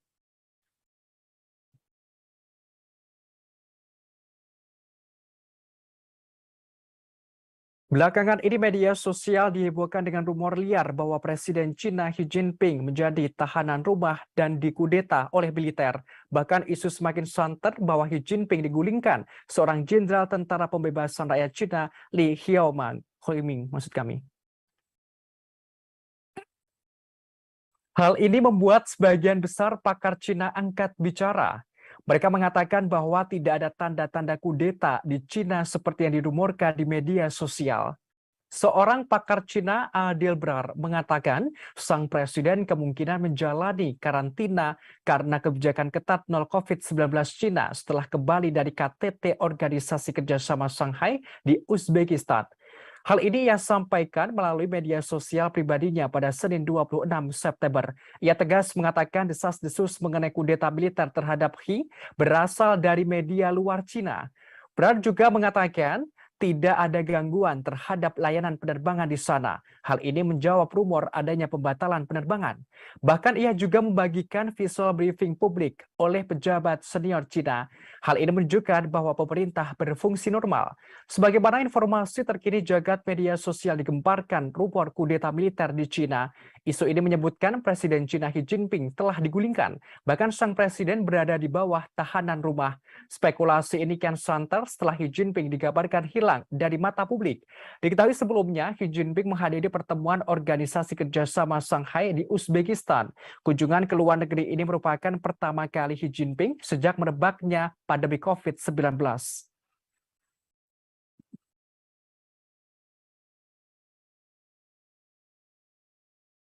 Presiden Cina Xi Jinping dirumorkan digulingkan oleh Jenderal Militer Li Xiaoming. Hal ini menyusul isu kudeta militer di Cina yang santer yang beredar di media sosial. Li Xiaoming merupakan jenderal tentara pembebasan rakyat dari militer Cina. Ia diisukan menggantikan Xi Jinping untuk menduduki jabatan Presiden Cina. Terkait sosoknya, Li Xiaobing lahir di Yanxi, Provinsi Henan pada tahun 1961 silam. Ia terdaftar di Tentara Pembebasan Rakyat pada tahun 1976. Kini, Li menjabat sebagai Komandan Komando Teater Utara sejak September 2017. Terkait jabatannya yang berpangkat tertinggi perwira, Li bersama 6 perwira militer Tiongkok lainnya dipromosikan pada Desember 2019. Selama karirnya, Li Xiaobing pernah menjabat sebagai Kepala Staf Resimen ke-361, Komandan Resimen ke-364, Kepala Staf Divisi ke-124, Wakil Kepala Staf Angkatan Darat Grup ke-42, dan Komandan Divisi ke-124 Angkatan Darat ke-42. Pada tahun 2010, ia diangkat jadi Kepala Staf Angkatan Darat Grup ke-41. Pada Juli 2011, ia dianugerahi pangkat Mayor Jenderal dan dipromosikan menjadi Panglima Angkatan Darat ke-41 pada September 2013. Pada Februari 2016, ia menjadi Komandan Angkatan Darat Komando Teater Utara dan dianugerahi pangkat Letnan Jenderal beberapa bulan kemudian. Selanjutnya pada September 2017, ia dipromosikan lagi menjadi Komandan Komando Teater Utara. Kemudian diangkat sebagai Direktur Departemen Dukungan Logistik Komisi Militer Pusat. Selain militer, ia juga anggota Pusat Komite Partai Komunis Tiongkok atau PKT atau anggota Komite Sentral ke-19 Partai Komunis Tiongkok.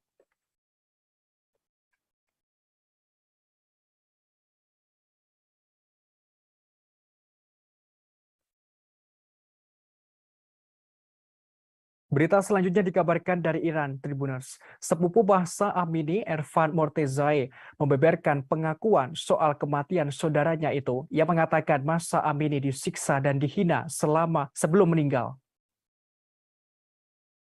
Hal ini karena Mahsa tidak memakai jilbab yang sesuai aturan yang berlaku di Iran. Mortezai lantas meminta masyarakat internasional untuk meminta pertanggungjawaban rezim Iran atas kematian Mahsa Amini. Sebagaimana diketahui, Mahsa Amini ditangkap polisi moral Iran di Teheran karena dianggap tidak menutupi kepalanya dengan benar pada 13 September lalu. Mortezai menyampaikan Mahsa Amini awalnya berbelanja di Teheran dengan sejumlah kerabat termasuk saudara laki-lakinya Askan. Namun, rombongan Mahsa Amini tiba-tiba diadang oleh polisi moral. Petugas tersebut menyebutkan jilbab yang dipakai Mahsa tidak benar. Lantas Askan mencoba menjelaskan kepada mereka bahwa ia dan Mahsa bukan orang asli Teheran. Askan memohon agar Mahsa tidak dibawa ke kantor polisi moral. Namun petugas polisi menyemprotkan merica ke wajah Askan dan memaksa Mahsa masuk ke dalam van dan membawanya ke kantor polisi moral. Mortezai menerangkan selama perjalanan itu Mahsa disiksa dan dihina. Sampainya di kantor polisi, Mahsa Amini mulai kehilangan penglihatannya dan pingsan. Ia kemudian dilarikan ke rumah sakit hingga meninggal dunia. Ia menerangkan kejadian ini pun viral dan menjadi perbincangan publik. Namun pihak berwenang Iran kemudian menekan keluarga Mahsa Amini untuk tampil di TV Iran. Ada pula upaya untuk membungkam orang tua dan saudara laki-lakinya agar tidak berbicara. Sampai akhirnya Mahsa turun ke jalan memprotes pemerintah Iran. Menurutnya, kematian Mahsa menjadi pemicu gerakan protes di Iran dan Kurdistan. Mahsa adalah suara kemarahan rakyat Iran saat ini.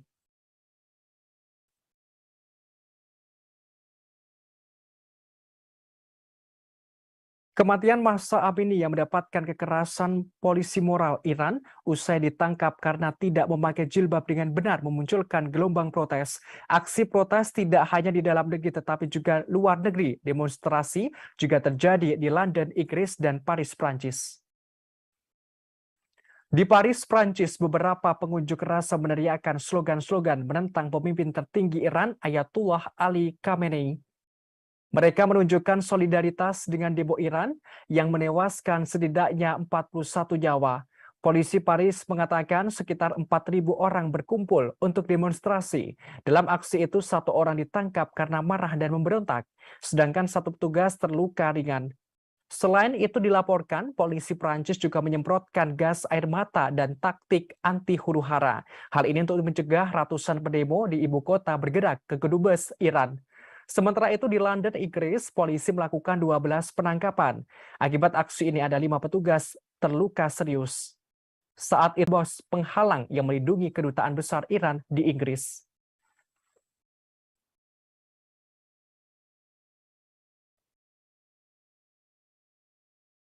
Berita selanjutnya dikabarkan dari Jepang, Tribuners. Upacara pemakaman kenegaraan mantan Perdana Menteri Jepang Shinzo Abe akan berlangsung di Tokyo pada Selasa 27 September besok. Total ada 6.000 tamu undangan akan menghadiri pemakaman tersebut.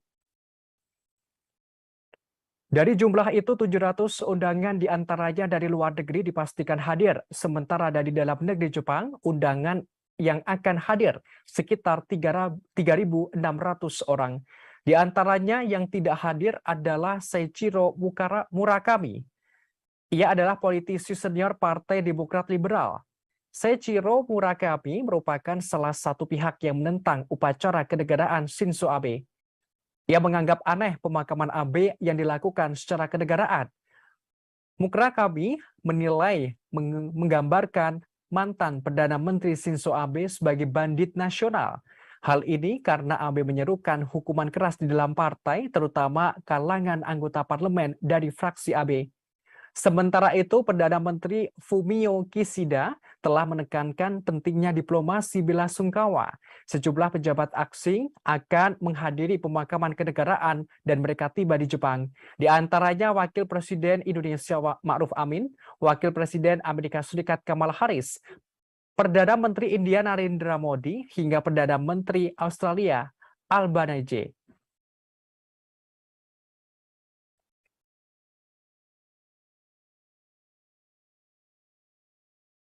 Upacara pemakaman kenegaraan untuk mantan Perdana Menteri Jepang Shinzo Abe pada Selasa 29 September besok masih mendapatkan kecaman publik Jepang. Salah satu alasan aksi protes karena biaya upacara pemakaman kenegaraan Shinzo Abe menelan biaya 1,65 miliar yen atau setara 173 miliar rupiah. Penentangan terhadap pemakaman kenegaraan Abe semakin meningkat dalam beberapa hari ini. Jajak pendapat menunjukkan lebih dari setengah populasi Jepang sekarang menentang upacara pemakaman kenegaraan Shinzo Abe. Dilaporkan sekitar 10.000 pendemo berbaris melalui jalan-jalan ibu kota Tokyo menuntut pemakaman dibatalkan. Selain faktor biaya, ternyata upacara pemakaman kenegaraan merupakan bukan acara biasa. Di Jepang, pemakaman kenegaraan disediakan untuk anggota keluarga kaisaran.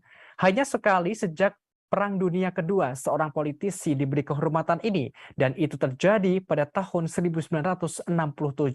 Sehingga ketika Abe diberi pemakaman kenegaraan adalah masalah besar. Menurut jajak pendapat, Abe tidak pernah sangat populer. Namun sedikit yang akan menyangkal bahwa ia membawa stabilitas dan keamanan negara.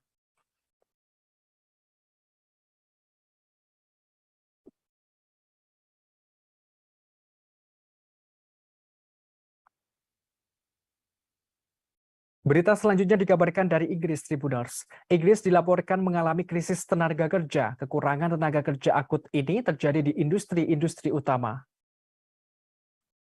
Mengenai hal ini, Perdana Menteri Inggris Liz Truss akan meluncurkan tinjauan besar-besaran terhadap sistem visa negara. Truss bakal menentang sejumlah rekan kabinet anti-imigrasi untuk memuluskan tinjauan itu. Langkah ini diambil untuk memungkinkan industri tertentu untuk mendatangkan lebih banyak tenaga kerja, seperti insinyur telekomunikasi dari luar negeri. Tinjauan yang akan dilakukan kemungkinan juga membahas pelonggaran persyaratan, termasuk syarat mengharuskan berbicara bahasa Inggris di beberapa sektor. Hal ini guna memungkinkan lebih banyak pekerja asing masuk ke negara itu. Truss mengatakan bahwa ia siap untuk mengambil keputusan yang tidak populer. Hal ini sebagai upaya pemerintah untuk merangsang pertumbuhan ekonomi. Disebutkan pula pemerintah Inggris akan mengangkat batas pekerja musiman dari luar negeri yang bekerja di pertanian.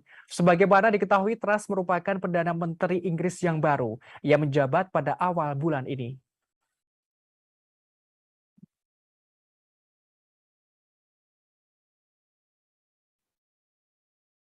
Informasi tadi sekaligus menutup perjumpaan kita dalam live update mancanegara hari ini. Jangan lupa saksikan terus live update di seluruh kanal YouTube dan Facebook Tribun Network. Saya Bima Maulana beserta kru yang bertugas pamit undur diri. Terima kasih dan sampai jumpa.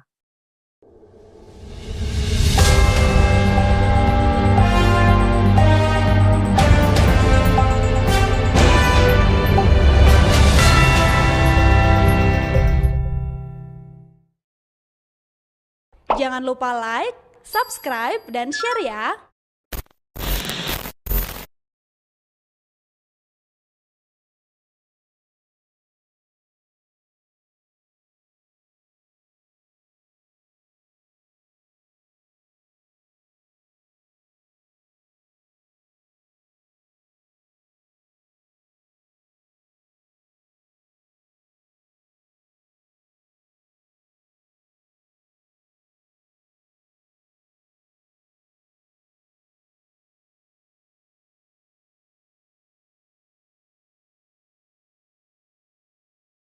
Hanya cukup untuk satu orang. Sampai di atas, kami bisa melihat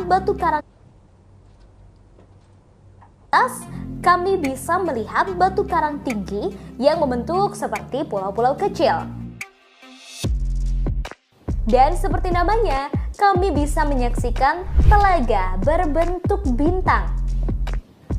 Di bawah airnya terlihat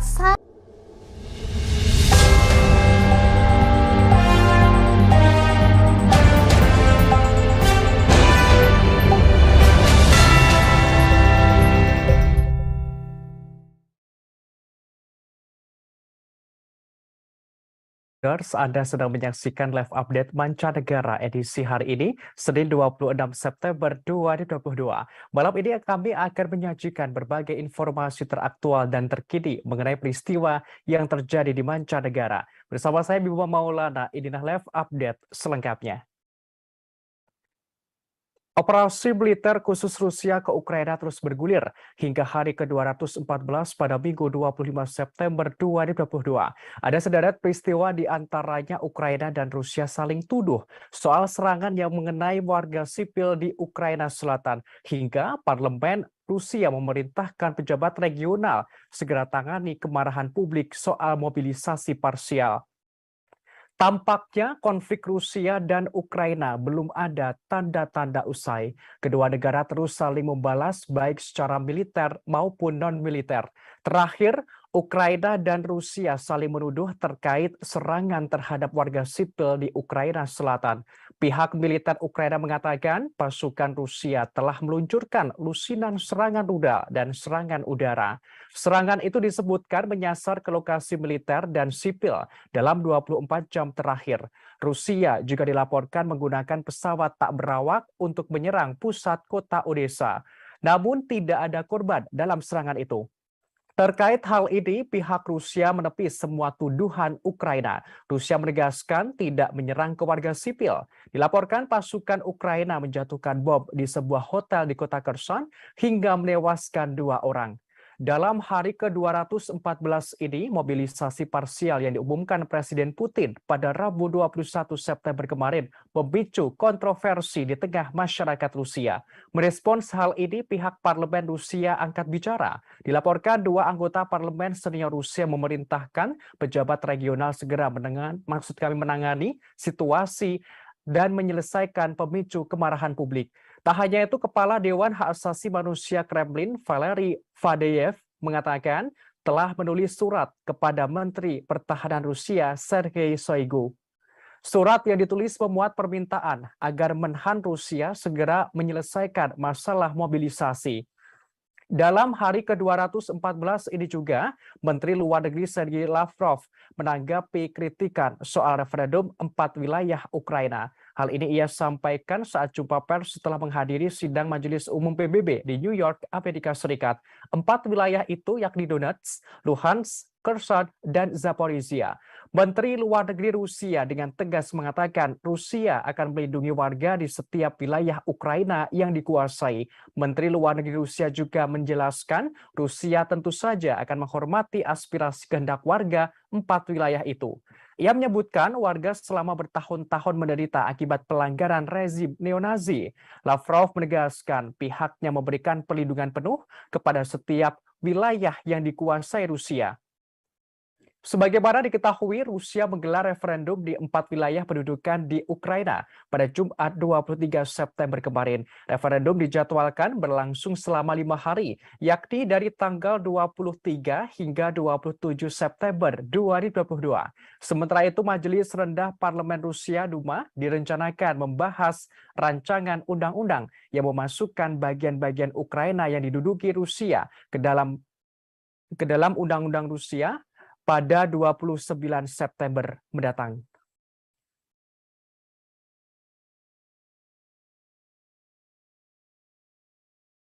Presiden Putin kembali bertindak tegas kepada jajaran menterinya. Terkini seorang jenderal pangkat tinggi di Kementerian Pertahanan Rusia dicopot dari jabatannya sebagai wakil Menteri Pertahanan.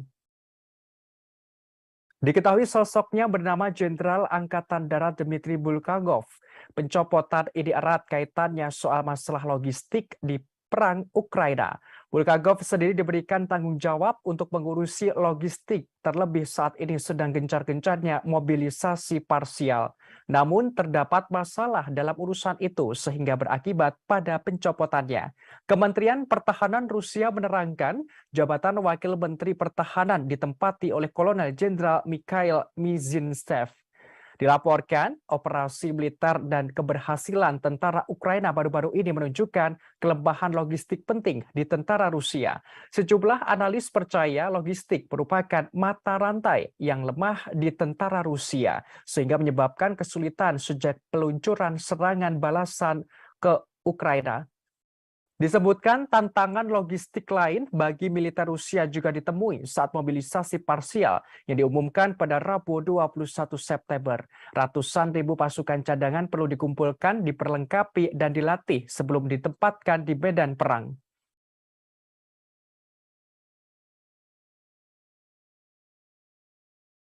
Presiden Ukraina Volodymyr Zelensky shock lantaran Israel tidak bisa memasok bantuan senjata. Ia terkejut dan heran mengapa Israel tak kunjung mengirimkan sistem pertahanan rudal untuk melawan serangan Rusia.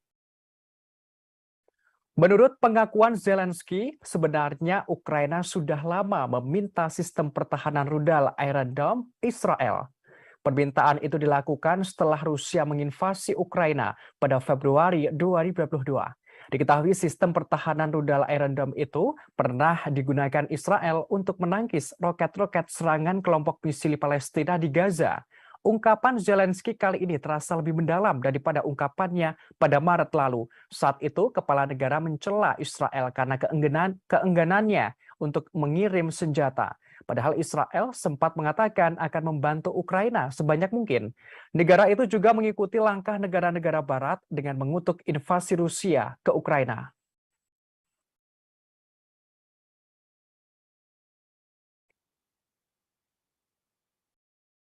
Mobilisasi parsial militer Rusia yang baru diumumkan oleh Presiden Rusia Vladimir Putin pada Rabu 21 September kemarin memicu kecaman dari publik, termasuk dari warga Rusia sendiri.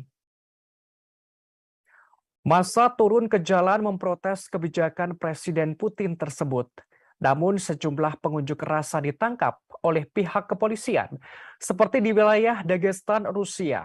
Demonstran di sana bentrok dengan polisi. Pemantau hak asasi manusia Rusia mengatakan ada lebih dari 100 orang ditangkap selama protes di ibu kota provinsi Makhachkala. Melihat situasi ini, pihak tersebut merasa prihatin dengan laporan penahanan yang sangat keras di provinsi tersebut. Untuk meredam kemarahan publik, Gubernur Dagestan Sergei Melikov menerangkan mobilisasi parsial harus dilakukan secara ketat sesuai dengan kriteria yang diumumkan oleh Presiden. Atas insiden ini setidaknya 301 tentara dari Dagestan tewas. Jumlah tersebut menjadi 10 kali lebih banyak daripada di Moskow. Diketahui kawasan Dagestan adalah wilayah berpenduduk mayoritas Muslim di Rusia yang pernah terkenal dengan kekerasan yang intens. Sementara itu protes besar juga telah terjadi di kota-kota besar di seluruh Rusia dalam beberapa hari terakhir. Namun penangkapan terus dilakukan oleh pihak polisi. Dilaporkan pada Sabtu 24 September kemarin ada lebih dari 700 pengunjuk rasa yang ditangkap. Lebih dari 2.000 orang telah ditangkap dalam protes massal sejak Presiden Rusia Vladimir Putin mengumumkan mobilisasi parsial pada hari Rabu lalu. Banyak pemuda Rusia berusaha melarikan diri karena tidak mau diikutkan dalam tentara cadangan ke Ukraina. Mereka mencoba menyeberangi perbatasan ke negara tetangga, Finlandia dan Georgia.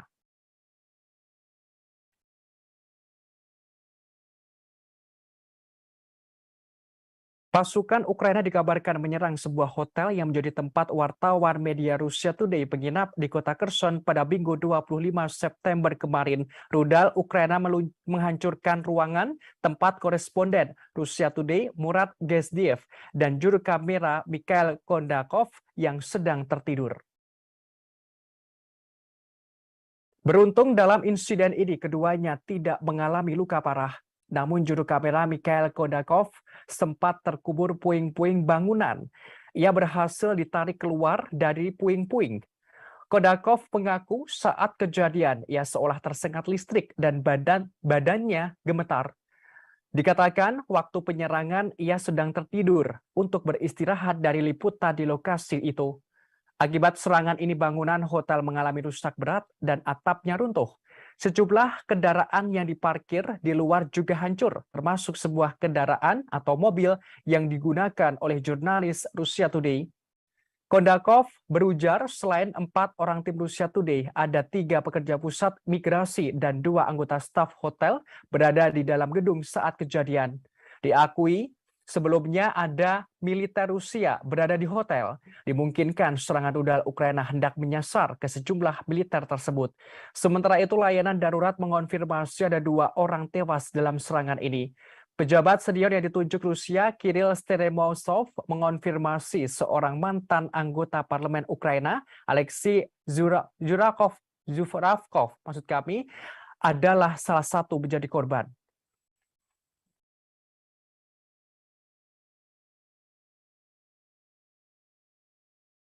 Amerika Serikat telah mengancam akan ada konsekuensi besar jika Rusia nekat menggunakan senjata nuklir di Ukraina. Hal ini disampaikan oleh Penasehat Keamanan Nasional Amerika Serikat Jake Sullivan pada Minggu 26 September kemarin. Dikatakan Amerika Serikat akan menanggapi dengan tegas setiap penggunaan senjata nuklir Rusia terhadap Ukraina. Rusia akan menemui bencana besar jika Rusia nekat menyerang dengan nuklir. Ia menuturkan Rusia kelewatan batas. Diketahui peringatan baru dari Amerika Serikat muncul karena pernyataan Presiden Rusia Vladimir Putin pada Rabu 21 September kemarin. Saat itu Putin mengatakan bahwa negaranya akan menggunakan senjata apapun untuk mempertahankan wilayahnya. Selain itu Amerika Serikat, Sekutu Barat, dan Ukraina juga menentang dan menolak referendum 4 wilayah Ukraina. Mereka menilai referendum itu sebagai tipuan yang dirancang untuk membenarkan eskalasi perang. Bahkan disebutkan pelaksanaan itu untuk mendorong mobilisasi oleh Moskow setelah kekalahan di medan perang baru-baru ini.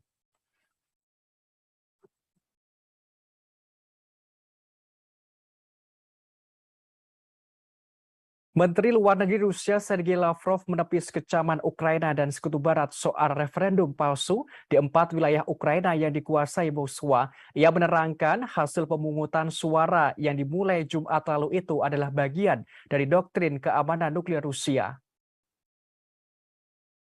Hal ini Lavrov jelaskan kepada awak media setelah berpidato di Majelis Umum PBB di Amerika Serikat. Diketahui di 4 wilayah Ukraina yang menggelar referendum itu adalah Luhansk, Kherson, Zaporizhia, serta Donetsk. Keempatnya kini masih dalam penguasaan Rusia. Ia menegaskan Rusia akan melakukan perlindungan penuh di setiap wilayah Ukraina yang dikuasai.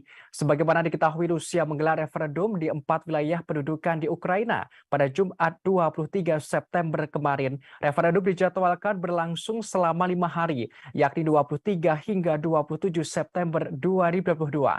Sementara itu, dalam sidang PBB, mitra strategis Rusia mendesak konflik Rusia-Ukraina segera diakhiri. Hal ini karena konflik itu memperburuk krisis pangan, bahan bakar, dan keuangan global. Menteri Luar Negeri Cina, Wang Yi, mengatakan Beijing tidak ingin melihat krisis itu semakin meluas. Untuk itu pihaknya menyerukan perundingan. Hal ini senada dengan pihak India. Menteri Luar Negeri India, Subrahmanyam Jaishankar, memandang dialog dan diplomasi sebagai satu-satunya jalan keluar untuk mengakhiri konflik.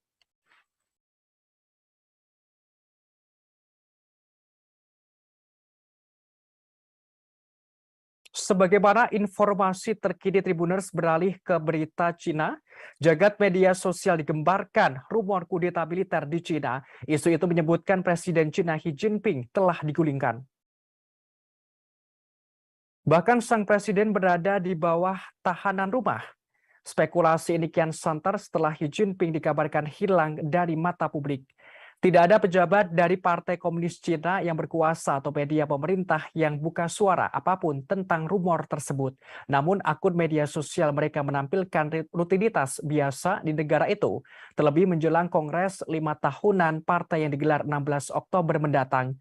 Diketahui sebelumnya Xi Jinping menghadiri pertemuan Organisasi Kerjasama Shanghai di Uzbekistan. Kunjungan ke luar negeri ini merupakan pertama kali Xi Jinping sejak merebaknya pandemi COVID-19. Namun setelah kunjungan itu, ada kabar yang beredar bahwa sang presiden berada di bawah tahanan rumah. Terkait hal ini, para ahli membantah semua rumor tersebut. Dikatakan ada kemungkinan kuat bahwa Xi Jinping berada di bawah karantina karena kebijakan ketat nol COVID-19 Cina. Seperti diketahui, pemerintah Tiongkok mengamanatkan setiap individu yang memasuki Cina dari luar negeri untuk menjalani karantina.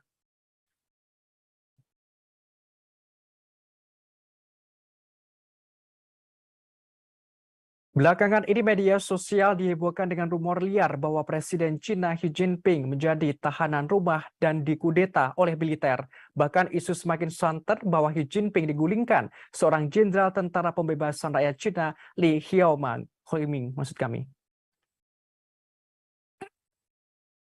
Hal ini membuat sebagian besar pakar Cina angkat bicara. Mereka mengatakan bahwa tidak ada tanda-tanda kudeta di Cina seperti yang dirumorkan di media sosial. Seorang pakar Cina, Adil Brar, mengatakan sang presiden kemungkinan menjalani karantina karena kebijakan ketat nol COVID-19 Cina setelah kembali dari KTT Organisasi Kerjasama Shanghai di Uzbekistan.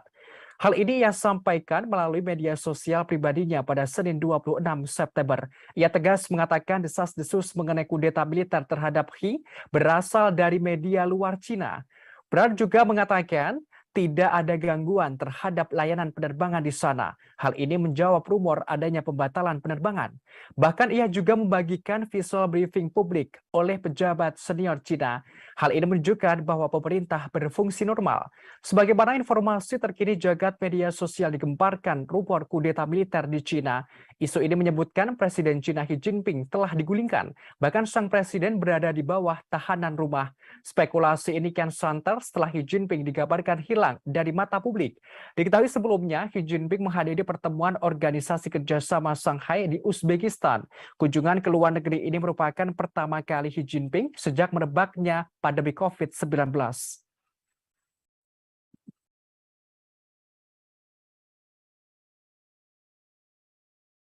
Presiden Cina Xi Jinping dirumorkan digulingkan oleh Jenderal Militer Li Xiaoming.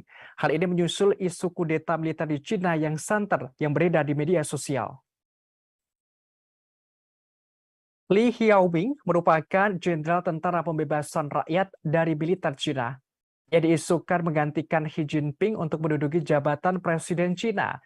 Terkait sosoknya, Li Xiaoming lahir di Yanxi, Provinsi Henan pada tahun 1961 silam. Ia terdaftar di Tentara Pembebasan Rakyat pada tahun 1976.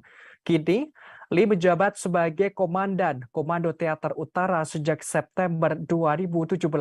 Terkait jabatannya yang berpangkat tertinggi perwira, Lee bersama 6 perwira militer Tiongkok lainnya dipromosikan pada Desember 2019.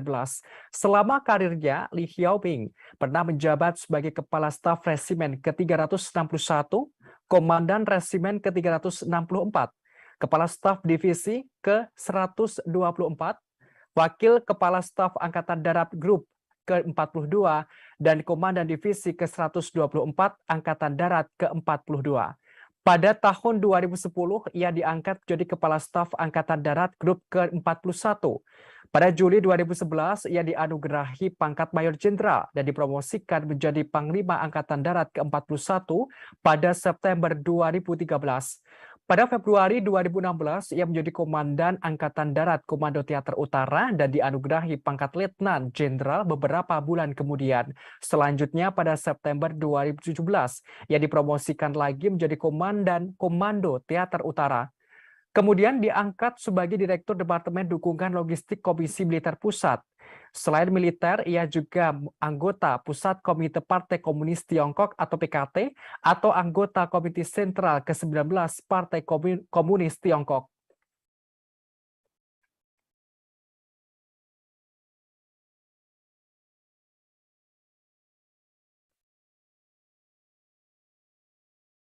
Berita selanjutnya dikabarkan dari Iran, Tribuners. Sepupu Mahsa Amini, Ervan Mortezai, membeberkan pengakuan soal kematian saudaranya itu. Ia mengatakan Mahsa Amini disiksa dan dihina sebelum meninggal. Hal ini karena Mahsa tidak memakai jilbab yang sesuai aturan yang berlaku di Iran. Mortezai lantas meminta masyarakat internasional untuk meminta pertanggungjawaban rezim Iran atas kematian Mahsa Amini. Sebagaimana diketahui, Mahsa Amini ditangkap polisi moral Iran di Teheran karena dianggap tidak menutupi kepalanya dengan benar pada 13 September lalu. Mortezai menyampaikan Mahsa Amini awalnya berbelanja di Teheran dengan sejumlah kerabat termasuk saudara laki-lakinya Askan. Namun, rombongan Mahsa Amini tiba-tiba diadang oleh polisi moral. Petugas tersebut menyebutkan jilbab yang dipakai Mahsa tidak benar. Lantas Askan mencoba menjelaskan kepada mereka bahwa ia dan Mahsa bukan orang asli Teheran.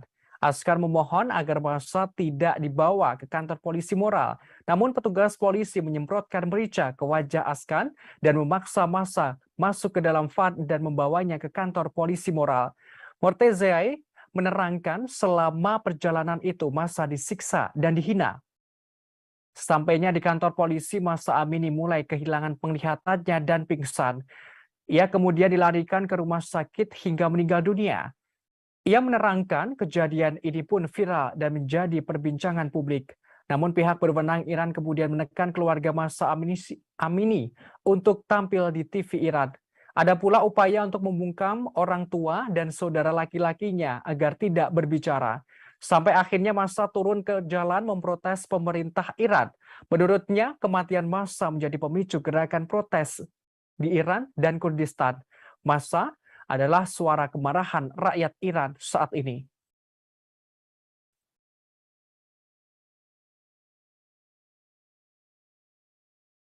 Kematian Mahsa Amini yang mendapatkan kekerasan polisi moral Iran usai ditangkap karena tidak memakai jilbab dengan benar memunculkan gelombang protes. Aksi protes tidak hanya di dalam negeri tetapi juga luar negeri. Demonstrasi juga terjadi di London, Inggris, dan Paris, Prancis. Di Paris, Prancis, beberapa pengunjuk rasa meneriakkan slogan-slogan menentang pemimpin tertinggi Iran, Ayatullah Ali Khamenei. Mereka menunjukkan solidaritas dengan demo Iran yang menewaskan setidaknya 41 nyawa. Polisi Paris mengatakan sekitar 4.000 orang berkumpul untuk demonstrasi. Dalam aksi itu, 1 orang ditangkap karena marah dan memberontak, sedangkan 1 petugas terluka ringan. Selain itu dilaporkan, polisi Prancis juga menyemprotkan gas air mata dan taktik anti huru-hara. Hal ini untuk mencegah ratusan pendemo di ibu kota bergerak ke kedubes Iran. Sementara itu di London, Inggris, polisi melakukan 12 penangkapan. Akibat aksi ini ada 5 petugas terluka serius. Saat itu para polisi berusaha menangkal para demonstran yang mencoba menerobos penghalang yang melindungi kedutaan besar Iran di Inggris.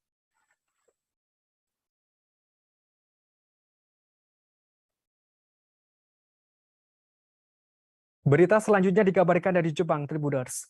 Upacara pemakaman kenegaraan mantan Perdana Menteri Jepang Shinzo Abe akan berlangsung di Tokyo pada Selasa 27 September besok. Total ada 6.000 tamu undangan akan menghadiri pemakaman tersebut. Dari jumlah itu, 700 undangan diantaranya dari luar negeri dipastikan hadir, sementara dari dalam negeri Jepang, undangan yang akan hadir sekitar 3.600 orang. Di antaranya yang tidak hadir adalah Seiichiro Murakami. Ia adalah politisi senior Partai Demokrat Liberal. Seiichiro Murakami merupakan salah satu pihak yang menentang upacara kenegaraan Shinzo Abe. Ia menganggap aneh pemakaman Abe yang dilakukan secara kenegaraan. Murakami menilai menggambarkan mantan Perdana Menteri Shinzo Abe sebagai bandit nasional. Hal ini karena Abe menyerukan hukuman keras di dalam partai, terutama kalangan anggota parlemen dari fraksi Abe. Sementara itu, Perdana Menteri Fumio Kishida telah menekankan pentingnya diplomasi bela-sungkawa. Sejumlah pejabat asing akan menghadiri pemakaman kenegaraan dan mereka tiba di Jepang. Di antaranya Wakil Presiden Indonesia Ma'ruf Amin, Wakil Presiden Amerika Serikat Kamala Harris, Perdana Menteri India Narendra Modi, hingga Perdana Menteri Australia Albanese.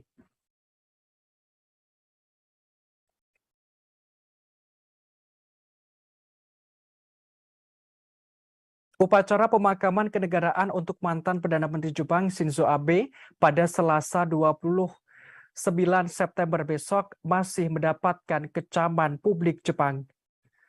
Salah satu alasan aksi protes karena biaya upacara pemakaman kenegaraan Shinzo Abe menelan biaya 1,65 miliar yen atau setara 173 miliar rupiah. Penentangan terhadap pemakaman kenegaraan Abe semakin meningkat dalam beberapa hari ini.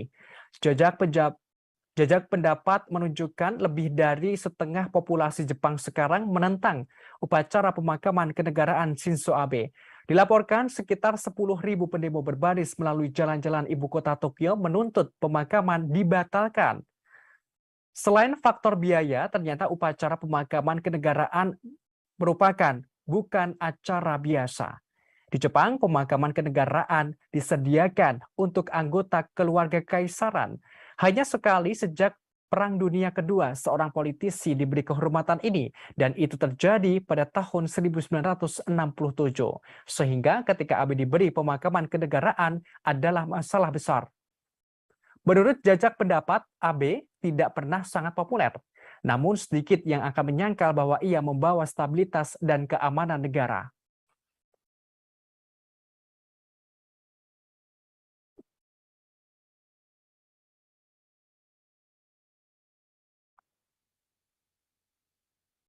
Berita selanjutnya dikabarkan dari Inggris, Tribuners. Inggris dilaporkan mengalami krisis tenaga kerja. Kekurangan tenaga kerja akut ini terjadi di industri-industri utama. Mengenai hal ini, Perdana Menteri Inggris Liz Truss akan meluncurkan tinjauan besar-besaran terhadap sistem visa negara. Truss bakal menentang sejumlah rekan kabinet anti-imigrasi untuk memuluskan tinjauan itu. Langkah ini diambil untuk memungkinkan industri tertentu untuk mendatangkan lebih banyak tenaga kerja, seperti insinyur telekomunikasi dari luar negeri.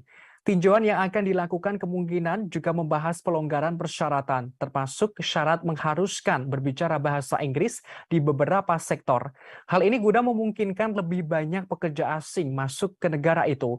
Truss mengatakan bahwa ia siap untuk mengambil keputusan yang tidak populer.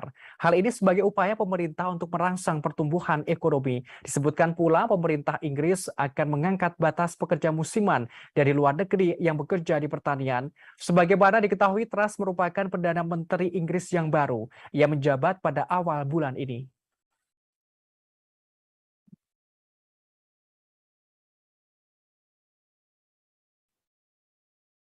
Informasi tadi sekaligus menutup perjumpaan kita dalam live update mancanegara hari ini. Jangan lupa saksikan terus live update di seluruh kanal YouTube dan Facebook Tribun Network. Saya Bima Maulana beserta kru yang bertugas pamit undur diri. Terima kasih dan sampai jumpa.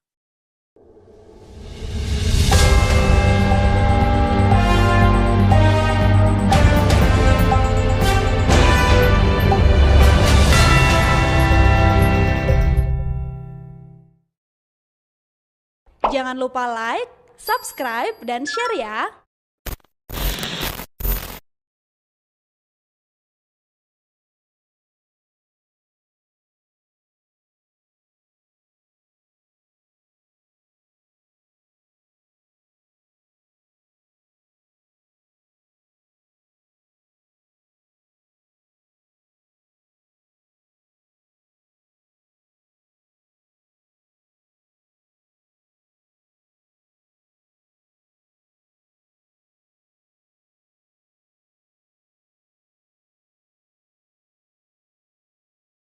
Sumbernya hanya cukup untuk satu orang.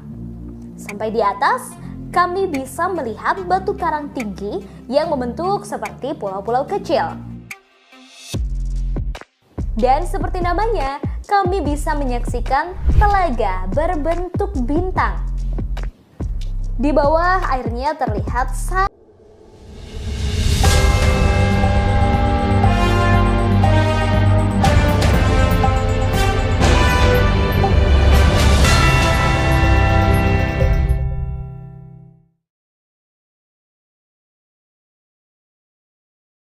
Anda sedang menyaksikan live update mancanegara edisi hari ini, Senin 26 September 2022. Malam ini kami akan menyajikan berbagai informasi teraktual dan terkini mengenai peristiwa yang terjadi di mancanegara. Bersama saya Bima Maulana, inilah live update selengkapnya. Operasi militer khusus Rusia ke Ukraina terus bergulir hingga hari ke-214 pada Minggu 25 September 2022. Ada sederet peristiwa di antaranya Ukraina dan Rusia saling tuduh soal serangan yang mengenai warga sipil di Ukraina Selatan, hingga parlemen Rusia memerintahkan pejabat regional segera tangani kemarahan publik soal mobilisasi parsial. Tampaknya konflik Rusia dan Ukraina belum ada tanda-tanda usai. Kedua negara terus saling membalas baik secara militer maupun non-militer. Terakhir, Ukraina dan Rusia saling menuduh terkait serangan terhadap warga sipil di Ukraina Selatan. Pihak militer Ukraina mengatakan pasukan Rusia telah meluncurkan lusinan serangan rudal dan serangan udara. Serangan itu disebutkan menyasar ke lokasi militer dan sipil dalam 24 jam terakhir. Rusia juga dilaporkan menggunakan pesawat tak berawak untuk menyerang pusat kota Odessa. Namun tidak ada korban dalam serangan itu. Terkait hal ini, pihak Rusia menepis semua tuduhan Ukraina. Rusia menegaskan tidak menyerang ke warga sipil. Dilaporkan pasukan Ukraina menjatuhkan bom di sebuah hotel di kota Kherson hingga menewaskan 2 orang. Dalam hari ke-214 ini, mobilisasi parsial yang diumumkan Presiden Putin pada Rabu 21 September kemarin memicu kontroversi di tengah masyarakat Rusia. Merespons hal ini, pihak parlemen Rusia angkat bicara. Dilaporkan 2 anggota parlemen senior Rusia memerintahkan pejabat regional segera menangani situasi dan menyelesaikan pemicu kemarahan publik. Tak hanya itu, Kepala Dewan Hak Asasi Manusia Kremlin, Valery Faddeev, mengatakan telah menulis surat kepada Menteri Pertahanan Rusia, Sergei Shoigu. Surat yang ditulis memuat permintaan agar Menhan Rusia segera menyelesaikan masalah mobilisasi. Dalam hari ke-214 ini juga, Menteri Luar Negeri Sergei Lavrov menanggapi kritikan soal referendum 4 wilayah Ukraina. Hal ini ia sampaikan saat jumpa pers setelah menghadiri sidang Majelis Umum PBB di New York, Amerika Serikat. 4 wilayah itu yakni Donetsk, Luhansk, Kherson, dan Zaporizhia. Menteri Luar Negeri Rusia dengan tegas mengatakan Rusia akan melindungi warga di setiap wilayah Ukraina yang dikuasai. Menteri Luar Negeri Rusia juga menjelaskan Rusia tentu saja akan menghormati aspirasi kehendak warga 4 wilayah itu. Ia menyebutkan warga selama bertahun-tahun menderita akibat pelanggaran rezim neonazi. Lavrov menegaskan pihaknya memberikan perlindungan penuh kepada setiap wilayah yang dikuasai Rusia. Sebagaimana diketahui, Rusia menggelar referendum di 4 wilayah pendudukan di Ukraina pada Jumat 23 September kemarin. Referendum dijadwalkan berlangsung selama 5 hari, yakni dari tanggal 23 hingga 27 September 2022. Sementara itu, Majelis Rendah Parlemen Rusia Duma direncanakan membahas rancangan undang-undang yang memasukkan bagian-bagian Ukraina yang diduduki Rusia ke dalam Undang-Undang Rusia pada 29 September mendatang.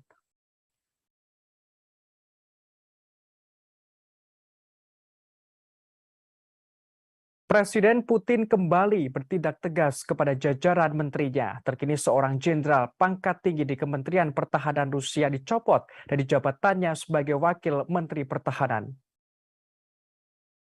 Diketahui sosoknya bernama Jenderal Angkatan Darat Dmitry Bulgakov. Pencopotan ini erat kaitannya soal masalah logistik di perang Ukraina.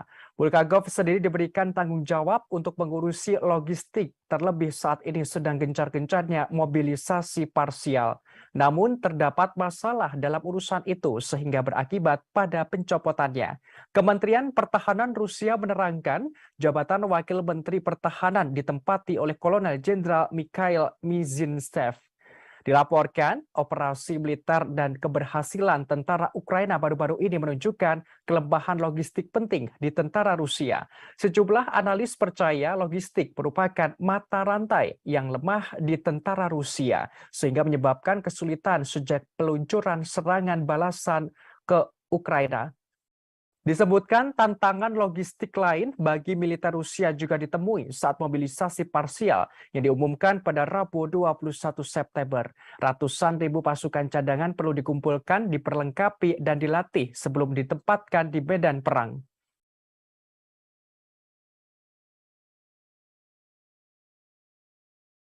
Presiden Ukraina Volodymyr Zelensky shock lantaran Israel tidak bisa memasok bantuan senjata.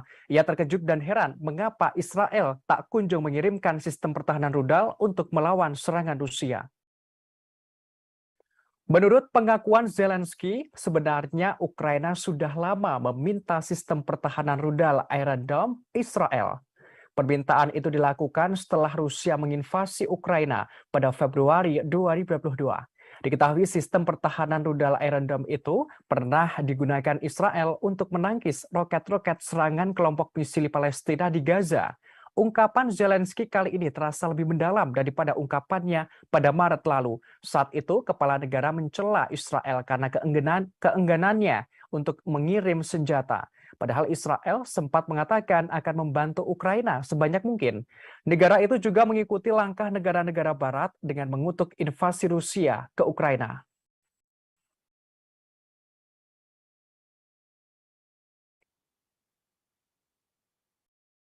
Mobilisasi parsial militer Rusia yang baru diumumkan oleh Presiden Rusia Vladimir Putin pada Rabu 21 September kemarin memicu kecaman dari publik, termasuk dari warga Rusia sendiri. Massa turun ke jalan memprotes kebijakan Presiden Putin tersebut. Namun sejumlah pengunjuk rasa ditangkap oleh pihak kepolisian, seperti di wilayah Dagestan, Rusia. Demonstran di sana bentrok dengan polisi. Pemantau hak asasi manusia Rusia mengatakan ada lebih dari 100 orang ditangkap selama protes di ibu kota provinsi Makhachkala. Melihat situasi ini, pihak tersebut merasa prihatin dengan laporan penahanan yang sangat keras di provinsi tersebut. Untuk meredam kemarahan publik, Gubernur Dagestan Sergei Melikov menerangkan mobilisasi parsial harus dilakukan secara ketat sesuai dengan kriteria yang diumumkan oleh Presiden. Atas insiden ini setidaknya 301 tentara dari Dagestan tewas. Jumlah tersebut menjadi 10 kali lebih banyak daripada di Moskow. Diketahui kawasan Dagestan adalah wilayah berpenduduk mayoritas Muslim di Rusia yang pernah terkenal dengan kekerasan yang intens. Sementara itu protes besar juga telah terjadi di kota-kota besar di seluruh Rusia dalam beberapa hari terakhir. Namun penangkapan terus dilakukan oleh pihak polisi. Dilaporkan pada Sabtu 24 September kemarin ada lebih dari 700 pengunjuk rasa yang ditangkap. Lebih dari 2.000 orang telah ditangkap dalam protes massal sejak Presiden Rusia Vladimir Putin mengumumkan mobilisasi parsial pada hari Rabu lalu. Banyak pemuda Rusia berusaha melarikan diri karena tidak mau diikutkan dalam tentara cadangan ke Ukraina. Mereka mencoba menyeberangi perbatasan ke negara tetangga, Finlandia dan Georgia.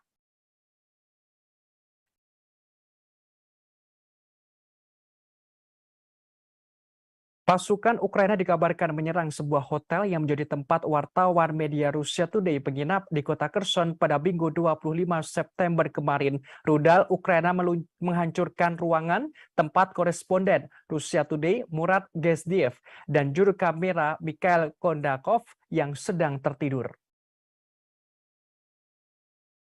Beruntung dalam insiden ini keduanya tidak mengalami luka parah. Namun juru kamera Mikhail Kondakov sempat terkubur puing-puing bangunan. Ia berhasil ditarik keluar dari puing-puing. Kondakov mengaku saat kejadian ia seolah tersengat listrik dan badannya gemetar. Dikatakan waktu penyerangan ia sedang tertidur untuk beristirahat dari liputan di lokasi itu. Akibat serangan ini bangunan hotel mengalami rusak berat dan atapnya runtuh. Sejumlah kendaraan yang diparkir di luar juga hancur, termasuk sebuah kendaraan atau mobil yang digunakan oleh jurnalis Russia Today.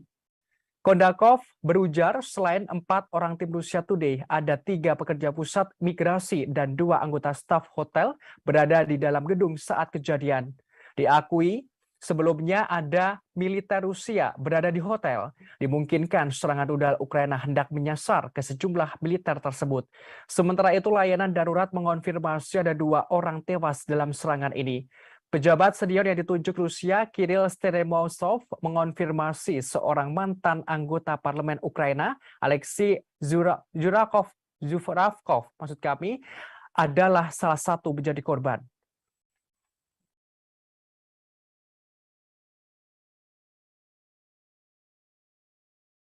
Amerika Serikat telah mengancam akan ada konsekuensi besar jika Rusia nekat menggunakan senjata nuklir di Ukraina. Hal ini disampaikan oleh penasehat keamanan nasional Amerika Serikat Jake Sullivan pada Minggu 26 September kemarin. Dikatakan Amerika Serikat akan menanggapi dengan tegas setiap penggunaan senjata nuklir Rusia terhadap Ukraina. Rusia akan menemui bencana besar jika Rusia nekat menyerang dengan nuklir. Ia menuturkan Rusia kelewatan batas. Diketahui peringatan baru dari Amerika Serikat muncul karena pernyataan Presiden Rusia Vladimir Putin pada Rabu 21 September kemarin. Saat itu Putin mengatakan bahwa negaranya akan menggunakan senjata apapun untuk mempertahankan wilayahnya. Selain itu Amerika Serikat, Sekutu Barat, dan Ukraina juga menentang dan menolak referendum 4 wilayah Ukraina. Mereka menilai referendum itu sebagai tipuan yang dirancang untuk membenarkan eskalasi perang. Bahkan disebutkan pelaksanaan itu untuk mendorong mobilisasi oleh Moskow setelah kekalahan di medan perang baru-baru ini.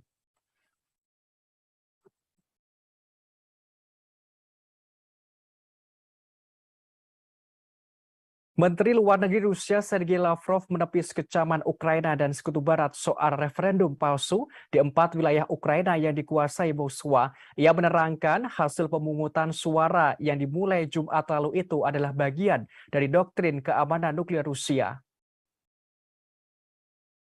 Hal ini Lavrov jelaskan kepada awak media setelah berpidato di Majelis Umum PBB di Amerika Serikat. Diketahui di 4 wilayah Ukraina yang menggelar referendum itu adalah Luhansk, Kherson, Zaporizhia, serta Donetsk. Keempatnya kini masih dalam penguasaan Rusia.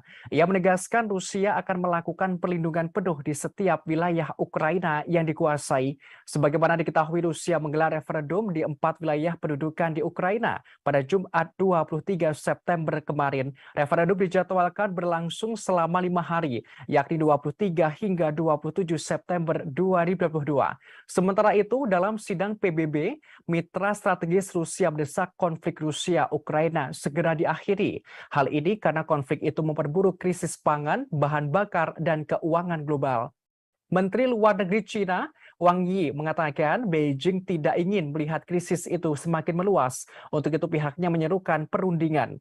Hal ini senada dengan pihak India. Menteri Luar Negeri India, Subrahmanyam Jaishankar, memandang dialog dan diplomasi sebagai satu-satunya jalan keluar untuk mengakhiri konflik.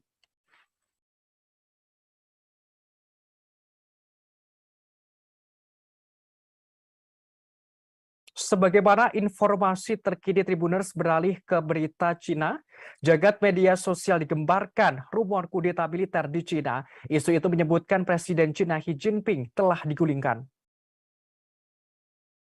Bahkan sang presiden berada di bawah tahanan rumah. Spekulasi ini kian santer setelah Xi Jinping dikabarkan hilang dari mata publik. Tidak ada pejabat dari Partai Komunis Cina yang berkuasa atau media pemerintah yang buka suara apapun tentang rumor tersebut.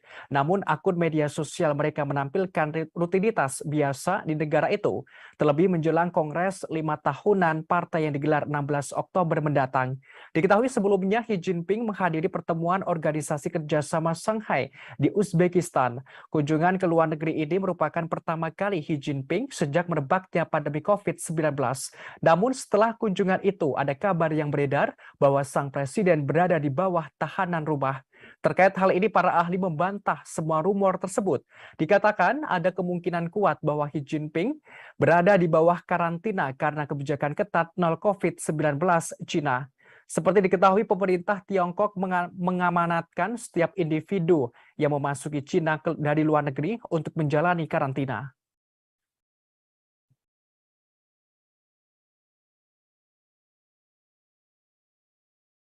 Belakangan ini media sosial dihebohkan dengan rumor liar bahwa Presiden Cina Xi Jinping menjadi tahanan rumah dan dikudeta oleh militer. Bahkan isu semakin santer bahwa Xi Jinping digulingkan seorang jenderal tentara pembebasan rakyat Cina, Li Xiaoming maksud kami.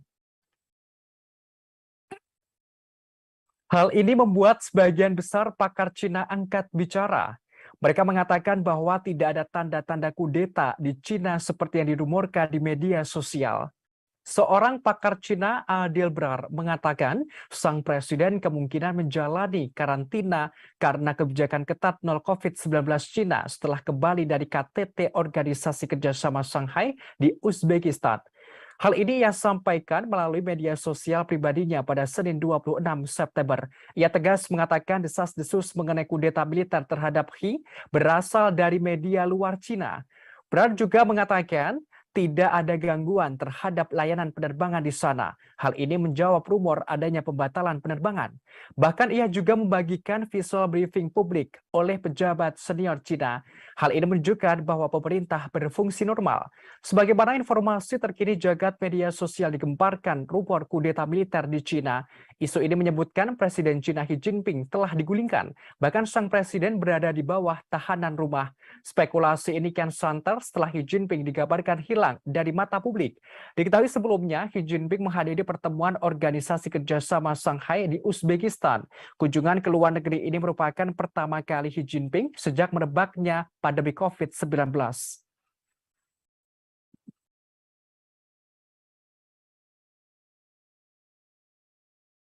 Presiden Cina Xi Jinping dirumorkan digulingkan oleh Jenderal Militer Li Xiaoming. Hal ini menyusul isu kudeta militer di Cina yang santer yang beredar di media sosial. Li Xiaoming merupakan Jenderal Tentara Pembebasan Rakyat dari militer Cina. Ia diisukan menggantikan Xi Jinping untuk menduduki jabatan Presiden Cina. Terkait sosoknya, Li Xiaoming lahir di Yanxi, Provinsi Henan pada tahun 1961 silam. Ia terdaftar di Tentara Pembebasan Rakyat pada tahun 1976. Kini, Lee menjabat sebagai Komandan Komando Teater Utara sejak September 2017. Terkait jabatannya yang berpangkat tertinggi perwira, Lee bersama 6 perwira militer Tiongkok lainnya dipromosikan pada Desember 2019. Selama karirnya, Lee Xiaoping pernah menjabat sebagai Kepala Staf Resimen ke-361, Komandan Resimen ke-364, Kepala Staf Divisi ke-124, Wakil Kepala Staf Angkatan Darat Grup ke-42, dan Komandan Divisi ke-124 Angkatan Darat ke-42. Pada tahun 2010, ia diangkat menjadi Kepala Staf Angkatan Darat Grup ke-41. Pada Juli 2011, ia dianugerahi pangkat Mayor Jenderal dan dipromosikan menjadi Panglima Angkatan Darat ke-41 pada September 2013. Pada Februari 2016, ia menjadi Komandan Angkatan Darat Komando Teater Utara dan dianugerahi pangkat Letnan Jenderal beberapa bulan kemudian. Selanjutnya pada September 2017, ia dipromosikan lagi menjadi Komandan Komando Teater Utara. Kemudian diangkat sebagai Direktur Departemen Dukungan Logistik Komisi Militer Pusat.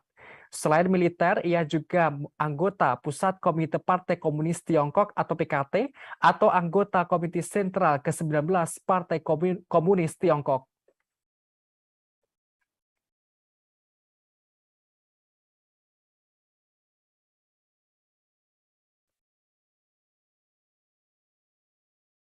Berita selanjutnya dikabarkan dari Iran, Tribuners. Sepupu Mahsa Amini, Ervan Mortezai, membeberkan pengakuan soal kematian saudaranya itu. Ia mengatakan Mahsa Amini disiksa dan dihina sebelum meninggal. Hal ini karena Mahsa tidak memakai jilbab yang sesuai aturan yang berlaku di Iran. Mortezai lantas meminta masyarakat internasional untuk meminta pertanggungjawaban rezim Iran atas kematian Mahsa Amini. Sebagaimana diketahui, Mahsa Amini ditangkap polisi moral Iran di Teheran karena dianggap tidak menutupi kepalanya dengan benar pada 13 September lalu. Mortezai menyampaikan Mahsa Amini awalnya berbelanja di Teheran dengan sejumlah kerabat termasuk saudara laki-lakinya Askan. Namun, rombongan Mahsa Amini tiba-tiba diadang oleh polisi moral. Petugas tersebut menyebutkan jilbab yang dipakai Mahsa tidak benar. Lantas Askan mencoba menjelaskan kepada mereka bahwa ia dan Mahsa bukan orang asli Teheran. Askan memohon agar Mahsa tidak dibawa ke kantor polisi moral. Namun petugas polisi menyemprotkan merica ke wajah Askan dan memaksa Mahsa masuk ke dalam van dan membawanya ke kantor polisi moral. Mortezai menerangkan selama perjalanan itu Mahsa disiksa dan dihina. Sampainya di kantor polisi, Mahsa Amini mulai kehilangan penglihatannya dan pingsan. Ia kemudian dilarikan ke rumah sakit hingga meninggal dunia. Ia menerangkan kejadian ini pun viral dan menjadi perbincangan publik. Namun pihak berwenang Iran kemudian menekan keluarga Mahsa Amini untuk tampil di TV Iran. Ada pula upaya untuk membungkam orang tua dan saudara laki-lakinya agar tidak berbicara. Sampai akhirnya Mahsa turun ke jalan memprotes pemerintah Iran. Menurutnya, kematian Mahsa menjadi pemicu gerakan protes di Iran dan Kurdistan. Mahsa adalah suara kemarahan rakyat Iran saat ini.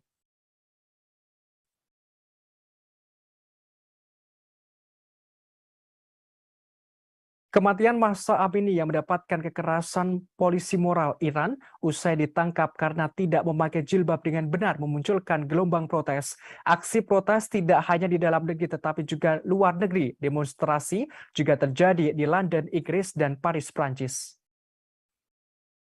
Di Paris, Prancis, beberapa pengunjuk rasa meneriakkan slogan-slogan menentang pemimpin tertinggi Iran, Ayatullah Ali Khamenei.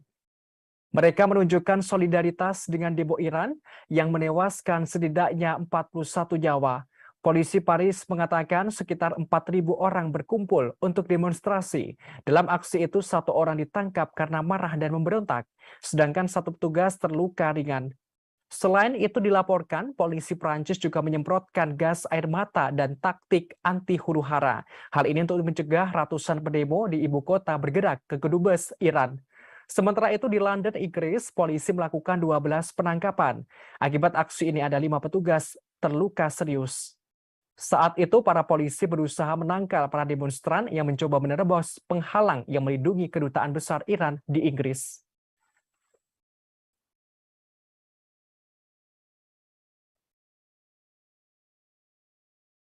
Berita selanjutnya dikabarkan dari Jepang, Tribuners. Upacara pemakaman kenegaraan mantan Perdana Menteri Jepang Shinzo Abe akan berlangsung di Tokyo pada Selasa 27 September besok. Total ada 6.000 tamu undangan akan menghadiri pemakaman tersebut. Dari jumlah itu, 700 undangan diantaranya dari luar negeri dipastikan hadir. Sementara dari dalam negeri Jepang, undangan yang akan hadir sekitar 3.600 orang. Di antaranya yang tidak hadir adalah Seiichiro Murakami. Ia adalah politisi senior Partai Demokrat Liberal. Seiichiro Murakami merupakan salah satu pihak yang menentang upacara kenegaraan Shinzo Abe. Ia menganggap aneh pemakaman Abe yang dilakukan secara kenegaraan. Murakami menilai menggambarkan mantan Perdana Menteri Shinzo Abe sebagai bandit nasional. Hal ini karena Abe menyerukan hukuman keras di dalam partai, terutama kalangan anggota parlemen dari fraksi Abe. Sementara itu, Perdana Menteri Fumio Kishida telah menekankan pentingnya diplomasi bela-sungkawa. Sejumlah pejabat asing akan menghadiri pemakaman kenegaraan dan mereka tiba di Jepang. Di antaranya Wakil Presiden Indonesia Ma'ruf Amin, Wakil Presiden Amerika Serikat Kamala Harris, Perdana Menteri India Narendra Modi, hingga Perdana Menteri Australia Albanese.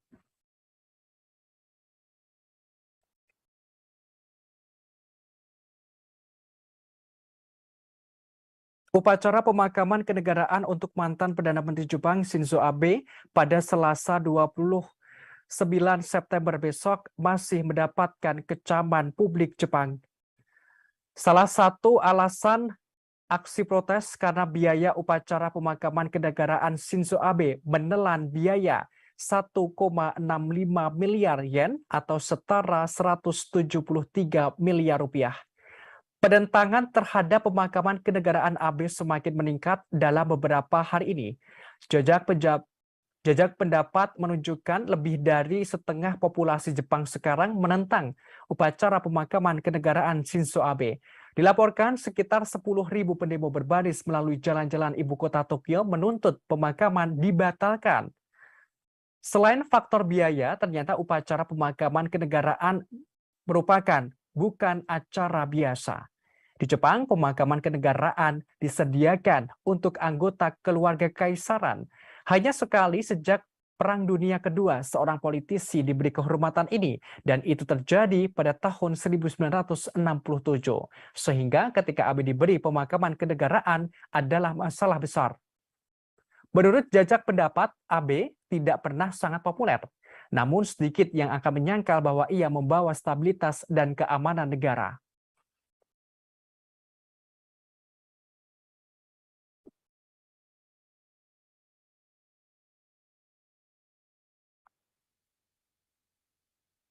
Berita selanjutnya dikabarkan dari Inggris, Tribuners. Inggris dilaporkan mengalami krisis tenaga kerja. Kekurangan tenaga kerja akut ini terjadi di industri-industri utama. Mengenai hal ini, Perdana Menteri Inggris Liz Truss akan meluncurkan tinjauan besar-besaran terhadap sistem visa negara. Truss bakal menentang sejumlah rekan kabinet anti-imigrasi untuk memuluskan tinjauan itu. Langkah ini diambil untuk memungkinkan industri tertentu untuk mendatangkan lebih banyak tenaga kerja, seperti insinyur telekomunikasi dari luar negeri. Tinjauan yang akan dilakukan kemungkinan juga membahas pelonggaran persyaratan, termasuk syarat mengharuskan berbicara bahasa Inggris di beberapa sektor.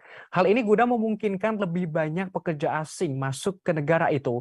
Truss mengatakan bahwa ia siap untuk mengambil keputusan yang tidak populer.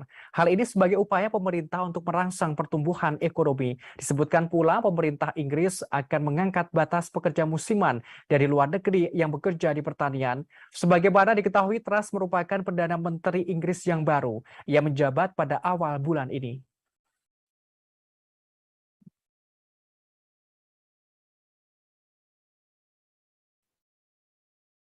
Informasi tadi sekaligus menutup perjumpaan kita dalam live update mancanegara hari ini. Jangan lupa saksikan terus live update di seluruh kanal YouTube dan Facebook Tribun Network. Saya Bima Maulana beserta kru yang bertugas pamit undur diri. Terima kasih dan sampai jumpa.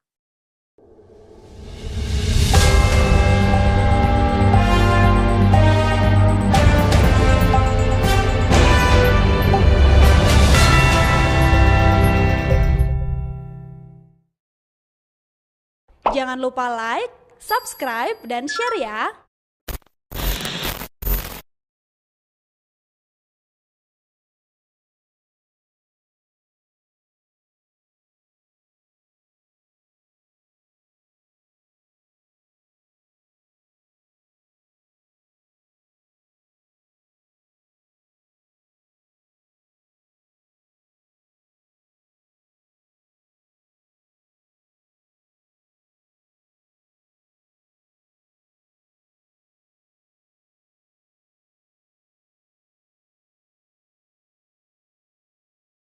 Sumbernya hanya cukup untuk satu orang.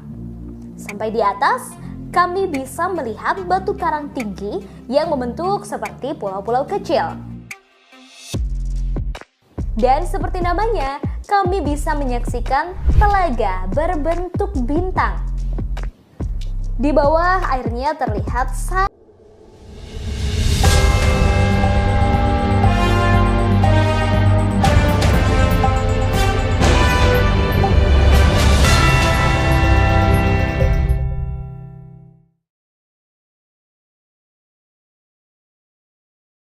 Anda sedang menyaksikan live update mancanegara edisi hari ini, Senin 26 September 2022. Malam ini kami akan menyajikan berbagai informasi teraktual dan terkini mengenai peristiwa yang terjadi di mancanegara. Bersama saya Bima Maulana, inilah live update selengkapnya. Operasi militer khusus Rusia ke Ukraina terus bergulir hingga hari ke-214 pada Minggu 25 September 2022. Ada sederet peristiwa di antaranya Ukraina dan Rusia saling tuduh soal serangan yang mengenai warga sipil di Ukraina Selatan, hingga parlemen Rusia memerintahkan pejabat regional segera tangani kemarahan publik soal mobilisasi parsial. Tampaknya konflik Rusia dan Ukraina belum ada tanda-tanda usai. Kedua negara terus saling membalas baik secara militer maupun non-militer. Terakhir, Ukraina dan Rusia saling menuduh terkait serangan terhadap warga sipil di Ukraina Selatan. Pihak militer Ukraina mengatakan pasukan Rusia telah meluncurkan lusinan serangan rudal dan serangan udara.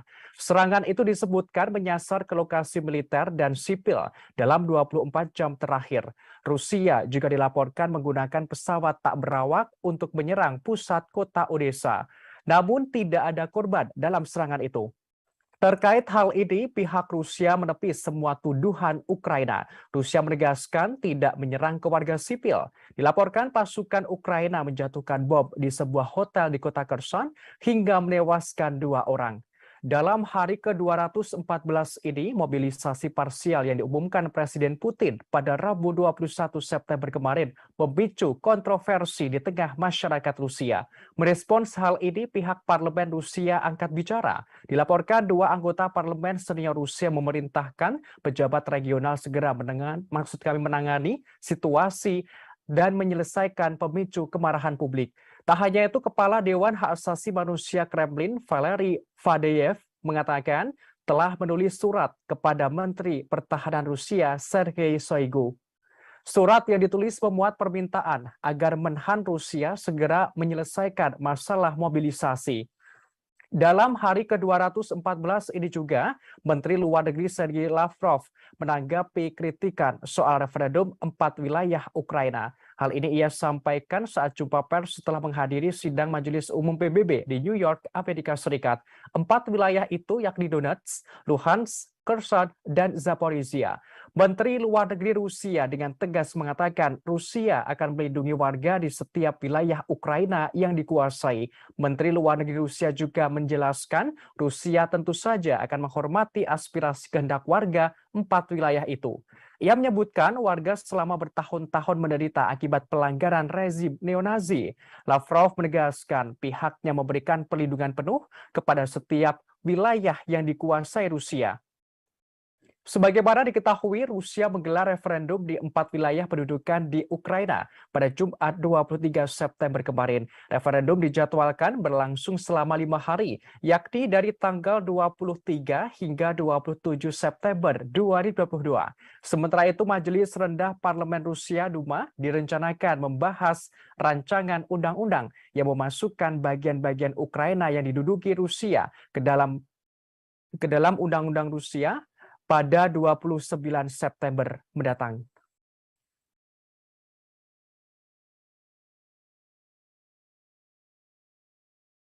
Presiden Putin kembali bertindak tegas kepada jajaran menterinya. Terkini seorang jenderal pangkat tinggi di Kementerian Pertahanan Rusia dicopot dari jabatannya sebagai Wakil Menteri Pertahanan.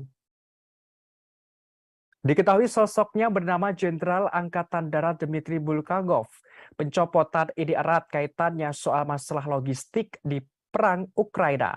Bulgakov sendiri diberikan tanggung jawab untuk mengurusi logistik, terlebih saat ini sedang gencar-gencarnya mobilisasi parsial. Namun terdapat masalah dalam urusan itu sehingga berakibat pada pencopotannya. Kementerian Pertahanan Rusia menerangkan jabatan Wakil Menteri Pertahanan ditempati oleh Kolonel Jenderal Mikhail Mizintsev.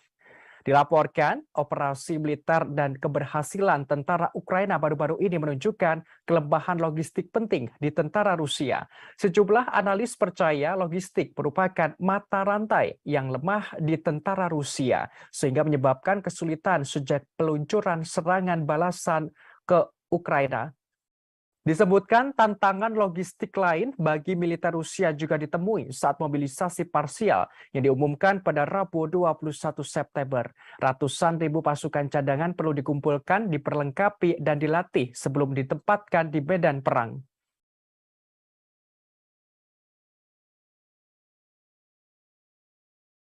Presiden Ukraina Volodymyr Zelensky shock lantaran Israel tidak bisa memasok bantuan senjata.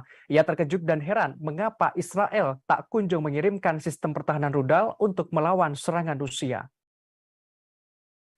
Menurut pengakuan Zelensky, sebenarnya Ukraina sudah lama meminta sistem pertahanan rudal Iron Dome Israel.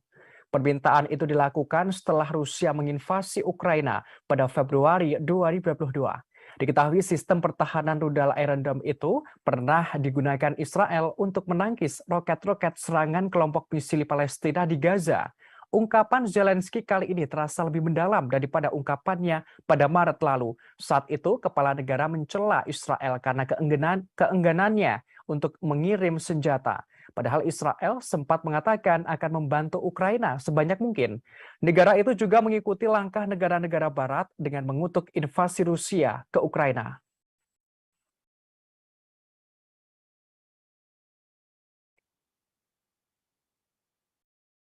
Mobilisasi parsial militer Rusia yang baru diumumkan oleh Presiden Rusia Vladimir Putin pada Rabu 21 September kemarin memicu kecaman dari publik, termasuk dari warga Rusia sendiri. Massa turun ke jalan memprotes kebijakan Presiden Putin tersebut. Namun sejumlah pengunjuk rasa ditangkap oleh pihak kepolisian, seperti di wilayah Dagestan, Rusia. Demonstran di sana bentrok dengan polisi. Pemantau hak asasi manusia Rusia mengatakan ada lebih dari 100 orang ditangkap selama protes di ibu kota provinsi Makhachkala. Melihat situasi ini, pihak tersebut merasa prihatin dengan laporan penahanan yang sangat keras di provinsi tersebut. Untuk meredam kemarahan publik, Gubernur Dagestan Sergei Melikov menerangkan mobilisasi parsial harus dilakukan secara ketat sesuai dengan kriteria yang diumumkan oleh Presiden. Atas insiden ini setidaknya 301 tentara dari Dagestan tewas. Jumlah tersebut menjadi 10 kali lebih banyak daripada di Moskow. Diketahui kawasan Dagestan adalah wilayah berpenduduk mayoritas Muslim di Rusia yang pernah terkenal dengan kekerasan yang intens. Sementara itu protes besar juga telah terjadi di kota-kota besar di seluruh Rusia dalam beberapa hari terakhir. Namun penangkapan terus dilakukan oleh pihak polisi. Dilaporkan pada Sabtu 24 September kemarin ada lebih dari 700 pengunjuk rasa yang ditangkap. Lebih dari 2.000 orang telah ditangkap dalam protes massal sejak Presiden Rusia Vladimir Putin mengumumkan mobilisasi parsial pada hari Rabu lalu. Banyak pemuda Rusia berusaha melarikan diri karena tidak mau diikutkan dalam tentara cadangan ke Ukraina. Mereka mencoba menyeberangi perbatasan ke negara tetangga, Finlandia dan Georgia.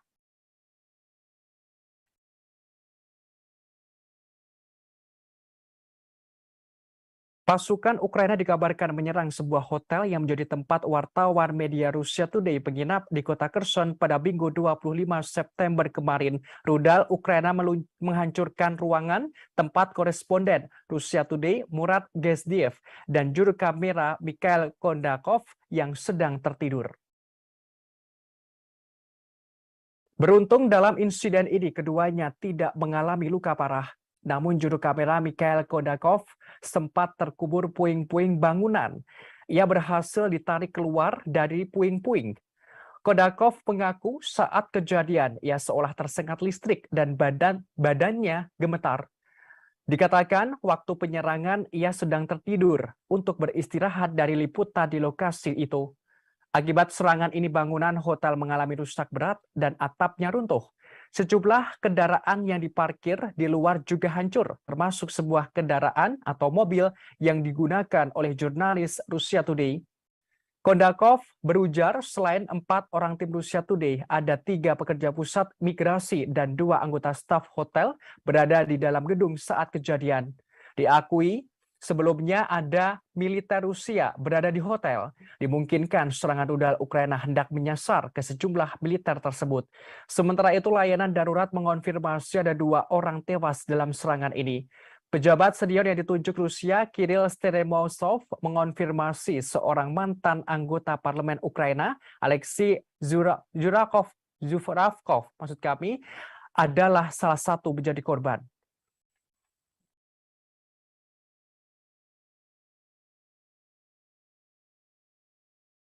Amerika Serikat telah mengancam akan ada konsekuensi besar jika Rusia nekat menggunakan senjata nuklir di Ukraina. Hal ini disampaikan oleh penasehat keamanan nasional Amerika Serikat Jake Sullivan pada Minggu 26 September kemarin. Dikatakan Amerika Serikat akan menanggapi dengan tegas setiap penggunaan senjata nuklir Rusia terhadap Ukraina. Rusia akan menemui bencana besar jika Rusia nekat menyerang dengan nuklir.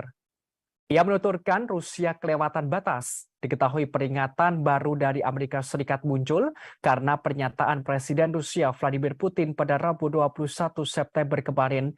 Saat itu Putin mengatakan bahwa negaranya akan menggunakan senjata apapun untuk mempertahankan wilayahnya. Selain itu Amerika Serikat, Sekutu Barat, dan Ukraina juga menentang dan menolak referendum 4 wilayah Ukraina. Mereka menilai referendum itu sebagai tipuan yang dirancang untuk membenarkan eskalasi perang. Bahkan disebutkan pelaksanaan itu untuk mendorong mobilisasi oleh Moskow setelah kekalahan di medan perang baru-baru ini.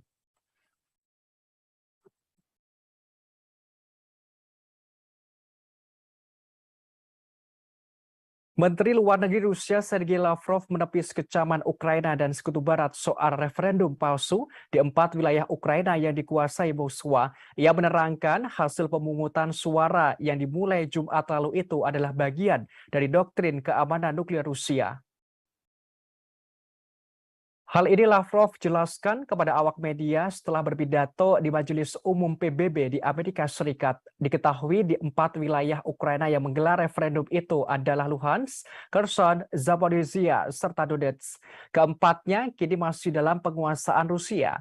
Ia menegaskan Rusia akan melakukan perlindungan penuh di setiap wilayah Ukraina yang dikuasai. Sebagaimana diketahui Rusia menggelar referendum di 4 wilayah pendudukan di Ukraina pada Jumat 23 September kemarin, referendum dijadwalkan berlangsung selama 5 hari, yakni 23 hingga 27 September 2022. Sementara itu, dalam sidang PBB, mitra strategis Rusia mendesak konflik Rusia-Ukraina segera diakhiri. Hal ini karena konflik itu memperburuk krisis pangan, bahan bakar, dan keuangan global. Menteri Luar Negeri China, Wang Yi, mengatakan Beijing tidak ingin melihat krisis itu semakin meluas. Untuk itu pihaknya menyerukan perundingan.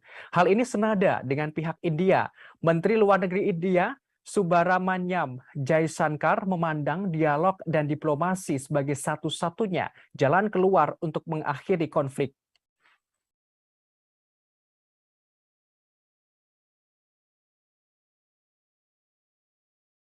Sebagaimana informasi terkini Tribuners beralih ke berita Cina, jagat media sosial digembarkan rumor kudeta militer di Cina. Isu itu menyebutkan Presiden Cina Xi Jinping telah digulingkan. Bahkan sang presiden berada di bawah tahanan rumah. Spekulasi ini kian santer setelah Xi Jinping dikabarkan hilang dari mata publik. Tidak ada pejabat dari Partai Komunis Cina yang berkuasa atau media pemerintah yang buka suara apapun tentang rumor tersebut. Namun akun media sosial mereka menampilkan rutinitas biasa di negara itu, terlebih menjelang Kongres 5 tahunan partai yang digelar 16 Oktober mendatang. Diketahui sebelumnya Xi Jinping menghadiri pertemuan Organisasi Kerjasama Shanghai di Uzbekistan. Kunjungan ke luar negeri ini merupakan pertama kali Xi Jinping sejak merebaknya pandemi COVID-19. Namun setelah kunjungan itu, ada kabar yang beredar bahwa sang presiden berada di bawah tahanan rumah. Terkait hal ini, para ahli membantah semua rumor tersebut. Dikatakan ada kemungkinan kuat bahwa Xi Jinping berada di bawah karantina karena kebijakan ketat nol COVID-19 Cina. Seperti diketahui, pemerintah Tiongkok mengamanatkan setiap individu yang memasuki Cina dari luar negeri untuk menjalani karantina.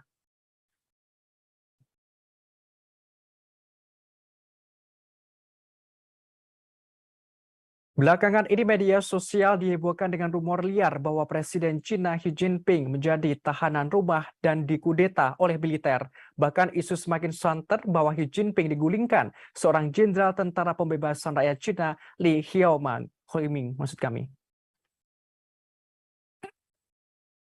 Hal ini membuat sebagian besar pakar Cina angkat bicara. Mereka mengatakan bahwa tidak ada tanda-tanda kudeta di Cina seperti yang dirumorkan di media sosial.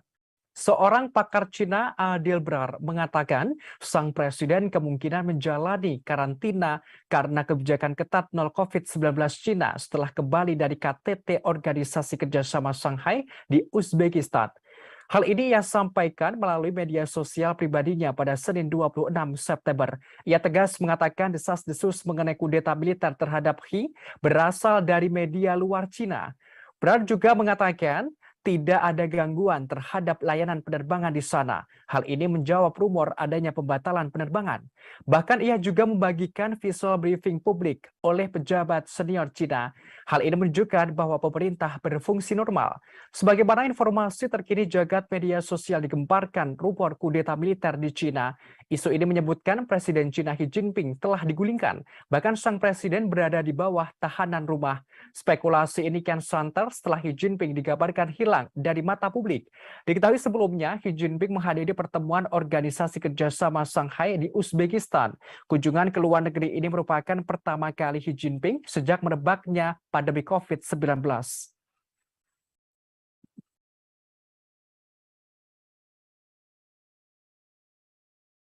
Presiden Cina Xi Jinping dirumorkan digulingkan oleh Jenderal Militer Li Xiaoming.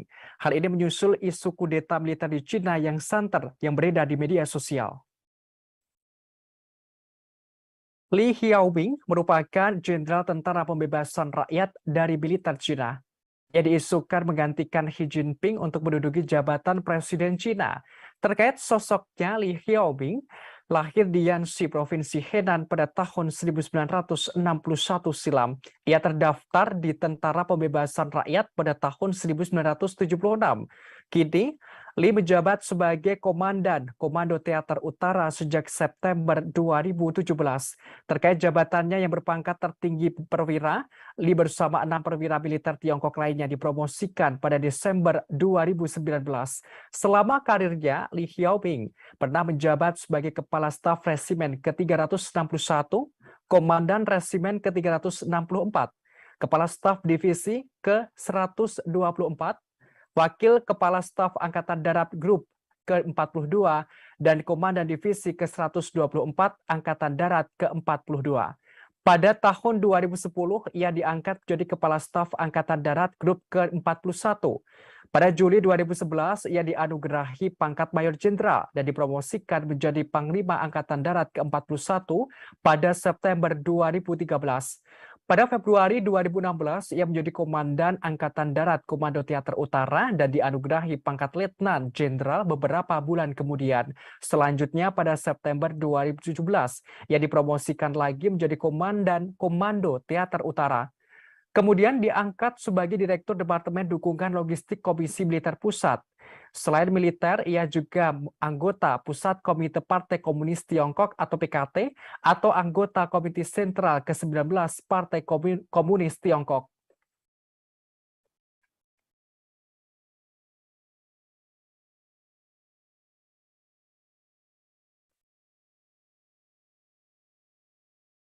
Berita selanjutnya dikabarkan dari Iran, Tribuners. Sepupu Mahsa Amini, Ervan Mortezai, membeberkan pengakuan soal kematian saudaranya itu. Ia mengatakan Mahsa Amini disiksa dan dihina sebelum meninggal.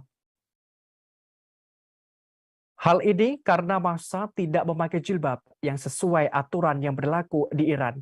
Mortezai lantas meminta masyarakat internasional untuk meminta pertanggungjawaban rezim Iran atas kematian Mahsa Amini. Sebagaimana diketahui, Mahsa Amini ditangkap polisi moral Iran di Teheran karena dianggap tidak menutupi kepalanya dengan benar pada 13 September lalu.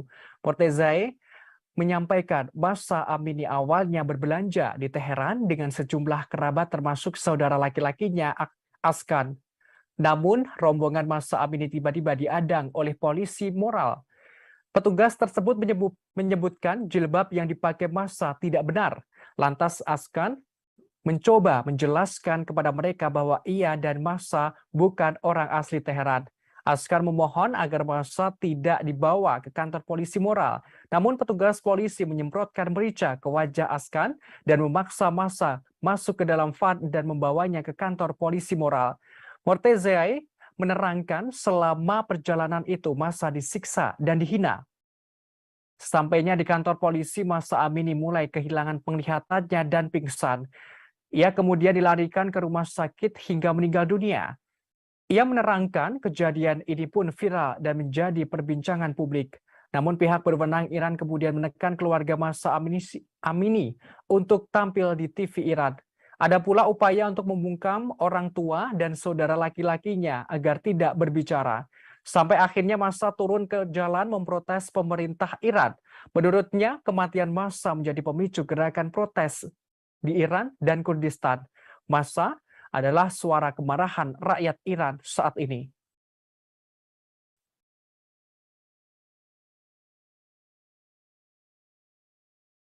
Kematian Mahsa Amini yang mendapatkan kekerasan polisi moral Iran usai ditangkap karena tidak memakai jilbab dengan benar memunculkan gelombang protes. Aksi protes tidak hanya di dalam negeri tetapi juga luar negeri. Demonstrasi juga terjadi di London, Inggris, dan Paris, Prancis.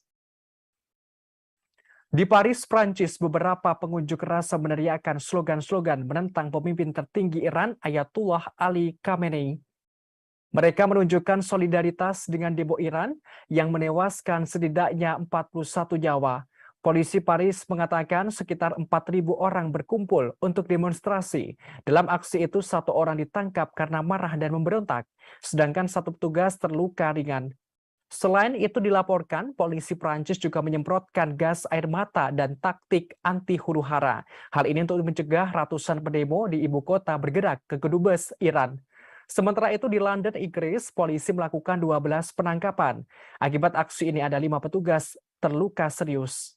Saat itu, para polisi berusaha menangkal para demonstran yang mencoba menerobos penghalang yang melindungi kedutaan besar Iran di Inggris.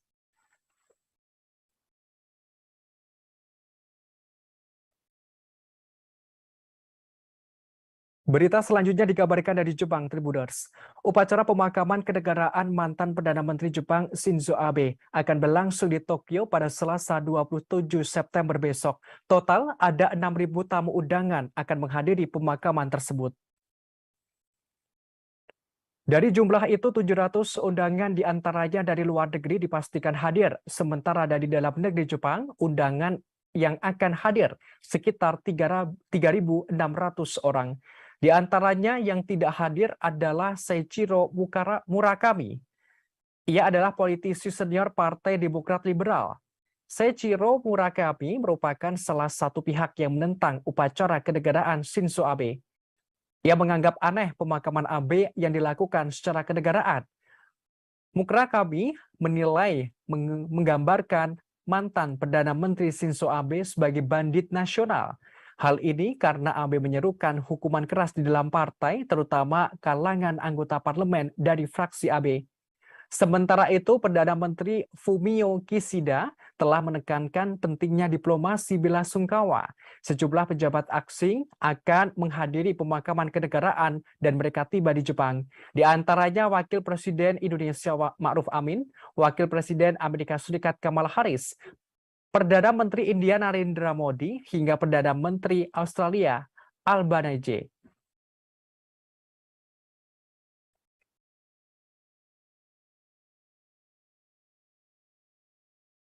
Upacara pemakaman kenegaraan untuk mantan Perdana Menteri Jepang Shinzo Abe pada Selasa 29 September besok masih mendapatkan kecaman publik Jepang.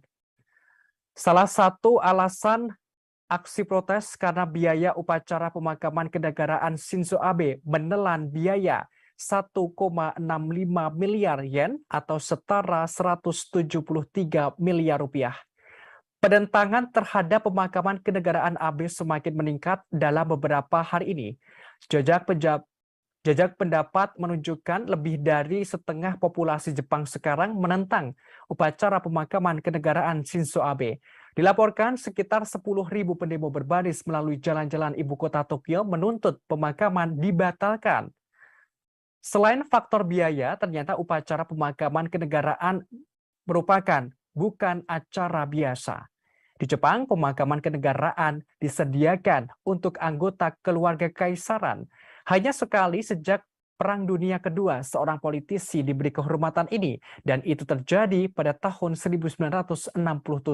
Sehingga ketika Abe diberi pemakaman kenegaraan adalah masalah besar.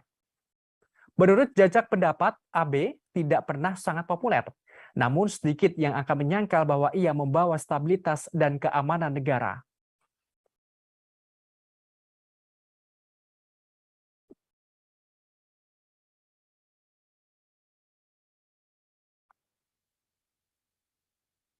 Berita selanjutnya dikabarkan dari Inggris, Tribuners. Inggris dilaporkan mengalami krisis tenaga kerja. Kekurangan tenaga kerja akut ini terjadi di industri-industri utama.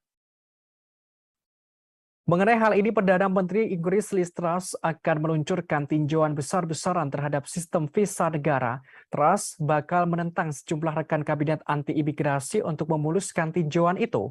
Langkah ini diambil untuk memungkinkan industri tertentu untuk mendatangkan lebih banyak tenaga kerja, seperti insinyur telekomunikasi dari luar negeri. Tinjauan yang akan dilakukan kemungkinan juga membahas pelonggaran persyaratan, termasuk syarat mengharuskan berbicara bahasa Inggris di beberapa sektor. Hal ini guna memungkinkan lebih banyak pekerja asing masuk ke negara itu. Truss mengatakan bahwa ia siap untuk mengambil keputusan yang tidak populer. Hal ini sebagai upaya pemerintah untuk merangsang pertumbuhan ekonomi. Disebutkan pula pemerintah Inggris akan mengangkat batas pekerja musiman dari luar negeri yang bekerja di pertanian. Sebagaimana diketahui, Truss merupakan Perdana Menteri Inggris yang baru. Ia menjabat pada awal bulan ini.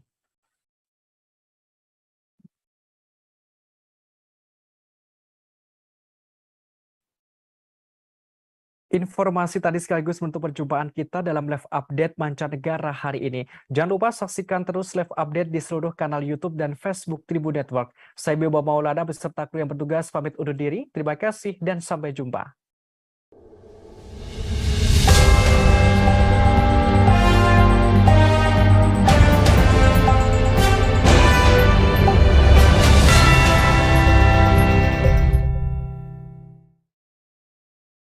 Jangan lupa like, subscribe, dan share ya!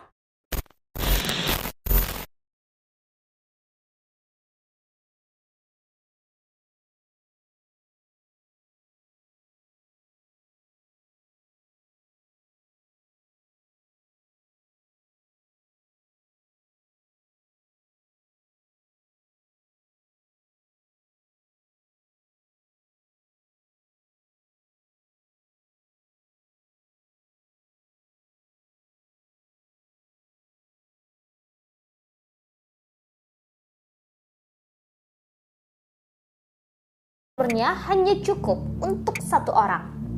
Sampai di atas, kami bisa melihat batu karang tinggi yang membentuk seperti pulau-pulau kecil.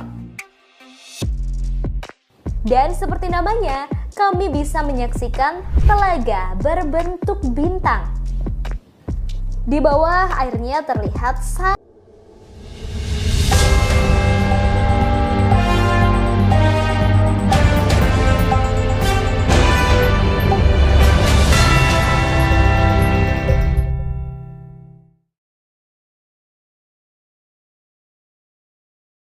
Anda sedang menyaksikan live update mancanegara edisi hari ini, Senin 26 September 2022. Malam ini kami akan menyajikan berbagai informasi teraktual dan terkini mengenai peristiwa yang terjadi di mancanegara. Bersama saya Bima Maulana, inilah live update selengkapnya. Operasi militer khusus Rusia ke Ukraina terus bergulir hingga hari ke-214 pada Minggu 25 September 2022. Ada sederet peristiwa di antaranya Ukraina dan Rusia saling tuduh soal serangan yang mengenai warga sipil di Ukraina Selatan, hingga parlemen Rusia memerintahkan pejabat regional segera tangani kemarahan publik soal mobilisasi parsial. Tampaknya konflik Rusia dan Ukraina belum ada tanda-tanda usai. Kedua negara terus saling membalas baik secara militer maupun non-militer.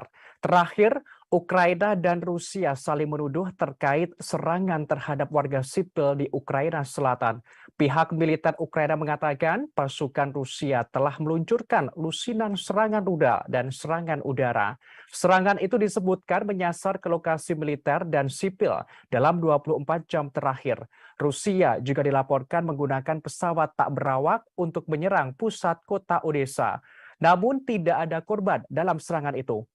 Terkait hal ini, pihak Rusia menepis semua tuduhan Ukraina. Rusia menegaskan tidak menyerang ke warga sipil. Dilaporkan pasukan Ukraina menjatuhkan bom di sebuah hotel di kota Kherson hingga menewaskan 2 orang. Dalam hari ke-214 ini, mobilisasi parsial yang diumumkan Presiden Putin pada Rabu 21 September kemarin memicu kontroversi di tengah masyarakat Rusia. Merespons hal ini, pihak parlemen Rusia angkat bicara. Dilaporkan 2 anggota parlemen senior Rusia memerintahkan pejabat regional segera menangani situasi dan menyelesaikan pemicu kemarahan publik. Tak hanya itu, Kepala Dewan Hak Asasi Manusia Kremlin, Valery Faddeev, mengatakan telah menulis surat kepada Menteri Pertahanan Rusia, Sergei Shoigu. Surat yang ditulis memuat permintaan agar Menhan Rusia segera menyelesaikan masalah mobilisasi. Dalam hari ke-214 ini juga, Menteri Luar Negeri Sergei Lavrov menanggapi kritikan soal referendum 4 wilayah Ukraina. Hal ini ia sampaikan saat jumpa pers setelah menghadiri sidang Majelis Umum PBB di New York, Amerika Serikat. 4 wilayah itu yakni Donetsk, Luhansk, Kherson, dan Zaporizhia. Menteri Luar Negeri Rusia dengan tegas mengatakan Rusia akan melindungi warga di setiap wilayah Ukraina yang dikuasai. Menteri Luar Negeri Rusia juga menjelaskan Rusia tentu saja akan menghormati aspirasi kehendak warga 4 wilayah itu. Ia menyebutkan warga selama bertahun-tahun menderita akibat pelanggaran rezim neonazi. Lavrov menegaskan pihaknya memberikan perlindungan penuh kepada setiap wilayah yang dikuasai Rusia. Sebagaimana diketahui, Rusia menggelar referendum di 4 wilayah pendudukan di Ukraina pada Jumat 23 September kemarin. Referendum dijadwalkan berlangsung selama 5 hari, yakni dari tanggal 23 hingga 27 September 2022. Sementara itu, Majelis Rendah Parlemen Rusia Duma direncanakan membahas rancangan undang-undang yang memasukkan bagian-bagian Ukraina yang diduduki Rusia ke dalam Undang-Undang Rusia pada 29 September mendatang.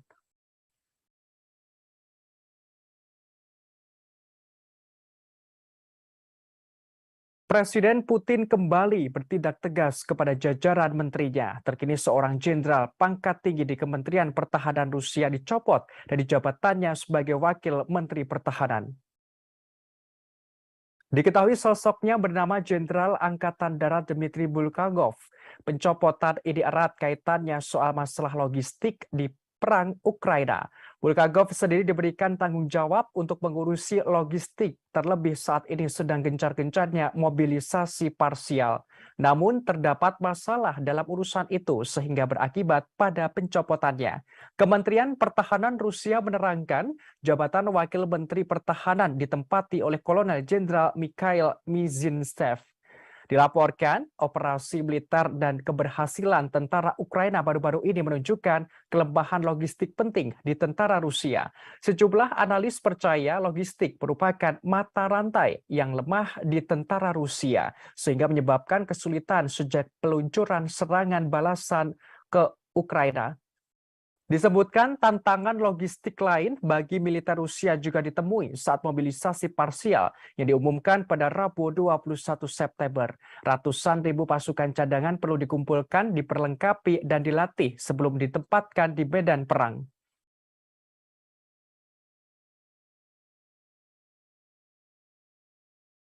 Presiden Ukraina Volodymyr Zelensky shock lantaran Israel tidak bisa memasok bantuan senjata. Ia terkejut dan heran mengapa Israel tak kunjung mengirimkan sistem pertahanan rudal untuk melawan serangan Rusia. Menurut pengakuan Zelensky, sebenarnya Ukraina sudah lama meminta sistem pertahanan rudal Iron Dome Israel. Permintaan itu dilakukan setelah Rusia menginvasi Ukraina pada Februari 2022. Diketahui sistem pertahanan rudal Iron Dome itu pernah digunakan Israel untuk menangkis roket-roket serangan kelompok misil Palestina di Gaza. Ungkapan Zelensky kali ini terasa lebih mendalam daripada ungkapannya pada Maret lalu. Saat itu, kepala negara mencela Israel karena keengganannya untuk mengirim senjata. Padahal Israel sempat mengatakan akan membantu Ukraina sebanyak mungkin. Negara itu juga mengikuti langkah negara-negara Barat dengan mengutuk invasi Rusia ke Ukraina.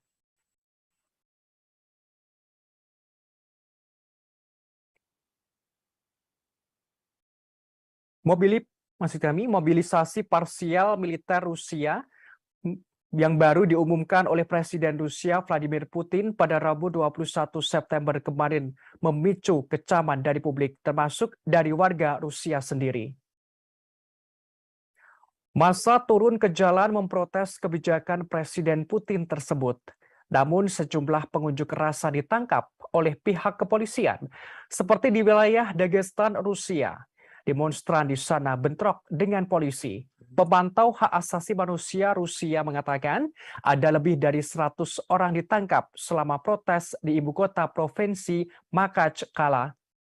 Melihat situasi ini, pihak tersebut merasa prihatin dengan laporan penahanan yang sangat keras di provinsi tersebut. Untuk meredam kemarahan publik, Gubernur Dagestan Sergei Melikov menerangkan mobilisasi parsial harus dilakukan secara ketat sesuai dengan kriteria yang diumumkan oleh Presiden. Atas insiden ini setidaknya 301 tentara dari Dagestan tewas. Jumlah tersebut menjadi 10 kali lebih banyak daripada di Moskow. Diketahui kawasan Dagestan adalah wilayah berpenduduk mayoritas Muslim di Rusia yang pernah terkenal dengan kekerasan yang intens. Sementara itu protes besar juga telah terjadi di kota-kota besar di seluruh Rusia dalam beberapa hari terakhir. namun penangkapan terus dilakukan oleh pihak polisi. Dilaporkan pada Sabtu 24 September kemarin, ada lebih dari 700 pengunjuk rasa yang ditangkap. Lebih dari 2.000 orang telah ditangkap dalam protes massal sejak Presiden Rusia Vladimir Putin mengumumkan mobilisasi parsial pada hari Rabu lalu. Banyak pemuda Rusia berusaha melarikan diri karena tidak mau diikutkan dalam tentara cadangan ke Ukraina. Mereka mencoba menyeberangi perbatasan ke negara tetangga, Finlandia dan Georgia.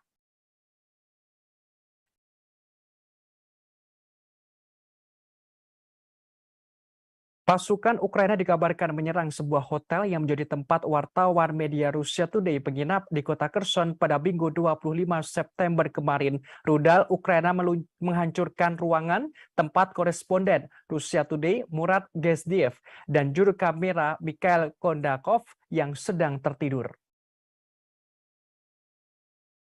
Beruntung dalam insiden ini keduanya tidak mengalami luka parah. Namun juru kamera Mikhail Kondakov sempat terkubur puing-puing bangunan.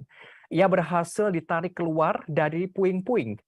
Kondakov mengaku saat kejadian ia seolah tersengat listrik dan badannya gemetar. Dikatakan waktu penyerangan ia sedang tertidur untuk beristirahat dari liputan di lokasi itu. Akibat serangan ini bangunan hotel mengalami rusak berat dan atapnya runtuh. Sejumlah kendaraan yang diparkir di luar juga hancur, termasuk sebuah kendaraan atau mobil yang digunakan oleh jurnalis Russia Today. Kondakov berujar selain 4 orang tim Russia Today, ada 3 pekerja pusat migrasi dan 2 anggota staf hotel berada di dalam gedung saat kejadian. Diakui sebelumnya ada militer Rusia berada di hotel. Dimungkinkan serangan rudal Ukraina hendak menyasar ke sejumlah militer tersebut. Sementara itu layanan darurat mengonfirmasi ada 2 orang tewas dalam serangan ini. Pejabat senior yang ditunjuk Rusia, Kirill Steremosov, mengonfirmasi seorang mantan anggota parlemen Ukraina, Alexei Zuravkov, adalah salah satu menjadi korban.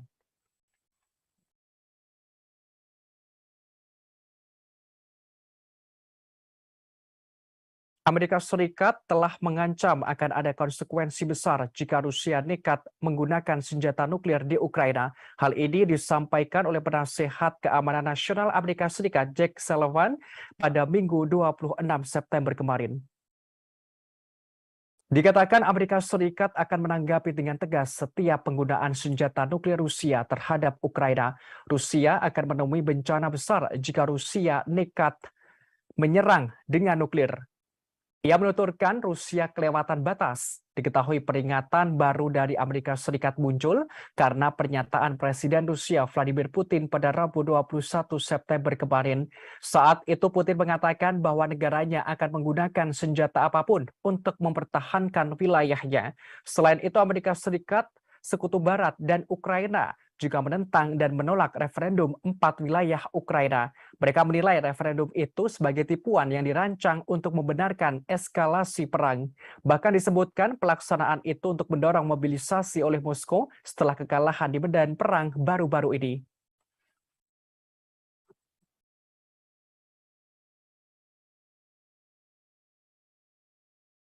Menteri Luar Negeri Rusia Sergei Lavrov menepis kecaman Ukraina dan Sekutu Barat soal referendum palsu di 4 wilayah Ukraina yang dikuasai Moskwa. Ia menerangkan hasil pemungutan suara yang dimulai Jumat lalu itu adalah bagian dari doktrin keamanan nuklir Rusia.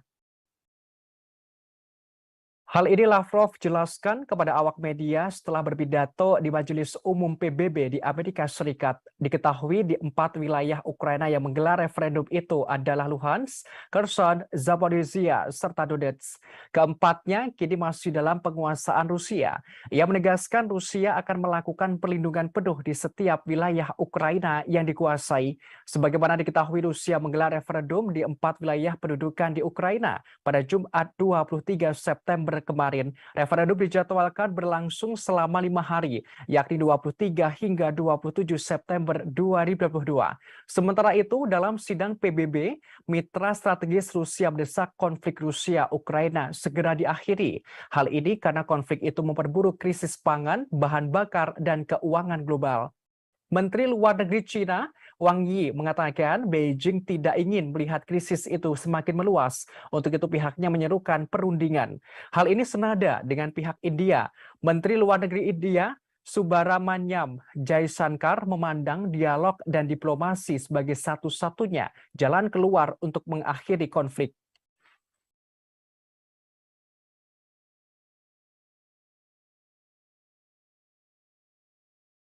Sebagaimana informasi terkini Tribuners beralih ke berita Cina, jagat media sosial digembarkan rumor kudeta militer di Cina. Isu itu menyebutkan Presiden Cina Xi Jinping telah digulingkan. Bahkan sang presiden berada di bawah tahanan rumah. Spekulasi ini kian santer setelah Xi Jinping dikabarkan hilang dari mata publik. Tidak ada pejabat dari Partai Komunis Cina yang berkuasa atau media pemerintah yang buka suara apapun tentang rumor tersebut. Namun akun media sosial mereka menampilkan rutinitas biasa di negara itu, terlebih menjelang Kongres 5 tahunan partai yang digelar 16 Oktober mendatang. Diketahui sebelumnya Xi Jinping menghadiri pertemuan Organisasi Kerjasama Shanghai di Uzbekistan. Kunjungan ke luar negeri ini merupakan pertama kali Xi Jinping sejak merebaknya pandemi COVID-19. Namun setelah kunjungan itu ada kabar yang beredar bahwa sang presiden berada di bawah tahanan rumah. Terkait hal ini para ahli membantah semua rumor tersebut. Dikatakan ada kemungkinan kuat bahwa Xi Jinping berada di bawah karantina karena kebijakan ketat nol COVID-19 Cina. Seperti diketahui pemerintah Tiongkok mengamanatkan setiap individu yang memasuki Cina dari luar negeri untuk menjalani karantina.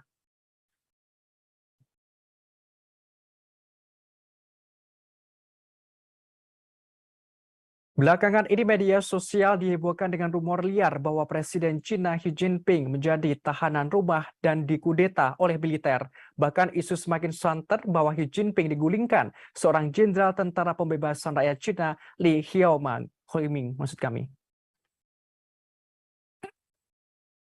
Hal ini membuat sebagian besar pakar Cina angkat bicara. Mereka mengatakan bahwa tidak ada tanda-tanda kudeta di Cina seperti yang dirumorkan di media sosial. Seorang pakar Cina, Adil Brar, mengatakan sang presiden kemungkinan menjalani karantina karena kebijakan ketat nol COVID-19 Cina setelah kembali dari KTT Organisasi Kerjasama Shanghai di Uzbekistan. Hal ini ia sampaikan melalui media sosial pribadinya pada Senin 26 September. Ia tegas mengatakan desas-desus mengenai kudeta militer terhadap Xi berasal dari media luar Cina. Brad juga mengatakan tidak ada gangguan terhadap layanan penerbangan di sana. Hal ini menjawab rumor adanya pembatalan penerbangan. Bahkan ia juga membagikan visual briefing publik oleh pejabat senior Cina. Hal ini menunjukkan bahwa pemerintah berfungsi normal. Sebagaimana informasi terkini jagat media sosial digemparkan rumor kudeta militer di Cina. Isu ini menyebutkan Presiden Cina Xi Jinping telah digulingkan. Bahkan sang presiden berada di bawah tahanan rumah. Spekulasi ini kian santer setelah Xi Jinping dikabarkan hilang dari mata publik. Diketahui sebelumnya, Xi Jinping menghadiri pertemuan Organisasi Kerjasama Shanghai di Uzbekistan. Kunjungan ke luar negeri ini merupakan pertama kali Xi Jinping sejak merebaknya pandemi COVID-19.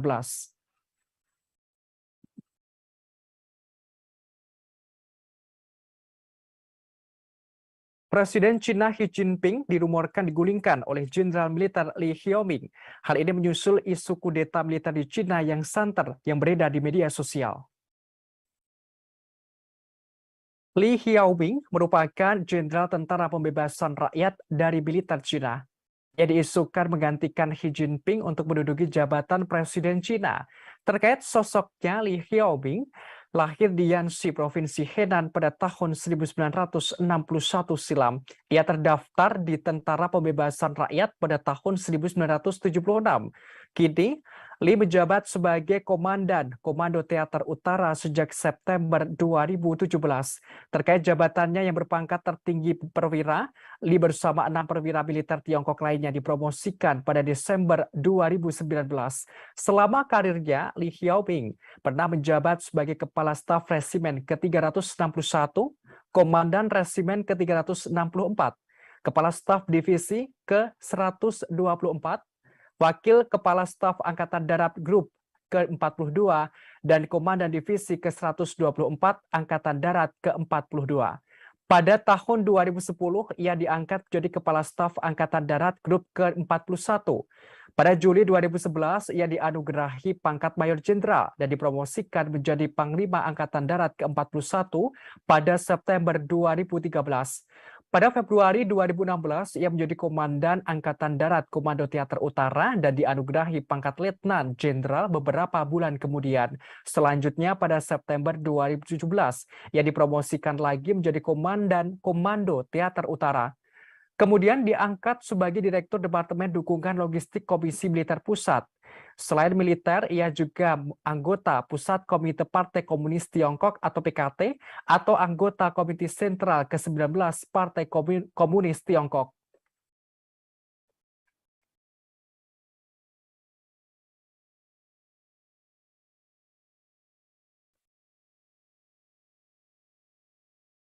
Berita selanjutnya dikabarkan dari Iran, Tribuners. Sepupu Mahsa Amini, Ervan Mortezai, membeberkan pengakuan soal kematian saudaranya itu. Ia mengatakan Mahsa Amini disiksa dan dihina sebelum meninggal.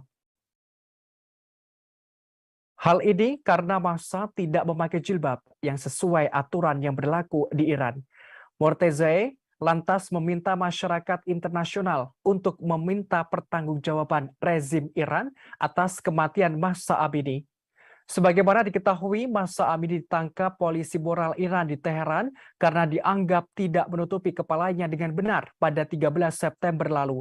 Mortezai menyampaikan Mahsa Amini awalnya berbelanja di Teheran dengan sejumlah kerabat termasuk saudara laki-lakinya Askan. Namun, rombongan Mahsa Amini tiba-tiba diadang oleh polisi moral. Petugas tersebut menyebutkan jilbab yang dipakai Mahsa tidak benar. Lantas Askan mencoba menjelaskan kepada mereka bahwa ia dan Mahsa bukan orang asli Teheran. Askan memohon agar Mahsa tidak dibawa ke kantor polisi moral. Namun petugas polisi menyemprotkan merica ke wajah Askan dan memaksa Mahsa masuk ke dalam van dan membawanya ke kantor polisi moral.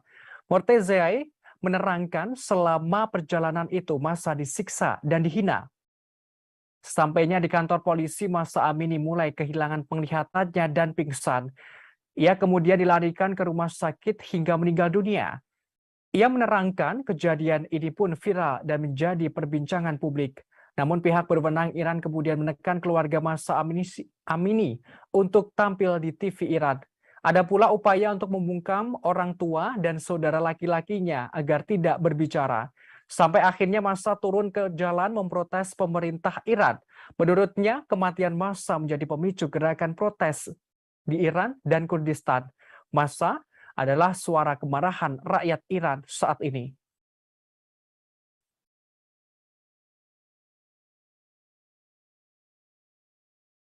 Kematian Mahsa Amini yang mendapatkan kekerasan polisi moral Iran usai ditangkap karena tidak memakai jilbab dengan benar memunculkan gelombang protes. Aksi protes tidak hanya di dalam negeri tetapi juga luar negeri. Demonstrasi juga terjadi di London, Inggris, dan Paris, Prancis.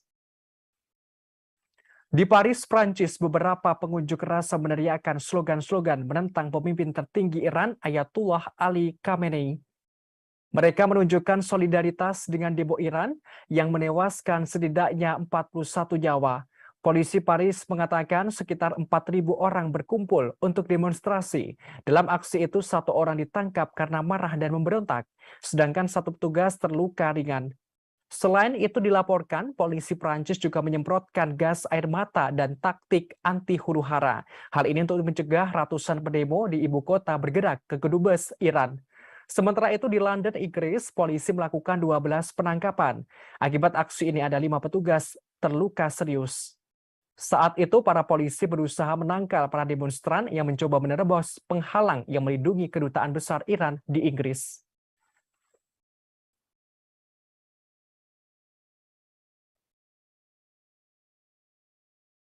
Berita selanjutnya dikabarkan dari Jepang, Tribuners.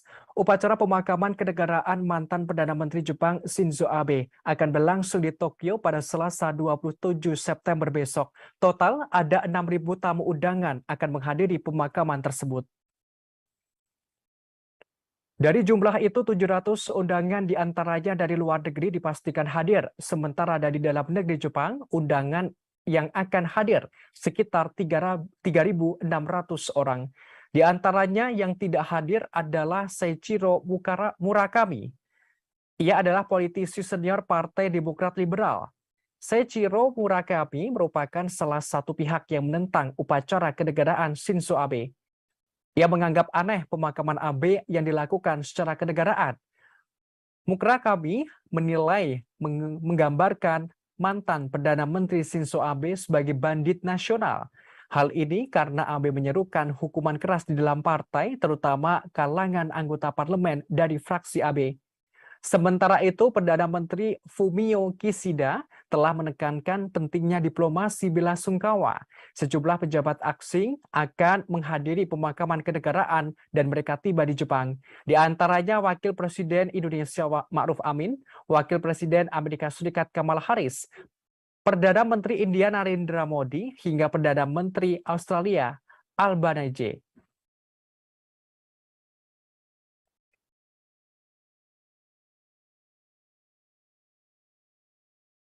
Upacara pemakaman kenegaraan untuk mantan Perdana Menteri Jepang Shinzo Abe pada Selasa 29 September besok masih mendapatkan kecaman publik Jepang. Salah satu alasan aksi protes karena biaya upacara pemakaman kenegaraan Shinzo Abe menelan biaya 1,65 miliar yen atau setara 173 miliar rupiah. Penentangan terhadap pemakaman kenegaraan Abe semakin meningkat dalam beberapa hari ini. Jajak pendapat menunjukkan lebih dari setengah populasi Jepang sekarang menentang upacara pemakaman kenegaraan Shinzo Abe. Dilaporkan sekitar 10.000 pendemo berbaris melalui jalan-jalan ibu kota Tokyo menuntut pemakaman dibatalkan. Selain faktor biaya, ternyata upacara pemakaman kenegaraan merupakan bukan acara biasa. Di Jepang, pemakaman